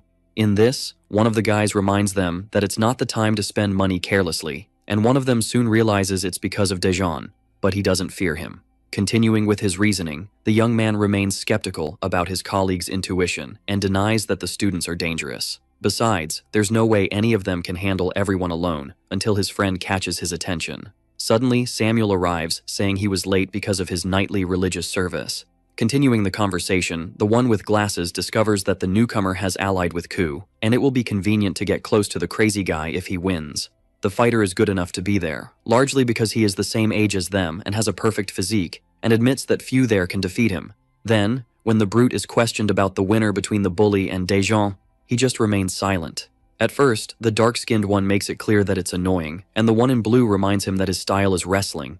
When the guy is about to continue his speech, a sandal is thrown at his face, and it's clear that he doesn't understand anything. Thus, the analyst comments that provocations are useless, only to receive another sandal right in the middle of his face. In this way, the mocker just makes it clear that his enemy talks too much and tells him to start already. This makes the strategist assume his combat position quite differently, and in the glasses wearer's analysis, it's possible that he uses this stance to employ techniques that grab and take down. Then, the leader of the bullies charges in full force, and the protagonist seems to notice something. So, when the redhead sees this, he wonders if it's a normal attack or an attempt to grab. A first-hand thrust is dodged by the clever one, who soon seems to realize that this is a feint. After all, the bald one quickly lowers himself to apply a low tackle. The issue is that the direction of his attack is soon altered to become a punch again, and he barely dodges it. The one analyzing this is the smart one, who quickly starts noting all the rival's tactics. Another straight punch is fired in his direction, and the fighter manages to dodge it just in time, just like another cross is also thrown, and fortunately, it doesn't hit its target. As he defends himself, the skilled one reflects that, despite being a wrestling user, the brute has been trying to hit him in another way. In this, the redhead notices that the giant's advantage is his greater reach, plus his destructive power coming from his weight class is quite dangerous. Now the gymnast finally wakes up from the beating he took and disregards the ignorance of the guys, who were wrong to think that a grappler would hit weakly. For even though he is a specialist in grappling, Ku is also specialized in MMA, which makes him a complete fighter. Since, above all this, a fight is a fight, and not a physical demonstration, we see a punch thrown by Daejeon explode in the face of his greatest enemy, who is pushed back. This sight clearly surprises the other bully, who didn't expect this turnaround. Now the brunette dries her hair after taking a shower. A notification also pops up on her phone, and someone informs her that they won't be able to come in for a while. And when the towel falls, the girl notices that there's no problem. After all, she is alone. After getting dressed, she soon starts thinking about calling someone to have fun there, and immediately thinks of the dark-skinned one. Even having been hit squarely, the proud one refuses his subordinate's help and prepares to continue. After all, he is finally experiencing the punches of the one he so wanted to face, and he still recognizes that he isn't fighting seriously yet. The agile one notices that his friend is just testing for now, and the bald guy always knew he wouldn't win in a stand-up fight because his specialty is on the ground. Reflecting on the idea of being good at fighting, the specialist realizes that it's necessary to develop step by step. Hearing these words makes the nerd acknowledge that he calculated everything completely wrong. In this, the obsessed one comments that he learned his first technique at 9 years old and, for the last 9 years, went to learn more on the other side of the ocean. Knowing that the crazy one is a year older surprises everyone, and the brute recognizes that the physical difference between them is due to age. As they analyze, everyone concludes that, in physical terms, both have developed as adults and start making comparisons with other fighters. Despite having heard this explanation, Daejeon doesn't care about anything because he's curious to see his opponent's technique. So, the slacker just keeps getting closer, remembering that the opponent prefers to fight up close. This reaction makes him very curious, as he didn't expect this attitude from his challenger. The big question is that the confident one intends to give an advantage to the brute, and this gives confidence to Ku. As he analyzes him and tells him not to hesitate, the sly one starts thinking of a way to throw him to the ground immediately. The problem is that, when trying to grab him, the fool is met with a powerful punch right in the face. To make matters worse, he is captured again before hitting the ground because the powerful one applies a takedown strike. Being thrown to the ground leaves him extremely surprised. After all, the game seems to have turned. Even in this disadvantage, the skilled one notices that this is an opportunity and quickly grabs his enemy. An arm lock is applied swiftly on the Korean, who is surprised by this counterattack. While the nerd acknowledges that this is quite dangerous, his commander continues trying to counterattack. Then the two keep grappling at this moment, and the protagonist remains strong and steady even in this position. So much so that a powerful punch lands right in the fool's face, hitting him with great force. To make matters worse, a knee strike is prepared by the opponent, who is about to apply it. Of course, the martial artist realizes that this is terrible and decides to escape this position, releasing the student's arm. He steps back after this critical scenario he was in and seems fine despite everything. As both recover, the one in blue reflects that he needs to test if the young man knows how to fight on the ground, or if he saved himself by pure coincidence. Hearing him say that he hates fighting on the ground, the judoka notes that he has no choice but to use superior techniques. When they get close again, another punch is thrown towards the dark-haired one, who easily dodges it. The issue is that it was just a perfect opportunity to apply another takedown attempt. His subordinate quickly recognizes that it is his superior's specialty, who executes an inamari roll. Seeing this move surprises the stronger one, who, having his leg immobilized, quickly kicks his rival away. This sight leaves the gymnast extremely shocked because his boss should easily weigh over 100 kilos. Of course, the arrogant one underestimates this counterattack attempt and even jokes about him trying to clean the floor. Now the two weaker ones are impressed by their commander's counterattack, and no one expected such strength. The one with glasses acknowledges that this was a high-level jujitsu attack, and this shove is not a common way to avoid it. Even having been easily countered, the situation is still amusing for Ku, who soon notices that his challenger did this instinctively. He quickly concludes that it is no longer about technique against technique, and realizes that the bigger one is better. When Daejin tries to confront him with words, he is soon met with another uppercut, which obviously doesn't hit him. Then, with great force, he delivers another extremely strong impact to the brute's ribs. The brute, feeling pain, tries to counterattack, but of course, his punch also fails miserably. Thus, this is the opportunity for the stronger one to deliver another very powerful strike right in the middle of his face. His grabbing attempt is also easily countered, just to receive another cross right in the middle of his face. In this, those watching discuss, as initially the bald guy's idea is to win through the ground, but clearly, his idea is to create a safe area before that. And once again, his grabbing attempt is met with a devastating blow that hits his head again. Putting him on his knees, the brute strikes him again with a crushing kick. Every attempt to grab is met with another massive and painful counterattack, so much so that a knee strike soon explodes right in the strategist's face, who obviously gets hurt. The conclusion is that the crazy guy is obviously doing this on purpose. But upon closer observation, it's not just about being hit, but rather about trying to grab him at every moment. With this opening, the guy remains strong and steady even while being punched and grabs him by the neck. Then he quickly jumps into his lap, and the conclusion is that, even being heavily struck, the martial artist only needs to succeed once. Thus, both go to the ground and assume a guard position while staring at each other. At this moment, the smart one explains this stance and clarifies that, regardless of the protagonist's strength, this is dangerous. Now, the trickster finally manages to execute his strategy of taking the fight to the ground. After all, the specialist makes the analogy that the lion's strength won't matter if the crocodile can drag it into the swamp. At this moment, the student doesn't understand his rival's decision, and the confident one recalls that he built his techniques like a castle, and now assures that he has the advantage. After all, his skills and resistances are solid enough to apply hundreds of combinations in this position. Meanwhile, someone calls the brunette, who didn't expect this call suddenly. It's the long-haired one, who assures her that he will see her soon, but first needs to go home. When the jujitsu user tries to explain himself, Daejin simply delivers another crushing punch and questions whether the difference between the two is still not clear. Even recognizing the risk, the crazy one continues to accept being hit with such brutality. Because his strategy is to unbalance the brute's center of gravity, who will lose the chance to strike. Then, the clever one quickly grabs the collar and places his leg right in the guard of the dark-haired one. And as he thinks about what to do, he also prepares to receive the other punch, but is already ready to minimize the damage. Next, his idea is to wrap around the student's wrists, who soon has his arm grabbed. The problem is that the guy keeps punching, and now, he hits the blue-clad one's arm with great force. This pain leaves him in shock, because he realizes that, this way, he won't be able to complete his plan and decides to escape this position.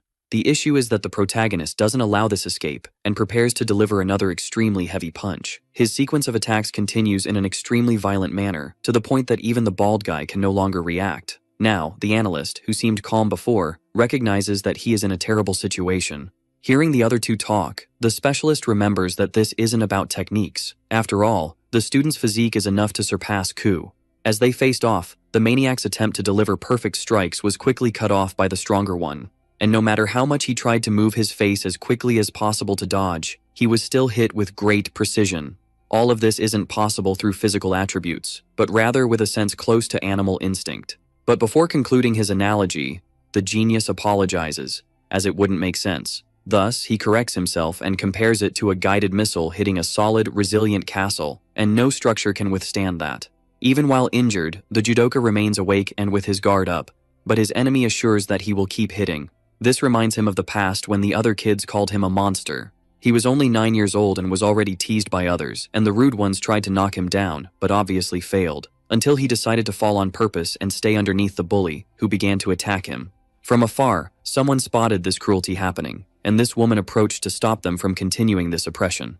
Then everyone fled, and the girl was completely stressed by this terrible situation. This is Yeonhwa, his older sister, who finds it strange that he always continues to accept being beaten in silence. In those moments, the girl would just start comforting him because the blame was on those who abandoned them.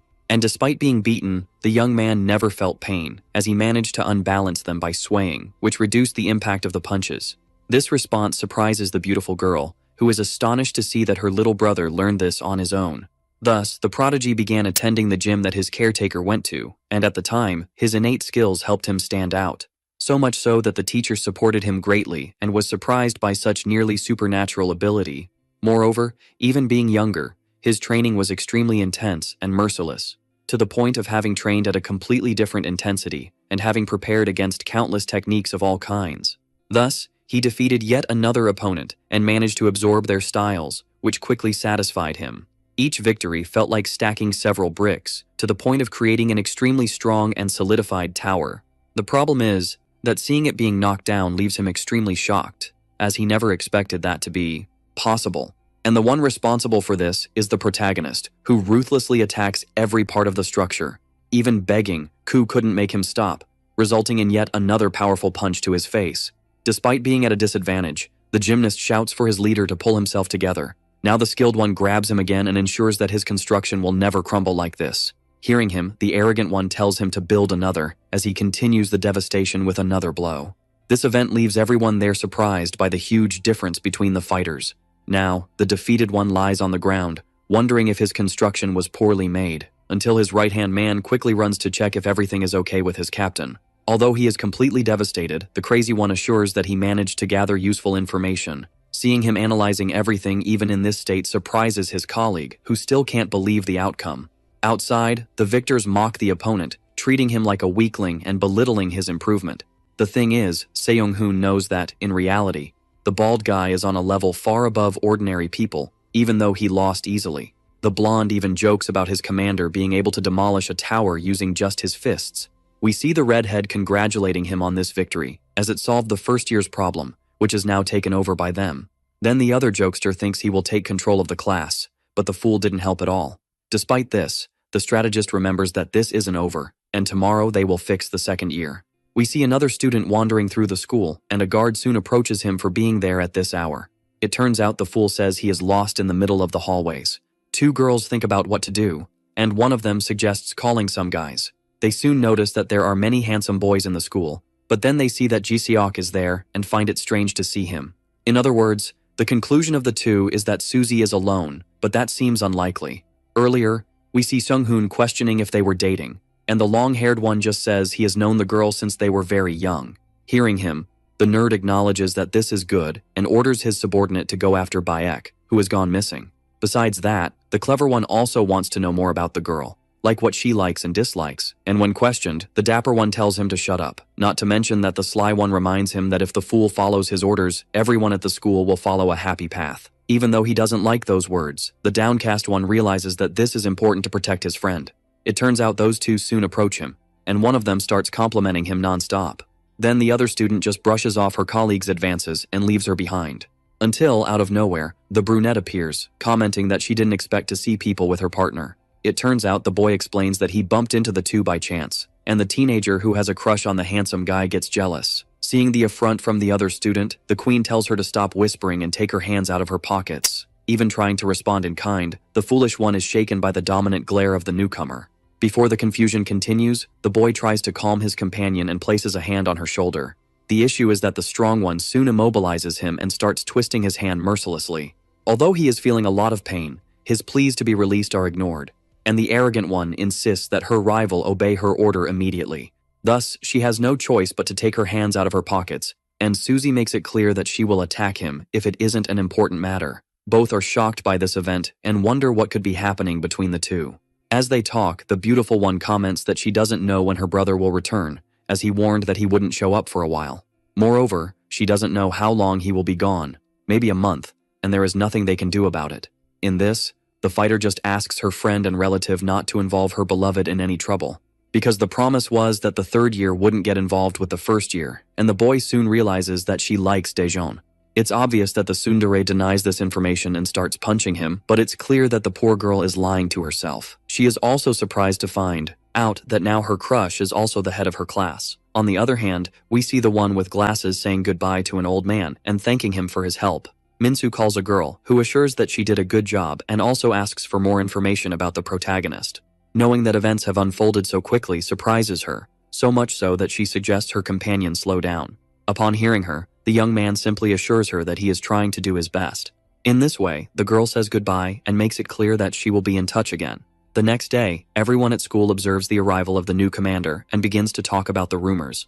Some admire him for his beauty and strength, while others remember that the poor guy is not very good at studies. Now we see two of the henchmen writing a message on the board about the new big shot in the place, until the honoree himself appears, ordering them to erase that note immediately. No matter how much the sycophant tries to show his devotion and willingness to serve him, the only interest of the stronger one is to know the whereabouts of his right-hand man. We see two students from Bongjun School talking about the monster that took power in Gyeomryong, and who hears this whole story is a strange bald man who seems to have no memories of the past. Meanwhile, a few more students enter the room shouting and congratulating the leader on the new era of governance.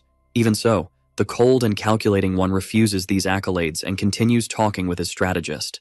They discuss the fact that Manhwa is currently off, so the fighter intends to act alone. It happens that the maiden suddenly arrives, commenting that there is no reason to be so proud, in addition to sending one of the teenagers away from there. She even congratulates him, but also asks if it's not an exaggeration. After all, he has only become the head of the freshmen, but deep down, the girl wants to support him. The problem is that none of her words are answered, causing the popular girl to grab him as she feels ignored. The issue is that the sly one feels embarrassed when she accidentally pulls the collar of his shirt and sees his chest. To make matters worse, the guy can't close it, and deep down, his colleague seems to like it. We find out that the troublemaker went there to confront him since, even being a queen, she was not greeted by her friend, who should have gone to look for her. Thus, Sung-hoon explains about the tradition, where the captain of the first year must always go to meet those who command the second and third years. Despite this rule does not apply to Susie, who remains blushing because she considers him a king who should have reached out to the other monarch of the school, which is her. The other boys overhear this and wonder about the relationship between these two who supposedly wear the crown of the school. These words make her furious, and she charges at whoever said that. However, deep down, Baek's sister seems to have enjoyed hearing that thought because it makes a lot of sense. Next, the pretty girl also tells him to put her number in his phone, and the embarrassed one makes it clear that she is not trying to flirt or anything like that. Even though he seems not very interested, Daejeon is practically forced to comply, especially since the smart one also reminds him that she can help them get closer to their relative. The one with glasses observes this situation with a smile, as if everything is going according to plan. Thus, the stressed one leaves the room treating the same poor guy from before poorly, who again, just obeys. At this moment, it is necessary for the protagonist to greet the seniors, and there is no time to lose, because at this moment, the analyst does not want his ally to play around, but to fight seriously. Upon hearing him, the muscular one simply complies and decides to take action. The second-year students are impressed to see him passing through the corridors of this other class. At that moment, we see two bullies taking down a boy, who can barely stay conscious as he is being choked. Then, the dark-haired one approaches, only to be blocked by one of the henchmen, who prevents his arrival. However, this audacity is met with a powerful punch that explodes his chin. Another unsuspecting one is also brutally beaten with a direct punch that wrecks his face and sends him flying. Everyone around is startled by this sudden occurrence, and this whole commotion was just for the sly one to say hi to Oh Yaegel. Looking to the side, the The martial artist notices that there is another person accompanying the commander there. This bald man becomes extremely furious with this sudden arrival but is soon kicked with enormous force. Another one sees everything going wrong and charges in with blood in his eyes, aiming his fist at the invader's face. His bad luck is that a counterattack is launched against his abdomen, and the fool simply falls drooling to the ground. Thus, the one in the blue suit gradually gets up and seems extremely furious about this attack, in addition to trying to use his influence. Even so, the dark-haired one does not care at all because he came to seek justice for the extensive criminal record of the slacker, who, on top of everything, has been stealing money. What remains for him is a desperate charge to try to counterattack, but he is soon met with a devastating kick to his leg. And to make matters worse, the newcomer grabs his head and slams it with all his strength right into the wall. Now the oppressed watches this situation in fear, as his cruel pursuer is being humiliated as if he were nothing. So much so that Daejeon questions whether the weak one is okay, and this approach frightens the fallen. Although he thinks he can be happy for being saved, it is also concerning, as these attacks are like a true riot. Next, one of the criminal's other partners appears, commenting that the store is closed, but the sight he sees is of everyone fallen there. Then, his first reaction is to act sadistically and pull out a pen to strike the newest rival of his organization. His bad luck is that this weak attack is met with a chair shot that soon breaks his arm. And after this impact, another blow is directed at him, and this damage causes him to be pushed back. Hitting his back against another wall, the brute feels extremely pained by this complete humiliation. Everyone watches Do Sang-soo confronting the current first-year leader, who casually positions himself in front of the enemy, and casually delivers an extremely humiliating and strong kick to his face, making him fall to the ground. Seeing the others watching this beating, the conqueror orders all the accomplices of the money theft scheme to show up because they will also get beaten. Seung-hoon, who remembers that even being a year above does not make him absolutely stronger, knows that challenging the whole school is dangerous. He arrives to see the chaos happening and observes one of the knocked out on the ground, concluding that it might be good to take the risk and do this in a flashy way. At that moment, one of the henchmen charges at him and prepares to strike with all his might. The thing is, just one slap is enough to defeat him, and the one with glasses notices that the strategy is to trap those who believed they were predators. Another fool also tries to hit him from behind, only to be met with a straight punch to the chin. As soon as the weakling falls to the ground, the strongest re-enters the classroom and throws another slacker outside. Not to mention that another one is also repelled with all his strength, as if he were nothing. Next, the powerful one notices that there is another name on the list, and goes to look for his other enemy to be punished. When the wrongdoer approaches to hit him with a chair, what stops him is just a kick right in the groin, if you know what I mean. Such humiliation only worsens, because after being battered, he is met with a punch to his face that crushes his nose. We see one of the desperate ones trying to use a broom to attack. The thing is that the fist is already inches from his face without him even realizing this attack. This blow obviously knocks him out instantly without a single drop of mercy. A chair shot also goes straight, as the skilled one manages to dodge even with his arms crossed. His doubt is the location of the so-called Samuel Kim, and when one of the subordinates denies knowing anything, a punch is delivered right to his head. As he continues questioning about this guy, another coward tries to hit him from behind, but logically ends up missing, and a slap to the face is enough to knock him down as if he were nothing. It is annoying to have to keep searching for his target, so the dark-haired one's wish is that he would come looking for him. We see one of the bald ones desperate and trying to contact one of his allies as quickly as possible. The bully sends desperate messages to Ju, explaining that the situation is becoming more critical. It happens that the clever one is soon noticed by Daejeon, who quickly approaches to take advantage of this situation. After all, his order is for the hostage to use his contacts to call and ask that all his superiors show up. On the other hand, one of the slick ones calls one of his allies and makes it clear that, for now, they will need to avoid communication. But this scares his superior. After all, she is responsible for the bully project in charge. His two colleagues appear questioning whether the nerd is talking to his girlfriend, and the curious ones insist on the subject. But the three soon leave as they need to go after their leader, who left his place in the first year to do something else. As he has the chance, Minsu explains that now the target is the second year, and each of the students has been found and defeated. As for those in the second class, they all act like a true crew that moves as one body. At that moment, the reinforcements arrive and comment that it's impossible for just one person to handle all the students in a classroom. To his surprise, several bodies are sprawled on the floor, and one of the subordinates is simply giving a shoulder massage to the challenger. This sight makes him extremely angry because it's an affront for a freshman to be acting like this against a veteran. But the fearless one ignores this comment and just tells him to come in at once. We see that earlier the two allies had discussed the power takeover in the year above them, and the best way is through chaos. In this, the strategist notes that it's strange that the martial artist doesn't follow the typical cliches. because normally a fearless and strong student appears to challenge the current leader. And gradually, he wins several challenges and takes each of the classes in the school. Proving himself above his opponents, his strength is shown to everyone around him. It's as if a lion displays its mane, or a gorilla pounds its chest. In other words, it's basically the male instinct to show off. Despite all this, Daejeon doesn't show all his strength, even though he is becoming a great commander.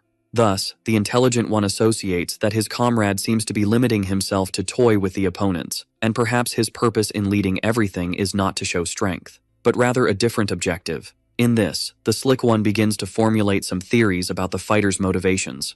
It happens that all these words seem to irritate him to the point of telling him to be objective and stop talking so much. Noticing that this reaction was terrible, the clever one backs off with his analyses and remembers that they both connected through fighting against bullies. He then asks for his partner's notepad and starts writing down some important information. This is the list of second-year targets that need to be defeated the next day, and the dark-haired one reads it carefully. Because tomorrow, the protagonist will be responsible for leading all the bullies in that class.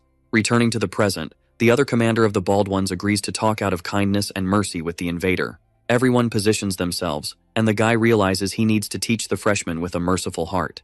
Because his goal is simply to offer a gentle and simple end, which will take the life of the strongest without suffering, and one of the henchmen seems to advance. Out of nowhere, Daejeon decides to place his hostage right in front of him for some reason, just to hit him with a punch. As soon as the injured one hits the ground, one of his allies tells him to get up and not block the way, until suddenly, an impact repulses him with all its force towards the chairs without him being able to defend himself. Then a punch hits another unsuspecting one, who didn't even have time to understand what happened. His leader complains that the poor souls just seem to be lining up to be taken down by the monster. Then, the idea is simply to use the chairs to pass over the bodies, blocking the way to the opponent. The problem is that this stupid idea goes wrong because Daejeon quickly kicks the furniture and takes advantage of the fall to land a strong punch. Thus, the fool's body is thrown towards one of his companions, who is also forcefully hurled against the wall. What remains is for the two that are left to run around and try to catch the opponent through the back door, until they are surprised by a head crashing through the window just as they prepare to invade. To make matters worse, they are also prevented from accessing the place because an inexplicable force throws them away. Then, the fighter pulls one of the weak ones inside and places him right in front of him, just as another bald guy prepares to swing a chair, and since the guy can't interrupt his attack, the chair ends up hitting the fallen one's back with knockout force.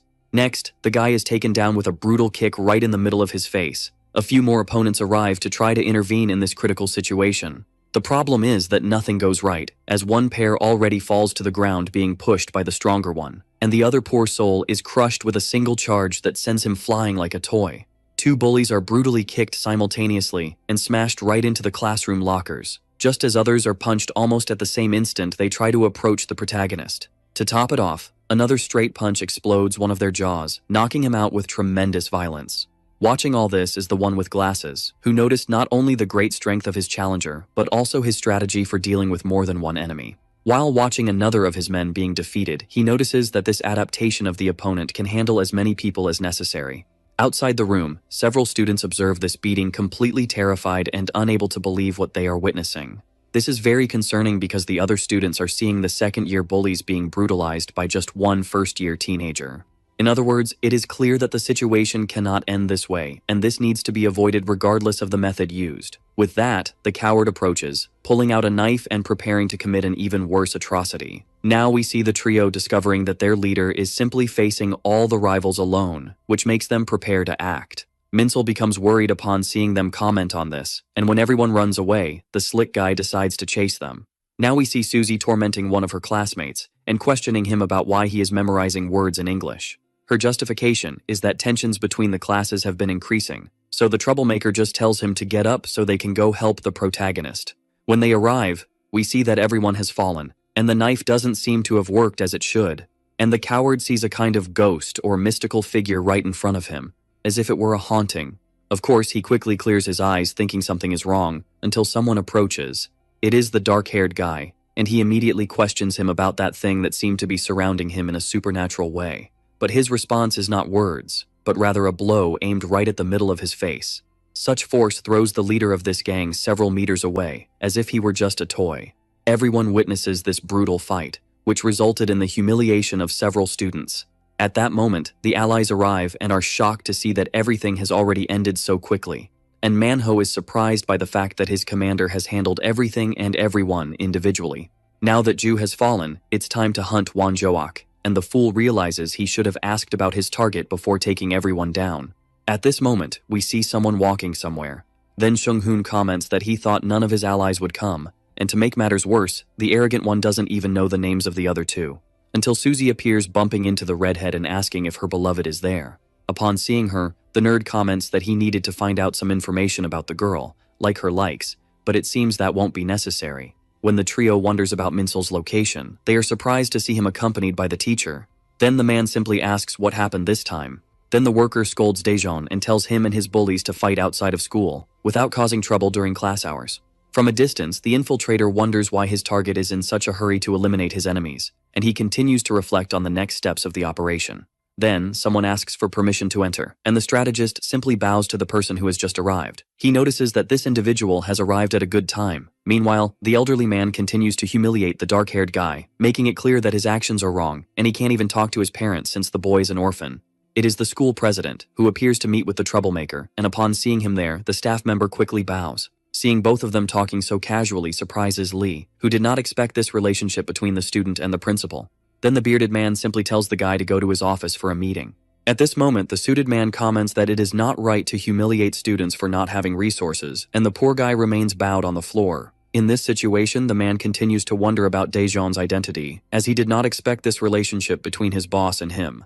Thus, the only imposition from the school manager is that his subordinate treats the fighter well. Now, the one who finds this situation strange is the young man himself, who seems not to understand the stance of any of the adults there. Then, the administrator comments that it is the first time they are meeting after the project meeting, and because of that, they will now talk. And the boy just remains silent, accepting this order from the big boss of the place. We see a bald man observing all the devastation caused in the classroom, as well as the body of his ally on the ground. His fury is immense, and Samuel comments that the one responsible was Daejeon, and he only came out unscathed because he had been away for a while. All of this happened because the leader was not there to protect them, and the brute did not show up because he went to meet Beck. Then, the long-haired one starts to come up with some theories, and believing that the invader's idea was to wait for the muscular one's absence to act, he deduces that there might be a spy. However, when he asks where his companion is going now, the big guy makes it clear that he will teach a lesson to the enemy and find out what is in his heart. We discover that the local director's strategy was to put a bully in charge of another bully at school. Although it is a childish idea, it is a fact that it excites the bearded one as entertainment, in addition to mentioning that he almost forgot about the project. When talking about his ambition, he concludes that the creatures need to fight for something, and the only way to prove their own existence is by climbing the hierarchy. And knowing that someone like the protagonist would understand this, the crazy one decides to give an order. His wish is for the first-year leader to take out all his rivals with full force. Besides, there's nothing to worry about, even though he broke a window in the middle of the fight. After all, everything belongs to him, President Gabriong, so there's nothing to worry about. Outside, someone hears this conversation and seems to analyze the situation well. Someone walks through the hallways while this happens, and the three allies of the dark-haired one continue talking in the classroom and even arguing. In this, the blonde decides to go buy another snack before the studies begin. The problem is that upon opening the door, he is startled by a figure blocking the way.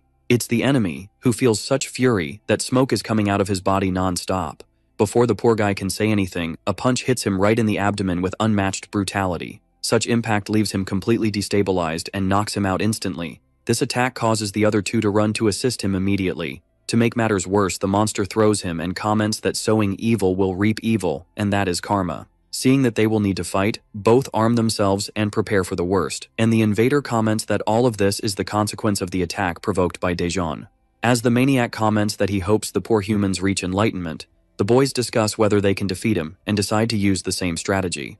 Thus, they decide to charge using the 2-for-1 type A plan, which is the typical tactic. At the moment Manhwa analyzes that the brute acts with more strength than speed, he quickly appears at his side. And to start the fight, he grabs Hojong and slams him down with all his might. Thus, the redhead charges and attacks him from behind, but his iron bar seems to have no effect whatsoever. Witnessing that his attack was completely useless leaves the fighter quite scared. Then, upon being struck, the bald man rises like a mountain and questions him if he has ever heard of the legendary Diamond Buddha. He feels awkward and afraid of what to answer, to the point of even sweating cold, until he simply tells his other ally to start acting now. It happens that, When he turns around, the enemy only notices that the other teenager remains lying on the ground. This is the perfect distraction because the bluff allows him to try to hit the giant's lower parts. The problem is that with his legs, he blocks the advance of the reinforced stick and even recognizes the sharp eyes of the attacker. Despite this, the monster already knows the trickster's fighting style, as well as his obsession with hitting weak points. Thus, it ends up being the perfect opening to strike him with a strong Buddhist palm. Such force throws the poor guy as if he were just a rag doll, and the fallen one finally gets up to counterattack and help his allies not to be humiliated. As the young man is using brass knuckles, the Buddhist pulls out his rosary and comments that he has approached nirvana through his prayers, and they collide. The problem is that, even with the metal coating, the weak one still has his hand injured. To make matters worse, another blow impacts his abdomen with unfathomable force. As he agonizes from this unreal damage, Hojong has just been brutalized with both fists hitting his back with full force. And as karma will be paid through the laws of cause and effect, the maniac's goal is to reap the lives of all those related to the protagonist. Seeing the big guy approaching, the redhead realizes that it is impossible to defeat him, as this being is not human. Besides, if he is not careful, he will surely be completely destroyed by this monstrosity. The poor guy begins to reflect that it was a short life and laments not having used the weapons he wanted, until someone appears questioning him. It's Park Gyuri, who doesn't understand what's happening, and then the bald man asks if the girl is part of his enemy's group. It seems that, at the moment, the crazy guy is even willing to hurt her to achieve his goal. Then, the guy shouts for the girl to run away as fast as possible. Something manages to pull her quickly away from the man. And by a hair, his punch doesn't completely crush the innocent. The one responsible for this is the dark-haired guy himself, who managed to catch her in time. Then, the fighter finally introduces himself to the great Wanjiak. At this moment, the friend comments that she would like to be carried again, but he just tells her to stay away. With that, the villain comments that he has been waiting for his target and that he punished some of his subordinates as a form of revenge. Seeing him there infuriates him even more. After all, he is the one responsible for this chaotic situation. Everyone is surprised to find out that the class leaders will face off and rush to see what might be happening. Upon hearing him, Daejeon remembers that he only did that because the other gangsters were bad people who took money from others. Next, Manhwa warns him to be careful because the opponent is extremely strong, and lowering his guard could be dangerous. When asked what he is doing there, the redhead comments that he can't move his legs. Thus, the guy notices that this guy's aura is completely different from the other students he faced. He ends up thinking that this might have been the reason they hadn't fought earlier, and now the crazy guy concludes that this could be fun. Although he admits that his self-discipline is flawed and that he needs to forgive humans, the brute comments that this time he will not be merciful, because there will be no forgiveness for the dark-haired guy, who simply attacked all his friends before. Upon hearing him, the martial artist decides to charge in, and for some reason, a weapon is aimed right at the middle of his head. Such force sends him flying away with all its strength, as if he had really been shot.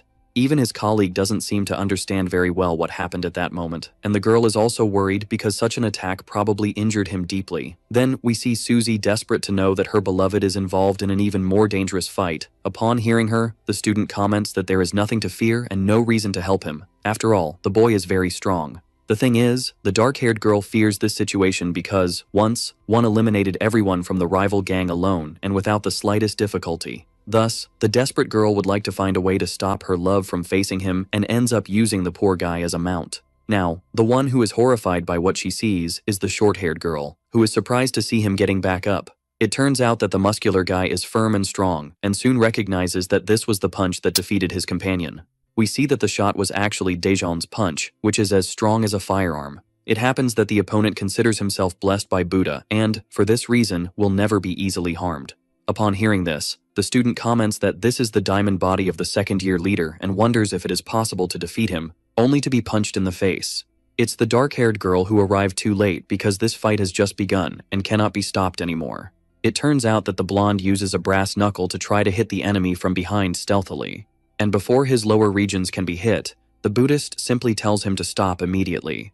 After all, earlier the monster could have finished him off, but still had mercy on the kid, who is nothing more than an ant. He doesn't have time to deal with an insect, as in the future, the weak will be dragged alongside the protagonist. Using his sixth sense and the quick pass technique, the maniac quickly moves to land a massive punch. Even recognizing such speed, he manages to easily dodge this powerful impact. She is surprised by the pressure exerted by this completely out-of-the-ordinary charge.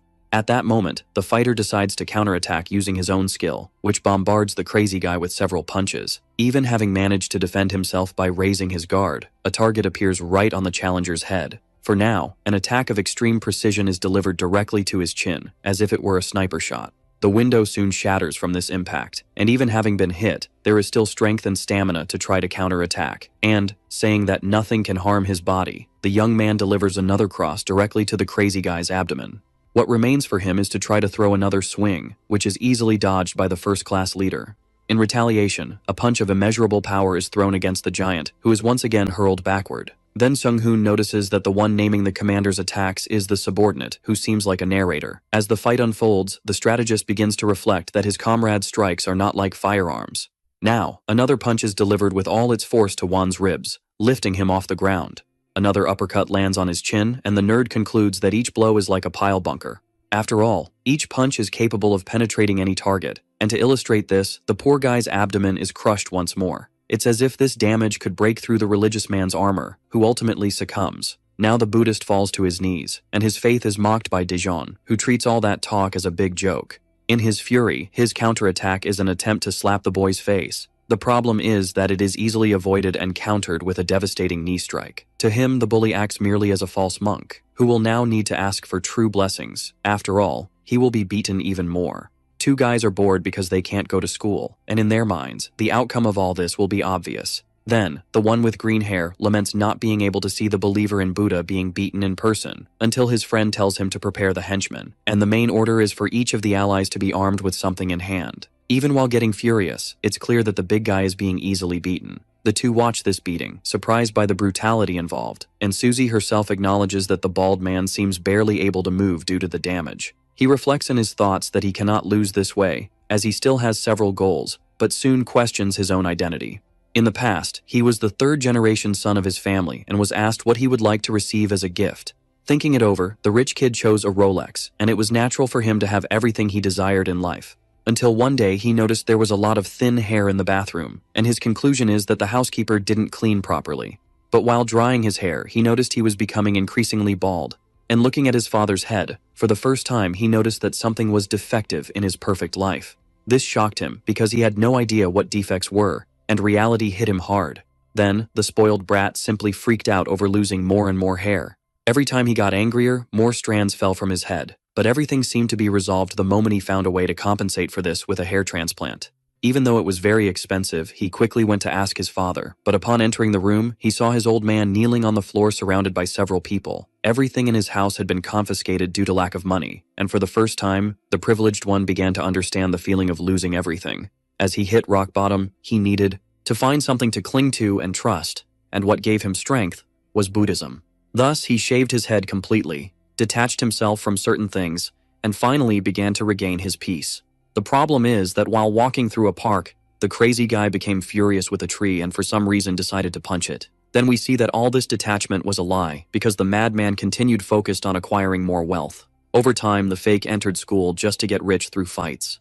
And mastering everything in just one school year, the wrongdoer simply began to collect resources until he became wealthy. He was just eagerly waiting for that day, until the point where that goal was completely destroyed. The one responsible for this devastation was the dark-skinned man, who uses his fist to ruin everything easily. Seeing him take everything he has achieved leaves the Buddhist even more desperate. In a moment of tension, his strategy is to quickly grab the opponent's legs. Then he starts using all his strength to drag him, and he swears he is close to escaping this hell. Even using everything he has, he is easily overpowered by Daejeon, as his body is effortlessly thrown. Even the strongest recognizes that his enemy still has energy to get up, and he assures that he is overflowing with will. It happens that the martial artist guarantees that if the bully returns everything he stole, he will have mercy on the villain. But he believes that this is nothing but absurdity, as the madman insists that collecting money is a necessity.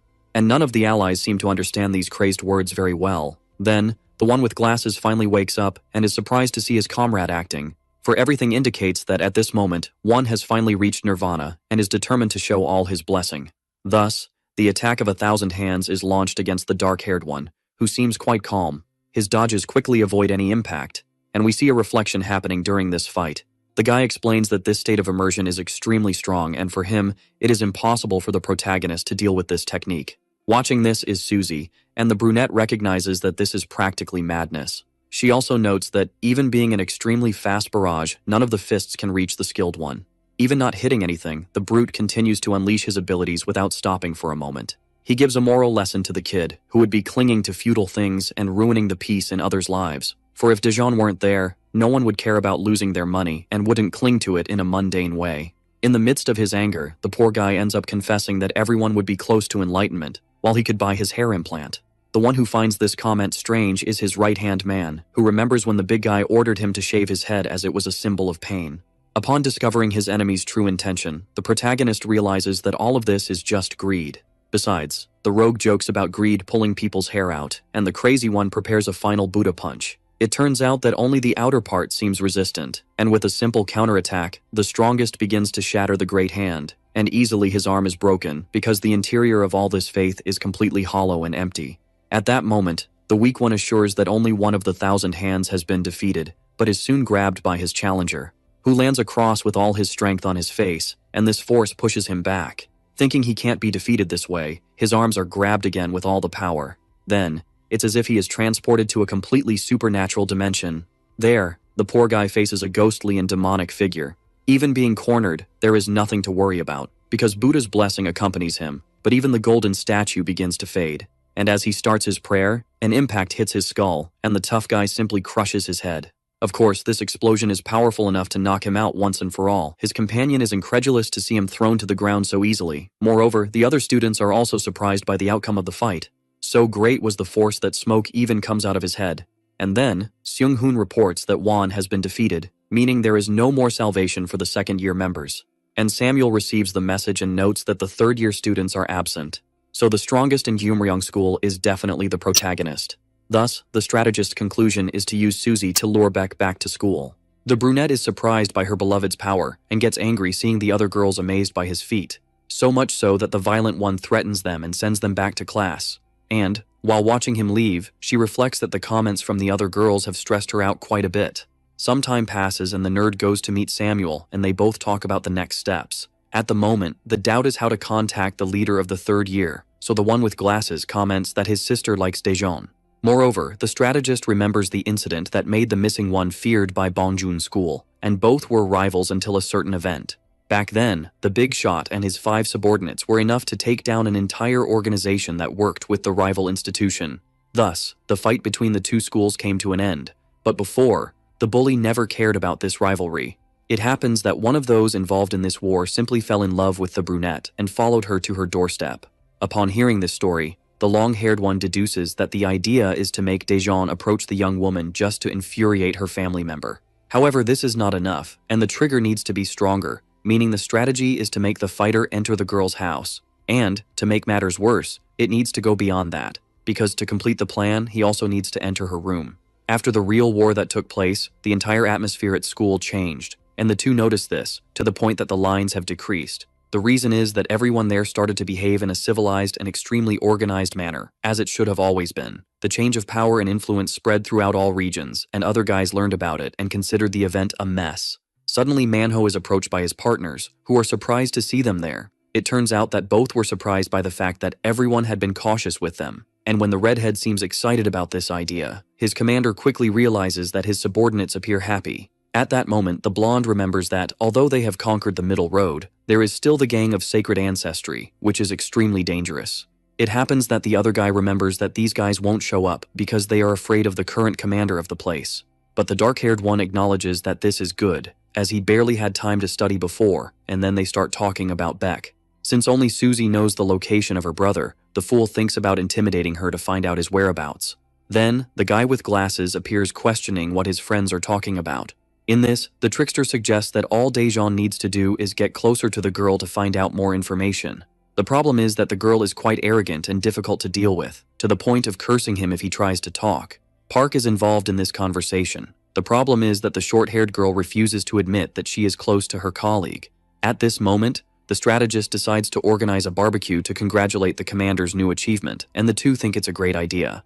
And Manhwa also thinks it would be great, in addition to suggesting that they should have a new training session as well. Before the dark-haired one can say he wouldn't like that, his companions remain excited and even suggest alcohol. In the past, we see that he worked in a convenience store and drank a lot, as it helped calm him down. So much so that nowadays it is very tempting for him, especially the idea of drinking again. The problem is that Sung-hoon remembers that students like them cannot drink freely like that. No matter how tough he wants to seem, the guy ends up accepting the idea of going to this special dinner. Even having a commitment to training, their friend also assures that she will go. Since everyone has already been invited, now they just need to invite the queen. Then, the slick guy guarantees that he will invite her personally. Later, everyone gathers and talks about the fact that Min-soo didn't come to participate because he has some pending work. To make matters worse, the protagonist seems a bit down for not being able to drink, and another colleague comments that they are similar for liking meat. At that moment, the other jealous girl corrects her, because everyone likes barbecue, so it's not like that makes them similar. On the other side, the other students wonder about the reason this girl came, and the guy with glasses who invited her. Then, the two start to compete, to see who will grill the meat for Daejeon, until Manhwa catches the attention of his two colleagues, as he makes it clear that this is a perfect opportunity to train. Because using both hands to grill is the perfect chance to train his arms. The problem is that the brute interrupts him. All this confusion surprises the teenager, who seems a bit lost, and his companion continues to pamper him. From afar, the guy keeps an eye on the bottle of alcohol, as if he were thirsty. Then the student quickly offers a piece of meat to the school champion, who thanks her for the kindness. But the short-haired girl intervenes, and even suggests feeding the food to the young man. Then, when he comments that there is plenty of food for everyone, the slick guy is approached by the blonde, who wants to know about Susie. When he says she will arrive soon, out of nowhere the dark-haired girl appears complaining about being called. And the reason for her coming was simply because the queen couldn't miss the official event of the new leader's coronation. Seeing her there surprises the guy, and the strategist knows that his guest had no choice but to accept to show up. Earlier, the trickster discovered that Ara liked the protagonist, as he had taken her home. Thus, the clever one went to mention the barbecue to his acquaintance, who, even seeming embarrassed, really wanted to go. At first, the fool continues to disguise and pretend not to want to go, but the girl found it strange that a girl from the analyst class would attend the event, and knowing that this other teenager likes the fighter left her completely shocked and visibly worried. To make matters worse, the clever one lied about having introduced the two because his ally wanted to learn to speak English. Upon arriving, the arrogant girl becomes worried to see her beloved surrounded by his two competitors. Now, the newcomer sits next to her colleague and is visibly uncomfortable with the presence of the nerd. And even knowing she is inferior in terms of studies, the woman continues to think she is superior. Now the short-haired girl approaches Susie, who brought an English language book because she is studying the language. They both continue talking about the subject, and Sung-hoon seems to be doing something in the back.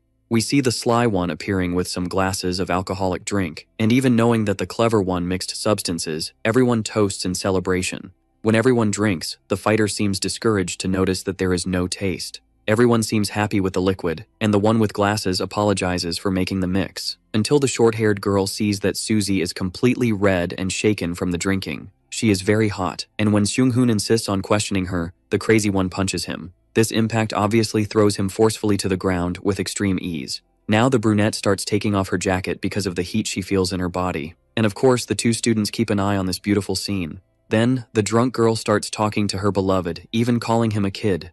The bold one tells him to sit next to her immediately while making a strange face. And the fact that he cannot get involved with the girl is quite irritating to him apparently. Despite having been hit, the strategist knows that his plan worked because his target fell into the trap. He also sends messages to his ally alerting that the mission has been completed. And now, the mischievous one is surrounded by armed henchmen ready to act as necessary. On the other hand, we see one of the girls furious with her colleague, who suddenly started flirting. It turns out that she doesn't care, and asks for more drinks for her beloved, who is visibly embarrassed by the situation. And at the moment Ara tries to talk to the out-of-control one, the rude girl questions whether the guy likes nerds. So much so that, to prove herself, she starts reading her English book until her rival corrects her, saying that all those words are jujitsu moves. This ends up being the opening for the rogue to invite Daejeon to practice fighting, and the one who loses will be enslaved by the other. In this, the student gets furious and decides to go after her companion, who is already being annoying. Seeing this scene surprises the other two foolish students, who even joke about thinking of learning the ground combat martial art. Meanwhile, we see a student taking some photos of the documents on the president's desk. When she leaves the office, Min-soo spots her and thinks he didn't expect to see her there at that moment. Because of this, he thinks about telling Sam. Back at dinner, Park Yuri panics upon seeing that the fainted girl fell, without even having touched her. And the one with glasses notices that she fell asleep from drinking so much during the meeting. This makes the boys believe that there was something in the poor girl's cup, and they notice that the slick one has simply disappeared. We see that the rogue is tying a rope to the doorknob. Meanwhile, Daejeon is happy to see that he can drink alone. After all, he is an adult. But before anything, he decides to take his fainted friend home, only for his companion to decide to do it on her own. Even though the boys offer to help, the teenager doesn't hide that she is suspicious of everyone there. So both walk towards the door until the arrogant one starts to wake up. The problem is that everyone is surprised by a group of vandals that appears cornering everyone in the group, and the first of the slackers mocks about helping the two girls who were leaving. Noticing the strangeness of the two, Manhwa questions what might be happening. At this point, one of the subordinates alerts the green-haired one that the fallen girl is Baek Suzy, and this makes everyone decide to let her go.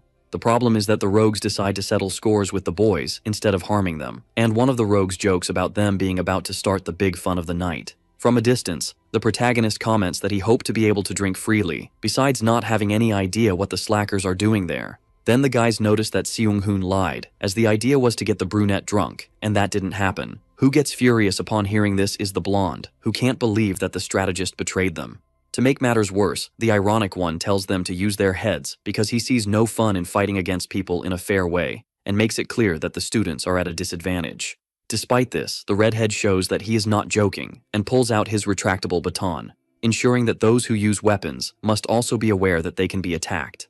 Outside, the clever one also questions the opponent's baton, revealing that he has stolen the object, and this only makes the fighter even more excited to take it for himself. Now, before the fool can say anything, a stake is thrown at his face, which obviously infuriates him deeply. It turns out that the strategist's challenge is a fight where both will wager their weapons, and he orders his allies to assist the commander. Of course, the arrogant one accepts this wager, in addition to sending the rest of the cowards to attack the main target. One of the leaders also makes it clear that they cannot hold back because the enemy is much stronger than he seems. When the idiot also comments that they need to hunt him down like a beast, the martial artist agrees and tells his men to take care of the girls. As he approaches the new opponents, the strongest one commands everyone to focus on him. Upon hearing this, the weak one tells everyone to stay alert, and the fighter remembers that they were right to arm themselves to face him. The problem is that this makes him increase the strength in his fists, and hearing this frightens everyone there. In other words, since more than 10 of the soldiers are using objects to fight, this gives the powerful one the chance to charge in without holding back. Right off the bat, 2 enter his line of precision and are taken down with unfathomable jabs. At the moment the first ones are crushed, the others begin to be brutalized after all. They made the mistake of being too close to each other. Each of the baton users starts to be beaten with inhuman strength. His punches explode against the guard of each of the weaklings, who are easily knocked out. One is thrown with such force by the kick that he nearly hits the leader of this attack. Meanwhile, the other 2 continue to face off, and Manhwa taunts the opponent, who dislikes his dodges. This leads the redhead to deduce that it would be best to end this confrontation as soon as possible. It turns out that the strategist was just testing whether his baton was real or not, and when he tries to strike him brutally, the enemy merely darts out of his line of sight quickly. This is the perfect opening to deliver a surprise attack right to his ribs, and the fool again tries to hit him upon feeling such pain, but fails miserably once more. In that moment, when he least expects it, he starts receiving multiple strikes to his back, which are easily pulverizing him. Thus, the fool finally understands that he can't see him because the left lens of his glasses is fogged up by the grease from the thrown stake. At the moment, the desperate one tries to counterattack and change the game. It is too late, as he receives a flurry of blows to the head, chest, and stomach. The issue is that the poor guy being beaten realizes that, in fact, the third attack was not to the abdomen, but to another place. Seeing that everything is going wrong, the other treacherous one tries to charge at the defenseless girls. His bad luck is that Park is not as weak as she seems and lands a kick right in the middle of his legs. To make matters worse, the sly one also applies an ippon on the useless one, who is slammed to the ground with all her strength. After all, it is a mistake to consider her weak just because she is a woman. From a distance, the short-haired girl thinks about helping her friend, but soon realizes something is wrong. It is the enemy running towards Suzy, ready to brutalize her with the baton. Fortunately, her opponent manages to step in front to take the full damage, and the sadist mocks this effort of the fighter to help her defenseless friend. Upon defeating his opponent, the winner retrieves the aluminum baton he so desired. When he notices that his commander is almost defeating everyone, he sees a flip-flop thrown at Ara and manages to avoid it by striking it. The poor girl remains scared, but flushed for being protected by the delinquent. On the other hand, Daejeon crushes the arm of one of the thugs trying their luck. Meanwhile, 2 others are being attacked with overwhelming force that knocks them out instantly. and it's useless to try to attack from behind, because that effort is also completely futile. Thus, the merciless one subdues one of the idiots and prepares to finish him off. The problem is that the coward managed to subdue the poor girl with a knife and makes it clear that he will hurt her. The two fools who have done nothing until now are scared by this turn of events. To make matters worse, the guy keeps threatening the teenager, even challenging her to try to react until someone sneaks up. This individual quickly disarms him, and we see that it is Seung-hoon subduing him with a rear naked choke. In that moment, the strategist remembers that it is always bad to get involved with them, as the crazies always go too far. Meanwhile, the other subordinate subdued by the dark-haired one receives a slap to the face that will make him sleep for 3 days. So, of course, the commander demands an explanation from the slick guy, who tries to make excuses and confesses to lying about his relationship with the rival gang. It's clear that the blonde is furious about this, and the traitor admits he got involved with the sacred ancestry to get him drunk and defeat him. Despite everything, the liar keeps talking nonsense and comments that he didn't expect to have gotten Susie drunk as well. It's clear that the protagonist concludes he cannot trust him, and the fake apologizes, saying he only wanted to deceive the enemy. As soon as Park is helped by the martial artist, the girl starts to retaliate against the attacks. Besides that, the strongest one remembers that he will take care of the nerd if he commits another act like that. And since the poor girl hurt her wrist, Manhwa tells her to go to the hospital, as he will handle the enemy. When the redhead prepares to test his baseball bat, the strategist starts checking if anyone is injured. Since Susie is drunk, the idea is for Daejeon to take care of her, and although he finds it strange, it's inevitable. At the moment the guy picks the unconscious girl up, the jealous one approaches, preventing him.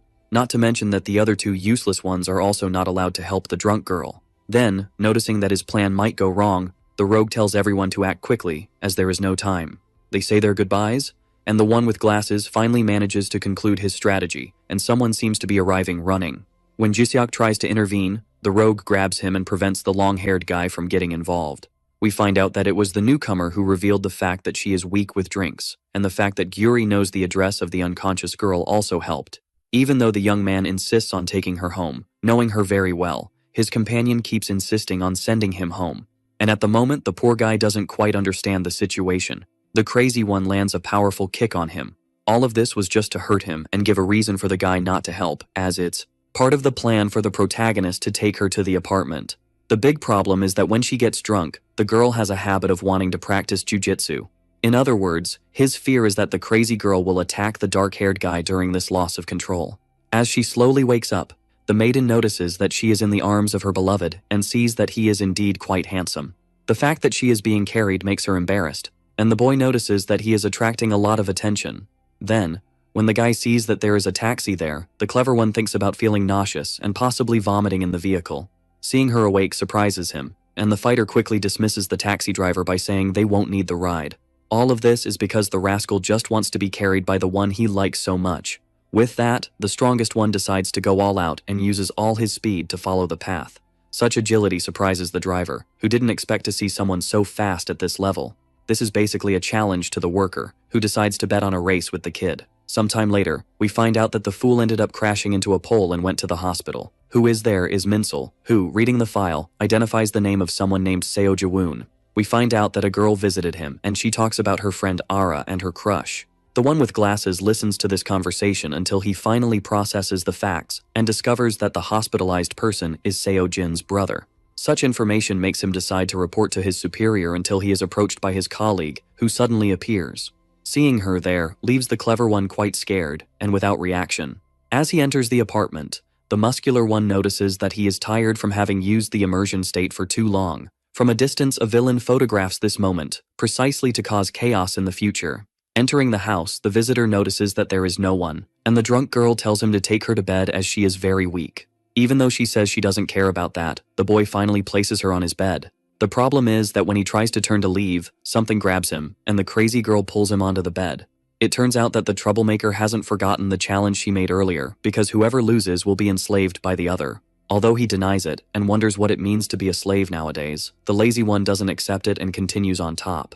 Currently, the annoying girl is applying her knee to the poor guy's stomach, who will need to act if he doesn't want to be at a disadvantage. Since the only way out is to subdue her, the fighter quickly tries to get her off him. The issue is that none of this works, and the fighter manages to keep him restrained.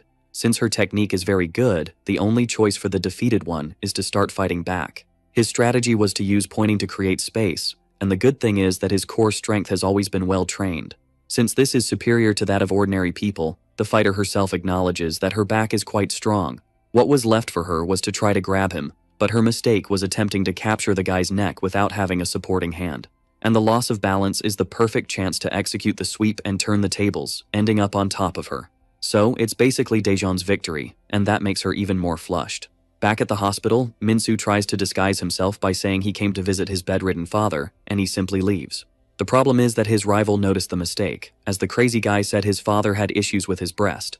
At that moment, the infiltrator calls Saeem and reveals that Seon-ji-in is pursuing the school president. We see the bearded man released from work, as he will continue on with CEO Park, and she will only need to report tomorrow. As they talk, both praise the woman's work, and the slick guy assures that this place is something completely different from anything else. This location is dangerous because it's a construction area, but the administrator quickly reassures his ally.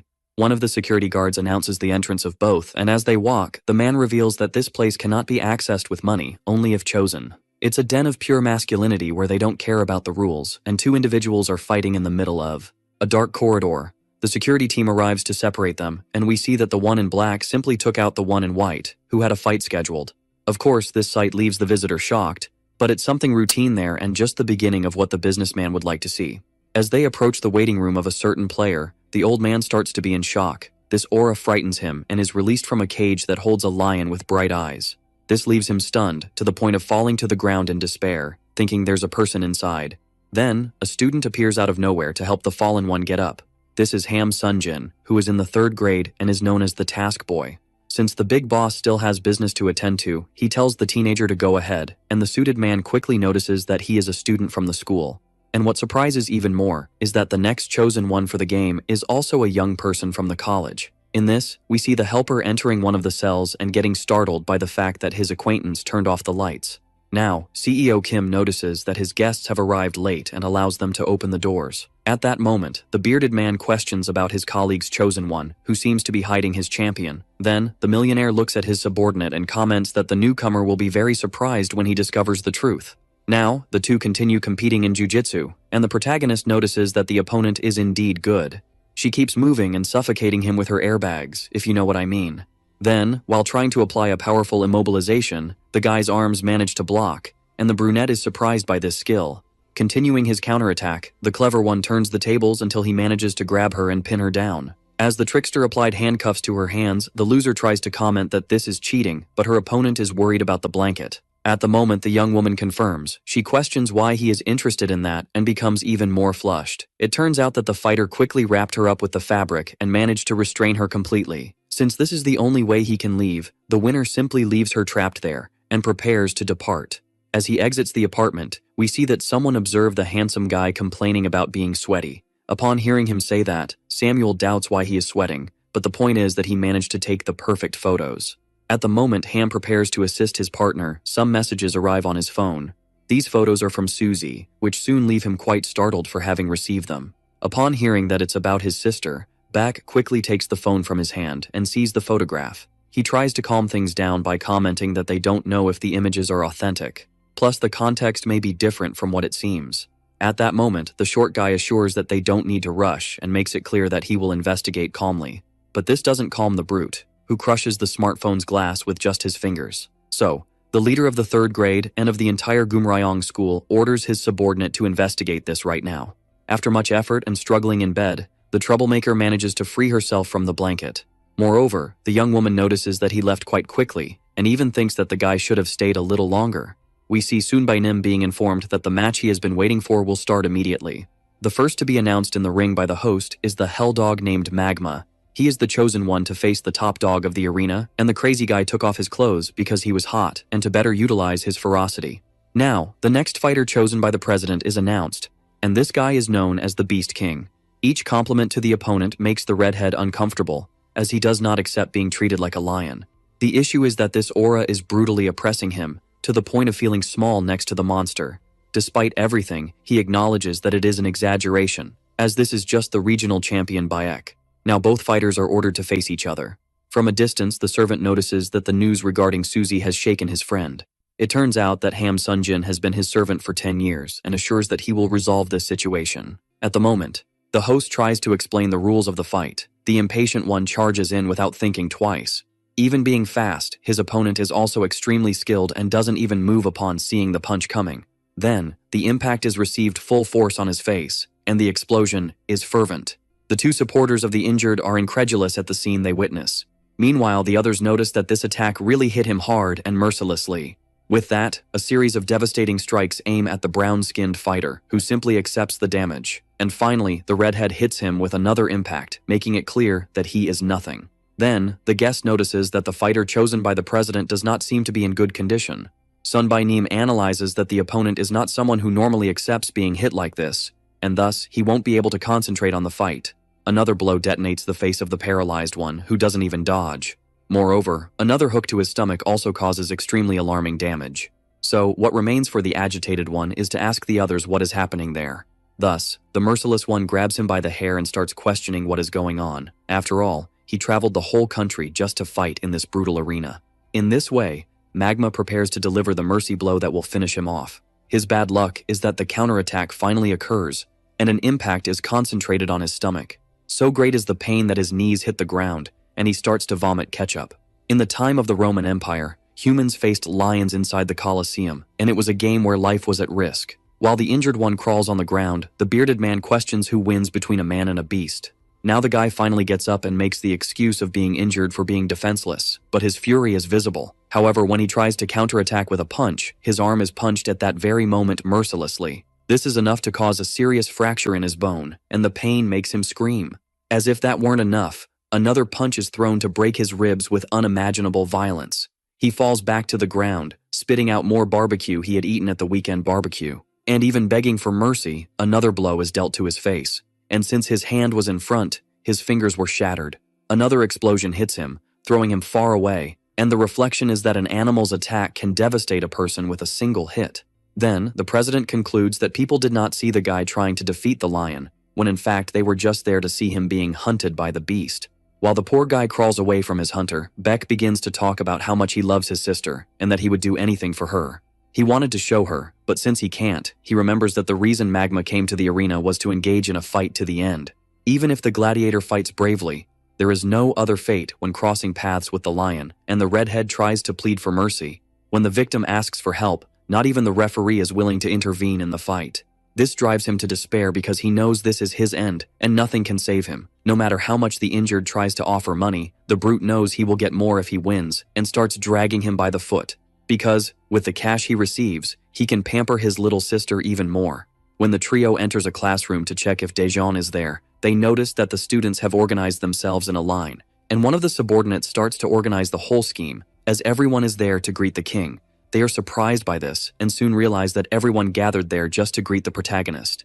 Even being revered, the dark-haired boy feels uncomfortable, because all this ceremony hinders his studying. Some even cut in line to try to approach him, and this almost leads to a discussion. The issue is that someone enters the midst of everyone there without asking for permission. When a blonde asks for permission to collect resources, he receives a kick right in the middle of the face. His body is brutally thrown against the wall due to the impact.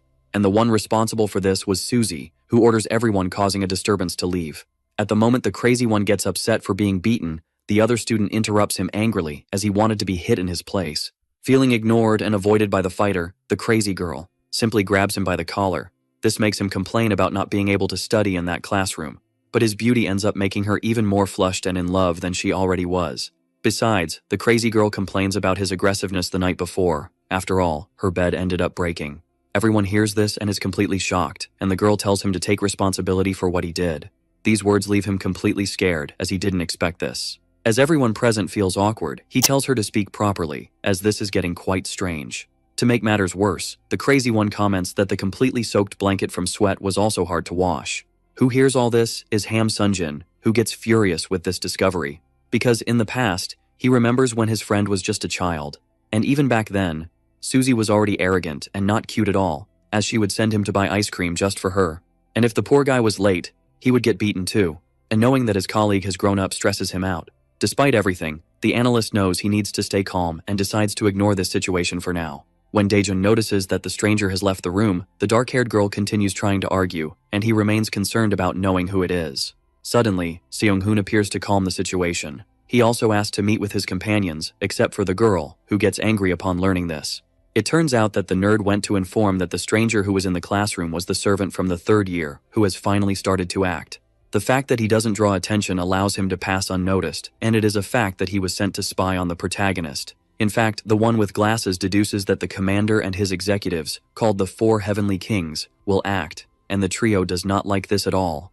The blonde comments that the fact that there are few people will make the fight quick, so the dark-haired boy will defeat them quickly. The issue is that these men should not be underestimated. After all, they are the rulers of the entire region. In other words, the 4 fighters are much stronger than anyone they have faced so far. The only doubt the fighter has is when the midterm exams will take place. When the strategist answers his question, the confident one says he needs to study for the test and doesn't care about the number of enemies. Upon hearing that Sung-hoon can lend him his notes, the strongest feels relieved. Although the nerd also acknowledges that he would like to defeat them quickly, he thinks they still don't know how the enemies are moving. Now we see Ham Sunjin activating the fighters, but An Haegon simply ignores him and mocks him. In other words, he realizes he cannot call his boss, so he decides to resolve this situation on his own. We see several students leaving classes and talking about their routines. One particular brute doesn't talk to anyone and just goes on his way until he approaches a guy. It is clear that this group was there targeting only the kids with money, as they intended to extort them. And when the fool approaches the quiet one, the silent one doubts if he was called by him, and the cocky one assures him he was. Now the big guy gets closer, and the crazy one starts mocking him about his appearance and posture. Everyone there doesn't even care about the size of the one with glasses, who continues to be bullied, and the delinquents tell their partner to just rob him. When the dark-skinned guy notices something is wrong, his opponent demands that he hands over all his belongings. As the silent one simply ignores the thug, the crazy one makes the terrible decision to start slapping his face. The punishment for this is having his hand grabbed and crushed in an instant. Not to mention that his throat is struck quickly, leaving him breathless. The vandals are startled by this turn of events and approach, ready for a fight. We see that the big guy recognizes them from Hanwol School and notices that the intruders are visiting there. Until the leader of this weak gang appears, demanding that his subordinates just finish off the giant. Upon hearing him, the guy simply takes off his backpack and the fools rush in, ready to hit him. But the first one is easily knocked out with a punch that takes him down immediately. The second receives an elbow that explodes his chin in a way never seen before. And the second also receives the same blow, which violently crushes and smashes his face. 2 others approach from behind, and while one has his punch blocked, the other is soon knocked out. Realizing everything has gone wrong, the commander of these weaklings pulls out a knife to deal with the powerful one. Before the slick guy can say that weapons are only appropriate for those who know how to use them, the crazy one tries to hit him. But he is quickly disarmed as his hand is twisted with unbelievable force. And finally, this weakling is also defeated with extreme ease. At the moment her boyfriend falls to the ground, the teenager is completely terrified. She assures that she recorded everything and will report him for all this violence. However, no matter how much the poor girl threatens him, it's still not enough to stop him, and the maniac hits her. Thus, when the young woman falls to the ground, the maniac grabs her phone and starts deleting the recording. Then, the fighter soon notices that someone is watching him from the shadows. It is Ham Sunjin, who, when questioned, returns the question and demands to know why he wasn't answered. This is Ha Nambai, one of the 4 heavenly kings, who simply refuses to give explanations to the short guy. Then, the messenger makes it clear that he will let this nonsense slide and warns that there is a first-year member to be neutralized, as he is dominated up to the 2nd class. When the slick guy comments that he is becoming the leader of the 3rd year as a substitute for Bayek, the one with glasses simply declines the mission. As soon as the servant tries to argue and demand help from the big guy, the muscular one just tells him to stop bothering him. This forces him to run off and try to resolve the situation, as he thought the brute would help him. The problem is that the other 3 are uncontrollable beasts, and even knowing they are unstoppable, the guy trusts them. When the phone receives a notification, someone smashes a guy's nose at the table. Seeing that he received a call, the violent one answers and doesn't care about the whole story, just demanding to know the name and class of the target. This is An Haegon, who, besides that, questions how much he can hit the enemy. Now we see the students gathering in front of the cafeteria, and the delinquents make their request. At the moment the girls notice that he cut in line, they even think the big guy is an old man, when in fact, he is a first year. It turns out that, in reality, it was the students who got out of his way, as they fear him for being part of Daejeon's group. They soon recognize the protagonist for being handsome, and the other students get jealous. Besides that, news spreads throughout the school about the dark-skinned guy's involvement with Suzy, and the short guy becomes increasingly worried about it. He reflects that he told the whole situation to his other allies, who, even knowing about the riot, would continue to act strangely. Now the quintet gathers again, and Seung-hoon notes that he has gathered information about the opponents, especially about Chun Sim. At that moment, the fools start to make fun of the name, and Manhwa tells both to stop joking around. Of course, the commander doesn't care at all, and his right-hand man just comments that they have an opponent worthy of them.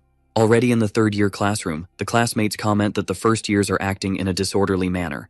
It turns out that the girls don't care at all, and even tease the boys about it. The problem is that none of the school leaders are there to stop the younger ones, meaning there's only one person to intervene. This guy asks if the enemy is handsome, and the classmates remember that the dark-skinned guy looks like a model. Suddenly, the servant appears asking a favor from the mysterious one, specifically to talk about the new leader of the first years. We meet O, who is the powerful person everyone has been talking about, and she doesn't know the new big shot at school. We discover that the slacker was practicing makeup on a huge classmate and just tells him to go wash his face. No matter how much the servant tries to explain the situation to his friend, she doesn't care about his words at all. Her only concern is that she managed to pass the level of her game, and that makes her celebrate. Then, the girl quickly realizes that they will need the executive's help, and even though she comments that it's enough to talk to Beck, the right-hand man mentions that the guy is busy. Upon hearing this, the crazy one decides that she will scold him the next time she sees him and just leaves the short guy behind.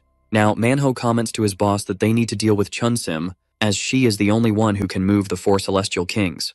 All this talk makes the protagonist lose his appetite, and before he can say anything, he quickly notices that the student is behind him. She soon realizes that he is indeed handsome, in addition to demanding that the fighter accompany her at that moment. Thus, the quintet continues to talk, as they don't believe she is the powerful person everyone claims. And when she freaks out for being ignored, the strongest one stands up and decides to follow her outside.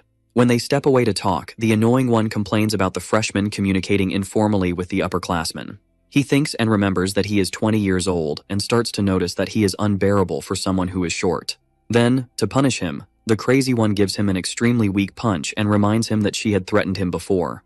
So, the feisty one comments that she heard about the chaos caused by the kid and reminds him that he could end up in trouble if he keeps acting up.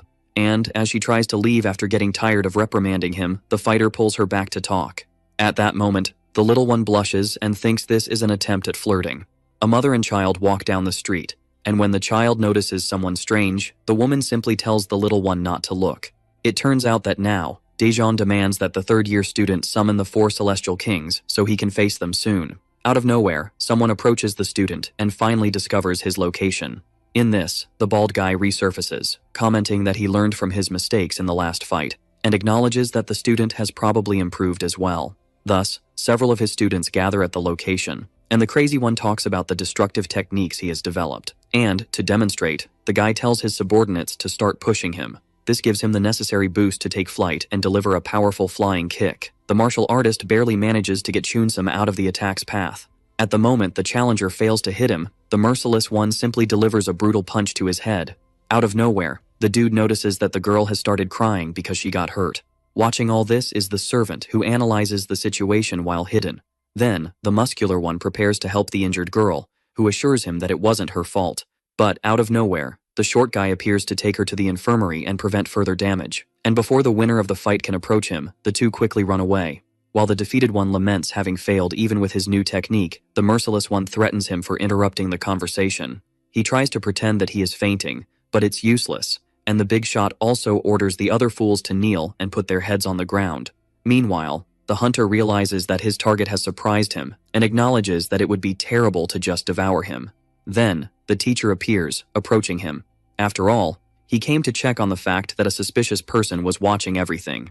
Before the annoying one can continue complaining and lecturing, he is quickly left lying on the ground, and he didn't even see how it happened, and the old man starts complaining about the delinquent. Now, the protagonist complains about having left school late for wasting time with his rival. And, before the bald guy can share his information about the four celestial kings, Sung-hoon appears, interrupting the conversation.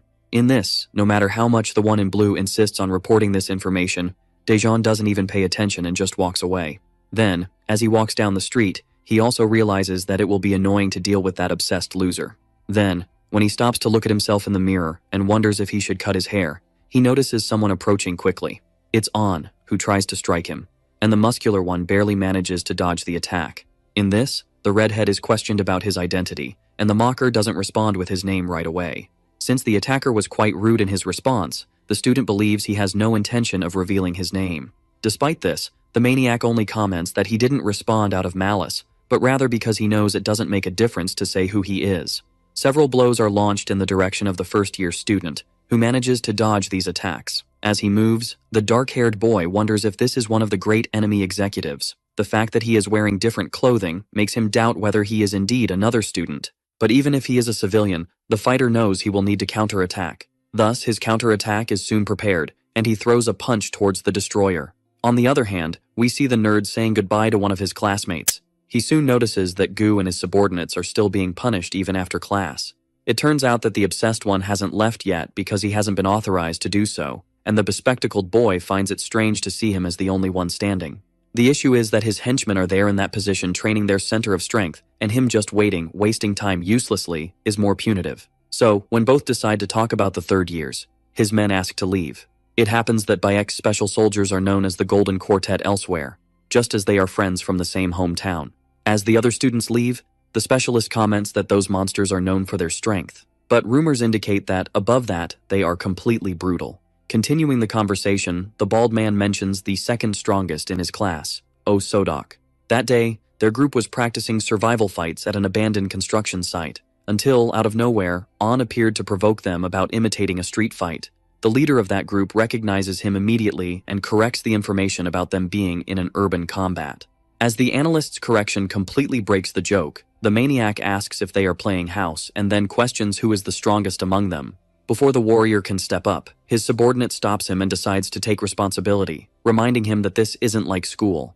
At the moment the crazy one acknowledges that his name is Cool, the fighter makes it clear that he will not go easy on his senior. These words seem to infuriate the predator, who decides to show what a real conflict looks like. When the martial arts obsessed one tries to intervene, his ally simply charges in without a second thought. His first punch doesn't even come close to hitting the invader, who easily dodged. Each of the blows merely grazes by, no matter how fast they are. It is evident that the third-year student can dodge everything with enormous speed, enough to make him smile. This infuriates O, who insists on trying to hit him again, only to fail once more. The analyst recognizes this technique, having never seen such fluid movements for evasion skills. Then, this also makes him think that this is just to ridicule the opponent, and the challenger becomes furious with this attitude. It happens that the uppercut of the finisher soon wraps around him like a snake ready to strike, for his blow is quickly captured, and the counterattack soon injures the poor guy. The problem is that this swing dislocated Sodok's shoulder, which is mocked by his opponent. Noticing that this could end tragically, all the bald man has left is to try to end this conflict.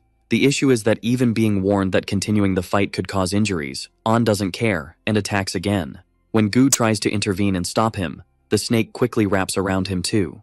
This is a swift strangulation, which brutally renders the group's master helpless. At the moment his subordinates try to intervene, they receive a dangerous warning. Because if they get closer, the redhead makes it clear that he cannot guarantee that his target will survive. Of course, the weak are left in shock, and the sadistic one just continues mocking everyone's uselessness there. To make matters worse, Gu ended up losing consciousness, and, upon waking, found half of his subordinates completely wrecked. This was the only celestial king he encountered, and this is the only information he has about the enemies. Then, Seung-hoon finds this obsession with analyses strange, and wonders why he is recounting all this. It turns out that, in the past, when he was beaten by the protagonist, he thought he would be injured, but the next day all the pain disappeared. Not knowing what happened, he just wants to know how the strongest managed to do that. At the moment the nerd comments that the former enemy just wanted to serve the current big shot in charge. Thus he concludes that On is indeed known as the Anaconda of the Golden Quartet, and, in any case, it won't be easy to defeat him. Returning to the present, we witness the attacker with a bleeding nose, and the protagonist questions what his intention is. In addition to making it clear that this technique wouldn't work, he demands an answer from the crazy one before his mouth stops functioning. Now the servant becomes furious upon discovering that his envoy decided to ambush him outside the school, as the idea was to humiliate him in front of all the students. Then, noticing that it is a location near the school, the fool tries to stop him. From a distance, both notice that Ham Soonjin seems hurried about something. Then, the one with glasses realizes that something might be happening and immediately decides to follow him as well. He also orders Gu to follow him, and the specialist questions why the servant is running in such a strange way. As he spits out the ketchup leaking from his mouth, the hunter questions who his opponent is. The fact that he has moved and fought against the technique makes the predator doubt that he is a freshman. In this way, the trickster soon realizes that the villain seems to be suspecting his identity, as well as the project he is involved in. He also remembers that some people looked older at 16, and wonders why only he is having a hard time. Since his plan is just to knock him out at once, he starts walking towards the opponent, who is impressed to see him with his guard down. Seeing this audacity, it's clear that the crazy one prepares to strike him, only for a counterattack to hit his chin. This advance logically knocks him to the ground, and the dark-skinned one questions what he intended to say earlier. Arriving at this moment is the short one, who questions how his ally was defeated so easily, and the other two also approach to see the situation. Then, it is surprising for both that one of the 4 heavenly kings has been defeated so humiliatingly. Now we see Chunsim playing in an arcade. Moreover, she remembers the first-year guy who stressed her out, and thinking about how the guy acted, the crazy one considers herself mature. In this, the girl notes that Ham Soonjin doesn't act this way even being in his 3rd year, and finds it strange that he sent an executive after a freshman. He is surprised to discover that the fallen one is the infamous An, and even extends his hand to help him. However, this was a trap to surprise him and apply the snake strike to his collar. Daejeon barely manages to defend himself and throw him away after this dangerous attempt. When asked if he finally woke up, the redhead assures that the substance was taking effect very slowly.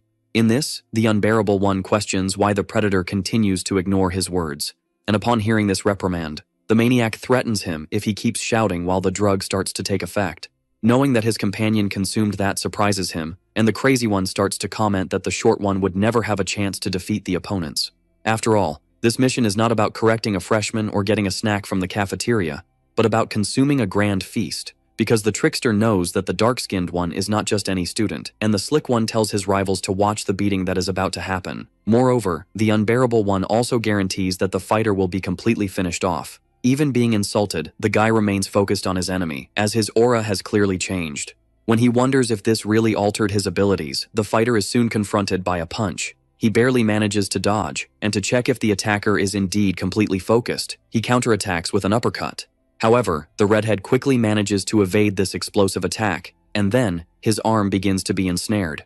The immobilization is done on his limb, and the Devastator seems to be enjoying this. In this, another straight punch is thrown in his direction. The problem is that the trickster manages to dodge and the anaconda strikes again. Now, Gu quickly remembers that this was the same technique that dislocated Osodok's shoulder. The way it works is basically to intertwine the enemy's arm from the outside in and apply pressure until dislocation.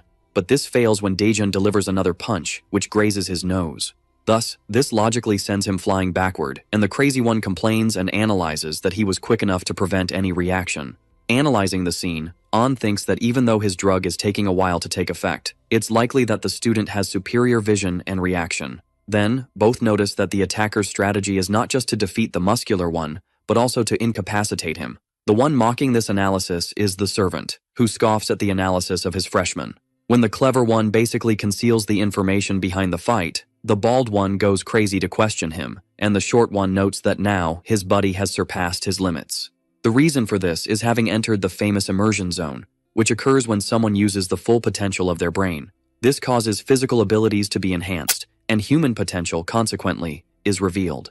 As the snake advances, the boy comments that, in this state of consciousness, movements are seen in slow motion. And now, the hunter throws a punch right at the Daejeon, who considers this a slow attack. Logically, the fighter dodges this attempt to harm him. The problem is that another immobilization heads toward his face, and the dark-haired boy barely manages to stop it. The issue is that this is the perfect opening for the redhead to quickly apply his twist. Taking advantage of this capture, the crazy one tries to land a punch, which fails to hit the protagonist. So, his idea is to entwine around the opponent's neck to manage to capture him. An uppercut quickly almost lands and prevents this technique from being applied. Being counterattacked is quite embarrassing for him, so the focused one decides to try to entwine around the arm once again. No matter how dangerous it is, the student manages to avoid this dangerous trap. Thus, once again the hunter is pushed back, and again he complains about failing once more. At that moment, the boy recognizes that his enemy is annoying, and even though he is trying to stick to him at all times, he acknowledges that his movements have changed. In other words, the sly one quickly notices that the guy has entered the famous zone, and seeing him recognize this surprises the predator. Even Beck's right-hand man can't believe that a first-year student has any awareness of this dimension. Continuing his reasoning, the Daejeon comments that he hasn't seen someone in this form for a long time, and people don't even know they access this power. Moreover, he also acknowledges the villain's excellent training and remembers the mentioned drug. Now the villain finds it strange that he stopped his analysis mid-sentence. In this situation, the muscular one also decides to use the same ability to test it. Now the crazy one complains about losing the game and threatens to break the machine. Then the two slackers complain about the poor girl's screams and tell her to play quietly. Returning to the main fight, it is clear that the atmosphere has changed, and An finds his opponent's comment strange. But that doesn't matter, and the stronger one just tells him to come at him with everything he's got. Feeling challenged, of course, the snake moves again with extreme speed. At the moment he approaches to deliver a dangerous attack, he is met with a massive punch to his face. Upon being hit, the poor guy is incredulous that he was injured, even while at his maximum. He realizes he didn't even see that charge coming into his field of vision. From afar, the short one complains about his buddy being hit by a student 1 year below. Having his attention called by a weakling irritates him, until he notices that Daejeon is approaching with a kick. Even having dodged, the guy notices that an uppercut is also launched in his direction. When trying to grab the arm, he realizes it's impossible and only dodges that impact. The fact that he has become faster frightens him greatly, and before he can finish his thought, another advance comes to hit him. He barely manages to capture his leg with the anaconda technique. The issue is that when he goes to boast about having completed the capture, he is quickly thrown far away. Seeing him so agile leaves the hunter completely incredulous and starts to question this increase in power. Then, the arrogant one tells his enemy to start fighting properly so he can check something. Thus, the poor guy tries to kick him, but obviously fails and doesn't even come close to hitting. His punch is also easily dodged and countered with an uppercut directly to his chin. To make matters worse, his straight punch is rendered useless for having gone wide, and the counter-attack is another punch to the face. As he quickly regains his composure, An continues trying to act, but his next attack is met with another massive strike. This impact logically sends him flying due to the force behind that charge. The one who is getting more and more scared is the servant, who can't believe that his buddy is being defeated even while in the zone. In this situation, the redhead wonders how his blows are being surpassed, because his hyper-focus should help him predict the enemy's movements. And even with this hyper-focused dynamic vision, he hasn't managed to surpass the muscular one's reflexes even once. Now, the other two think that the protagonist will win since he is clearly at an advantage. These words panic the short one, who demands an answer from his rivals. It is clear that the fool is trying to make excuses for his disadvantage and insists that everyone watch the fight until the end, as the final weapon of the third-year student is not a punch. Analyzing the critical scenario, the challenger notes that he can keep up with the attack but only sees it at the moment he is hit.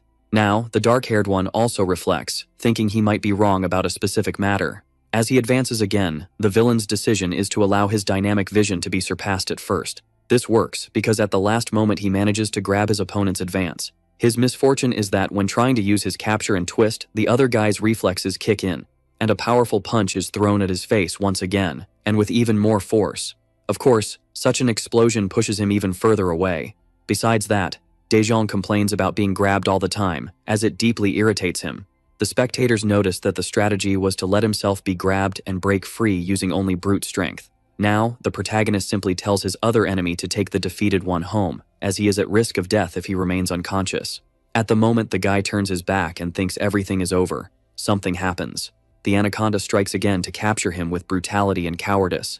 At that moment, the redhead manages to grab him in a chokehold, and acknowledges that the rookie is right about unconsciousness being able to take someone's life. Then, the confident one comments that this is why they call his ally a snake, and it's time to see what happens when a serpent coils around someone. What happens is that the prey is violently squeezed until it's ready to be devoured. It turns out that the flexibility of the madman's muscles is comparable to that of an anaconda, and no one has ever escaped. Before completing his explanation, Seung-hoon comments that he has seen exceptions to this rule. This situation occurred when a jaguar was coiled by the predator, when in fact the reptile's neck had already been struck. At the moment the guy with glasses explains this, we see that the treacherous one starts to have difficulties maintaining his attack. The force imposed on his collarbone by this grip makes him roar in pain due to the damage. Then the strategist notes that, in his eyes, the snake has been defeated, and what happens is that Daejeon managed to combat this trap. At this moment, the confident one realizes that he showed mercy to the enemy, who ignored this chance and attacked again. Gu notes that this squeeze was enough to break the guy's entire collarbone, and he realizes he could have ended up like that if he had made the same move. And when the slick one seems shocked, the dark-haired one orders him to help his ally quickly. Returning to the arcade, seeing someone torturing one of the bullies, and when his friend tries to intervene, the other stops him from arguing. After all, the muscular one remembers that his friend is cute and can make whatever noise she wants. Then, when questioned by Chunsim, the white-haired guy asks what he should do with these slackers, and his name is Bae, one of the 4 heavenly kings. Now, the trio of fools bows to apologize to the girl they oppressed earlier. She makes it clear that she will forgive them this time, as they admitted their mistakes, and simply tells them to go away. But before they leave, the silly girl shows that she managed to come in first place in the game. In this, the poor guys are forced to acknowledge her extreme skill and bow again until they are released. As the fools leave relieved for not having suffered, the savior comments that he sent them to buy something the girl likes. They soon return with a strawberry milkshake. The problem is that they brought the regular one, and this infuriates her. Then, the order is for the guy to crouch down to be at the troublemaker's height, and the ironic one asks not to have his head smashed. As they walk down the street, the student comments that Ham asked for her help to call one of the executives to deal with Daejeon. These comments make the guy wonder if this was really a big challenge, since his colleague seemed quite worried in the messages. At that moment, the little one comments that she also scolded the rookie to stop making a mess and also acknowledges his beauty. Hearing this comment leaves the fighter completely jealous, thinking he is worse than the protagonist. However, the short girl just pushes him as she needs to take a call quickly. It turns out that this call leaves her completely shocked by what she is told. The caller is the servant, who reports that he is at the hospital at that moment. When Bae asks what happened, the poor girl seems to start tearing up.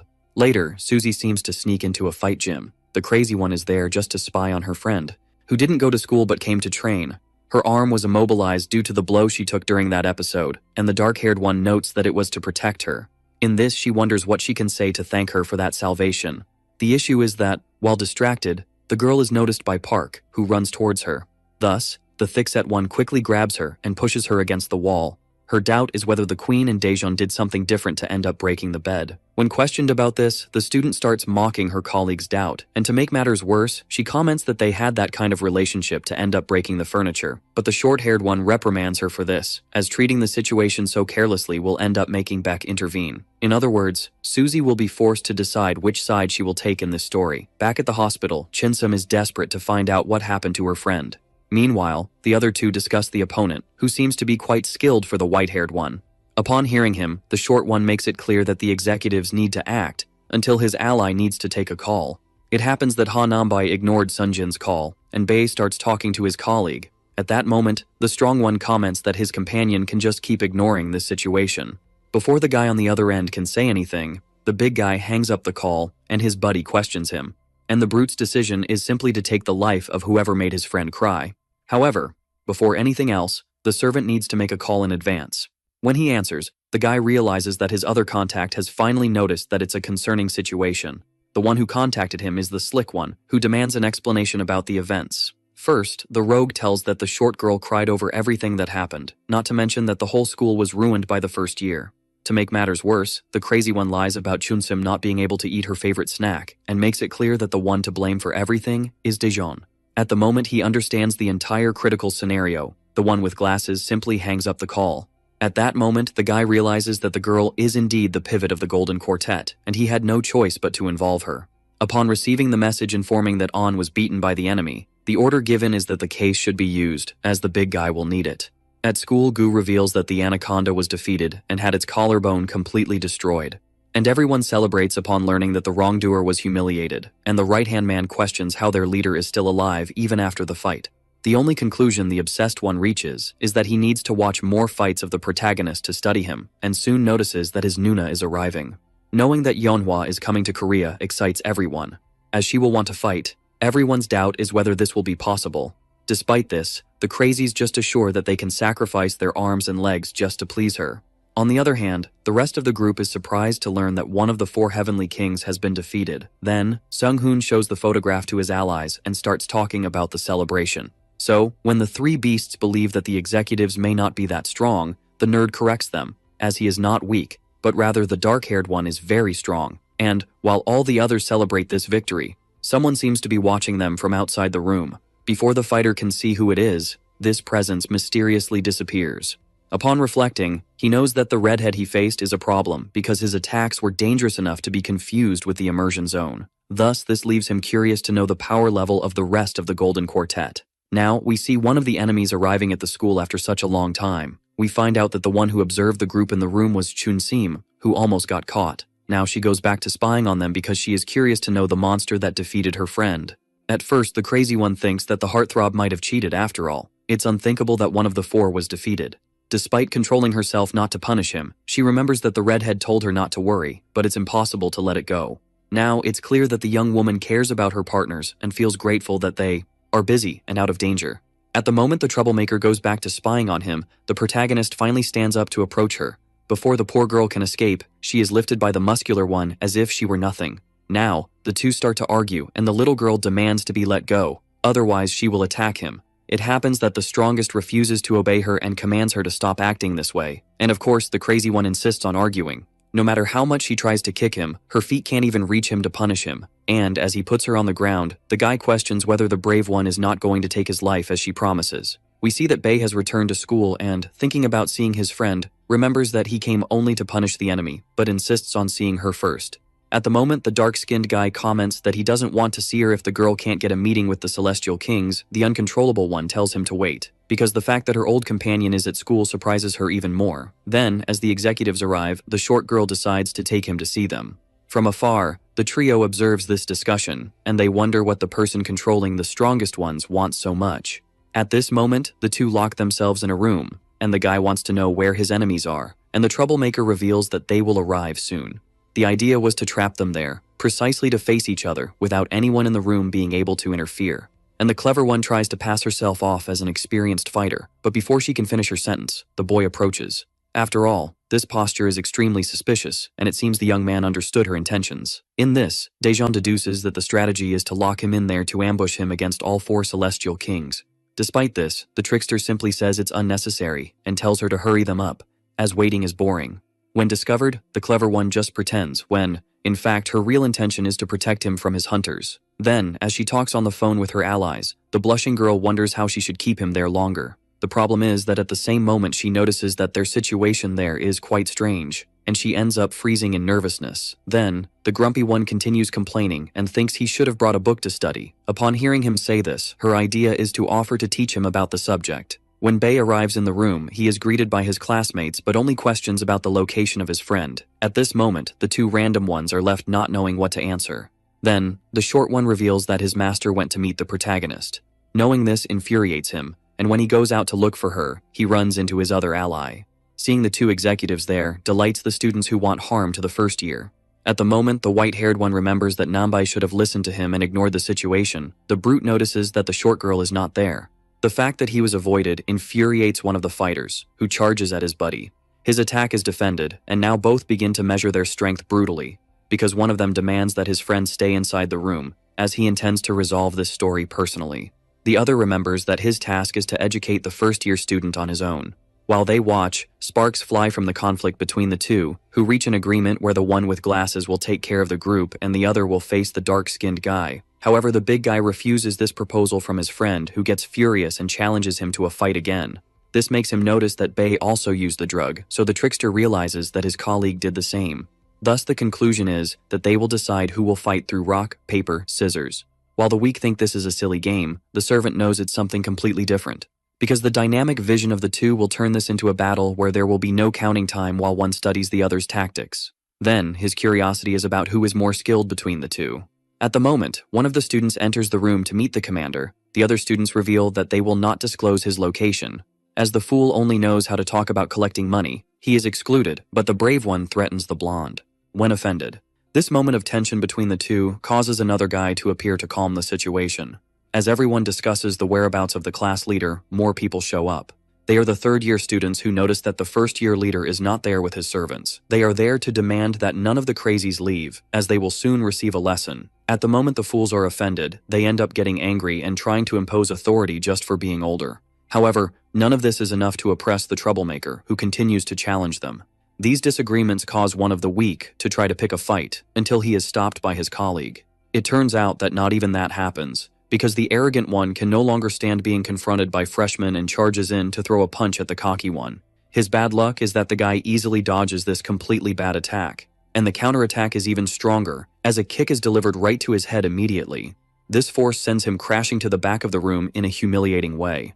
It happens that the weaklings underestimated Kim, who is known as the White Ghost. The fact is that even having taken a lot of hits before, the guy remains a captain, although it's embarrassing to keep saying the name of the skill in the middle of the fight. Then, when he prepares to punish the other, Nambai appears commenting that the first-year boys are really rude. When questioning who the brute is, the slick guy assures that he needs to discipline them as soon as possible. At that moment, the arrogant one decides to charge at the newcomer. After all, He doesn't know his reputation. Then, one of the allies seems to reflect on the name of this maniac, but by the time he remembers who it is, it's already too late. Because the ghostly one was easily taken down, and the other two are left in shock at this scene. In that, they soon recognize him as a member of the four heavenly kings. Now, Bei continues searching for Chunsim and his opponent. From afar, he notices that there's something strange inside the warehouse, so he decides to investigate.